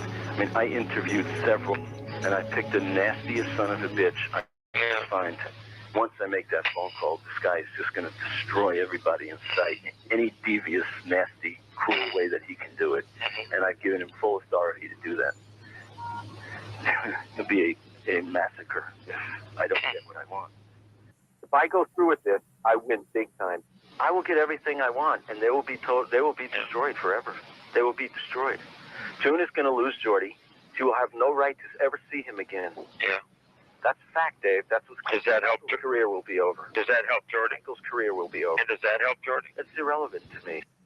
See? They be plotting on this shit is serious. Now you think of me being in that reparation space and talking as much shit as I did, teaching Black Americans about military science, all type of shit, formulating the consciousness behind the delineation movement. They ain't gonna never give me credit. They want to act like they come up. Everybody knows that I was talking that big shit about delineation movement on Clubhouse and on Twitter Spaces, and yeah, I know I was consciously programming Black Americans to fight for themselves and to speak up and to see their power, to see, you know, and I was doing it consciously. And so yeah, they'll come after you. They coming after Michael. They came after Michael Jackson. Michael Jackson is the one where we defend. And so I do see Blue Morgan. I appreciate you, Blue Morgan. Let me look at the comments. Dang, y'all know I don't be looking at my screen, so please don't take it personal. I don't be looking at like as I'm doing it, so I appreciate everyone. Royal Deluxe, I see you, Royal Deluxe. Okay, so you said how do we disinvite the spirits that came to the portal? Are they here to stay?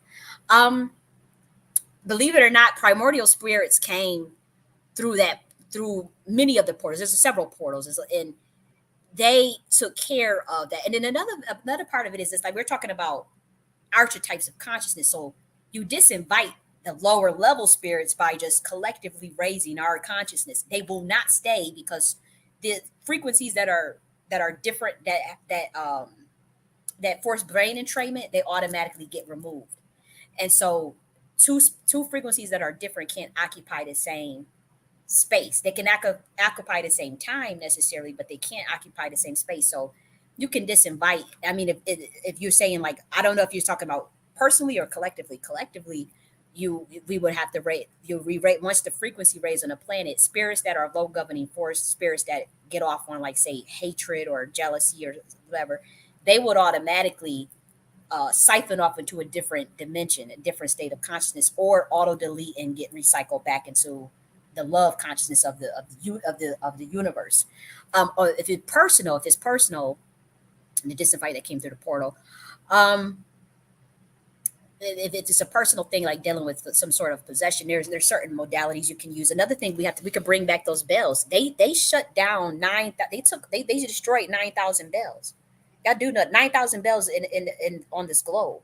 They took it down because the church bells, they would ring a certain cadence. So we have to bring back the bells. If we want to do it collectively, bring back them bells. Switch the music back from 432 from 440. That's also a thing that will get rid of that low governing force of the universe, of the planet Earth, and balance out the energy again. That's another way to disinvite them spirits. They I'm telling you, it's a documentary. You can look at it yourself. They destroy all the bells. They took all of the bells away. And those bells, that would get rid of certain spirits. But some of them, you can't really, planet Earth is open now. So if people want to come in, but there is still primordial energies on this planet that's gatekeeping. And by that I mean, like, they're not going to allow something that, like, what your shit has already been hijacked for centuries and being ran by Satanists. And so that system is ending, and there's a new system being ushered in. So the spirits are pretty much the homunculus deities. They've already been exposed. They've already been out of the way. Been told that they can't be in this dimension anymore. But let me show y'all this. This was Michael Jackson, but let's look at this. This was Jesse Waters. He said Diddy is now spending his days in New York's most notorious jail, known for its barbaric conditions.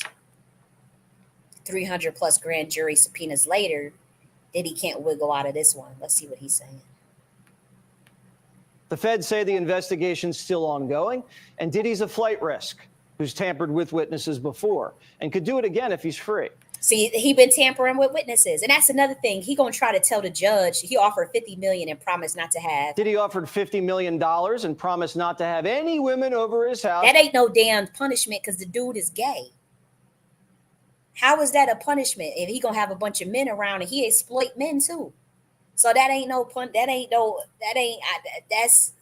not, to me. That's not it. But he wanted to pay $50 million to stay out of jail. That's a lot of motherfucking money just to stay out. Damn. See, you could tell he not strong mentally. Like, that's because that's not worth $50 million. But damn, I don't even see what was you thinking in your mind where you wasn't even preparing yourself psychologically for that? You wasn't even preparing himself psychologically. That's what makes me think it wasn't a spiritual component to it, like as far as him just deciding to walk away from his contract. That's why I doubt that was it. If they let him out, but the judge didn't budge. So Diddy's spending his days in Brooklyn's Metropolitan Detention Center, New York's most notorious jail. It's known for its barbaric conditions, stabbings, murders, suicides, blackouts, and lockdowns. For dinner, see, that's a Masonic stronghold. They fuck with people in them damn. They I'm telling you, they messing with them people in there. When it's the notorious blackouts and lockdowns for dinner and all this stuff. He most likely, believe it or not, it's a irony to this, and the only they on the inside know what this is all about. Again, you have to understand what a Masonic stronghold is like, and that's prisons are Masonic strongholds, all prisons, and the things that they do to break people mentally, and what they do to get people out the paint when they talk about these suicides and all this stuff. This shit is, man, it's bad.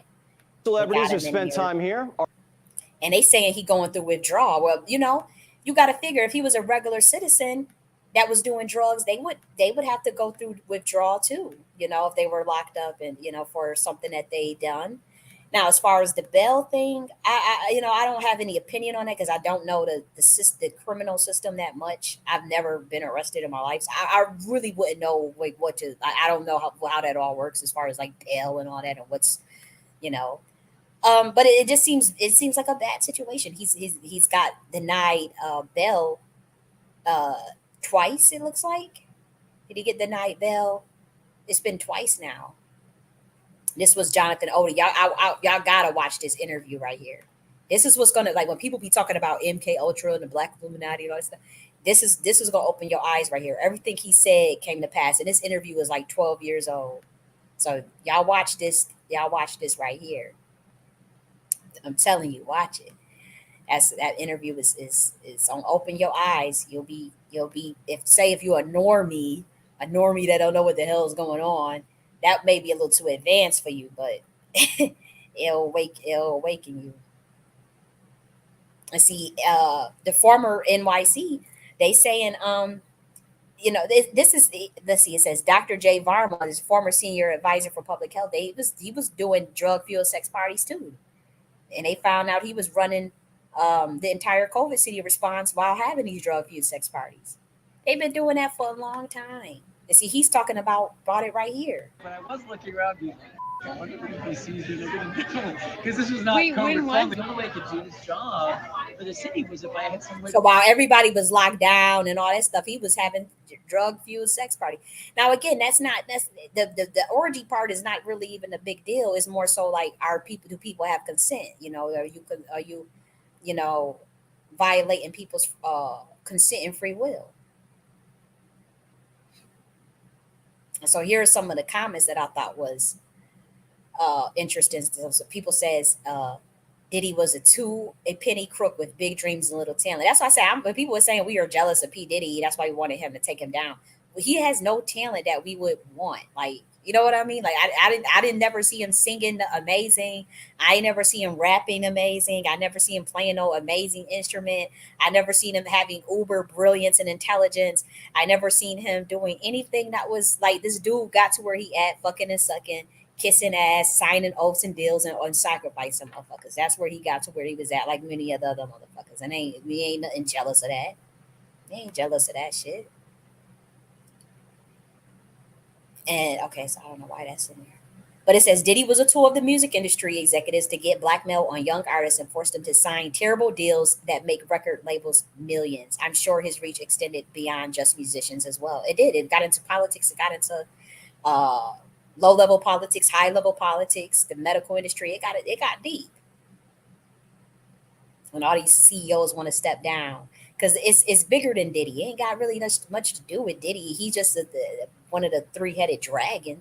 But it's a lot of people that's gonna step down. There's a lot of people on them tapes. So maybe they jumping the gun. Maybe they freaking out and fearful, you know.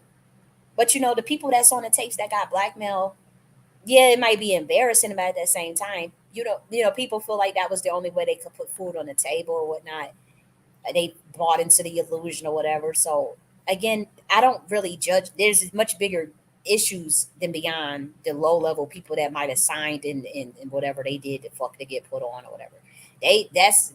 I'm not thinking about them. I'm looking at these motherfucking Dracos, these Draco motherfuckers, and the people at the top, the Khazars, these fake ass motherfuckers that put this system into place, tricking humans. A lot of this stuff was tricks, game. And so it's fucked up. But for this black men's, y'all sitting up there, this pro-black industrial complex, y'all got to get the fuck on out of here with all of that trying to shame black Americans into supporting P. Diddy. Y'all can kiss ass and kick rocks. Like, I know y'all remember this song right here, right? Sunshine Anderson, heard it all before. But y'all remember that part where she says, "But I had to shut you down." Remember that part? Let's see if I can play a little bit of this.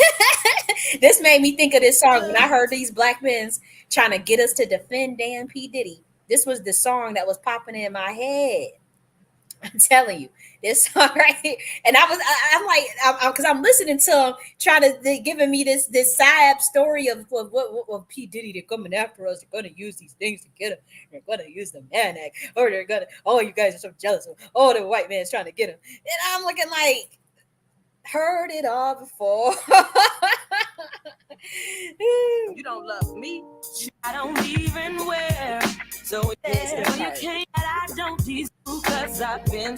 This is all I was saying in my head as I'm listening to these different black men. Trick Daddy, Trick Daddy trying and Boosie. I'm looking like, what the fuck out here? What y'all doing?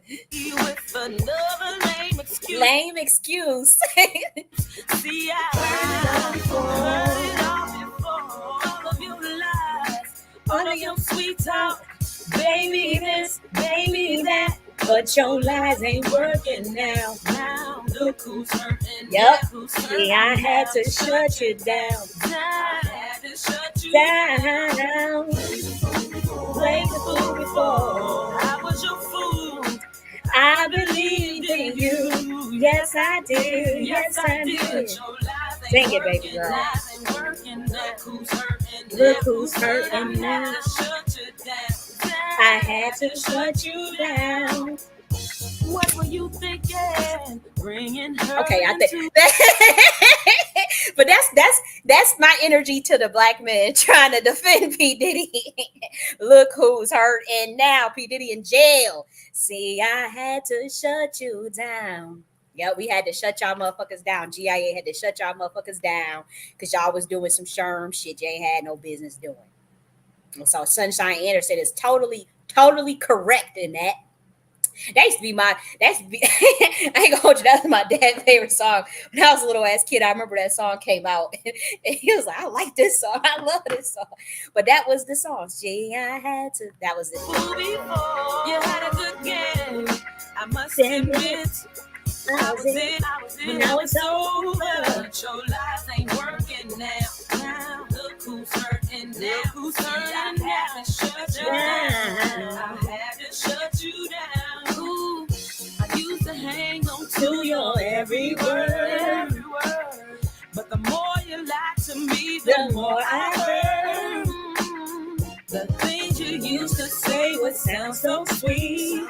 I'm not naive to believe. You gotta know you messed up. You gotta go now. Say what you want. Say what you want. Your lies ain't working. That's how these black men are sounding, like trying to convince us to defend P. Diddy and go out for P. Diddy. You gotta know you messed up. That's what I gotta say to the pro-black industrial complex. To the pro-black controlled opposition industrial complex trying to convince black Americans to defend some damn P. Diddy.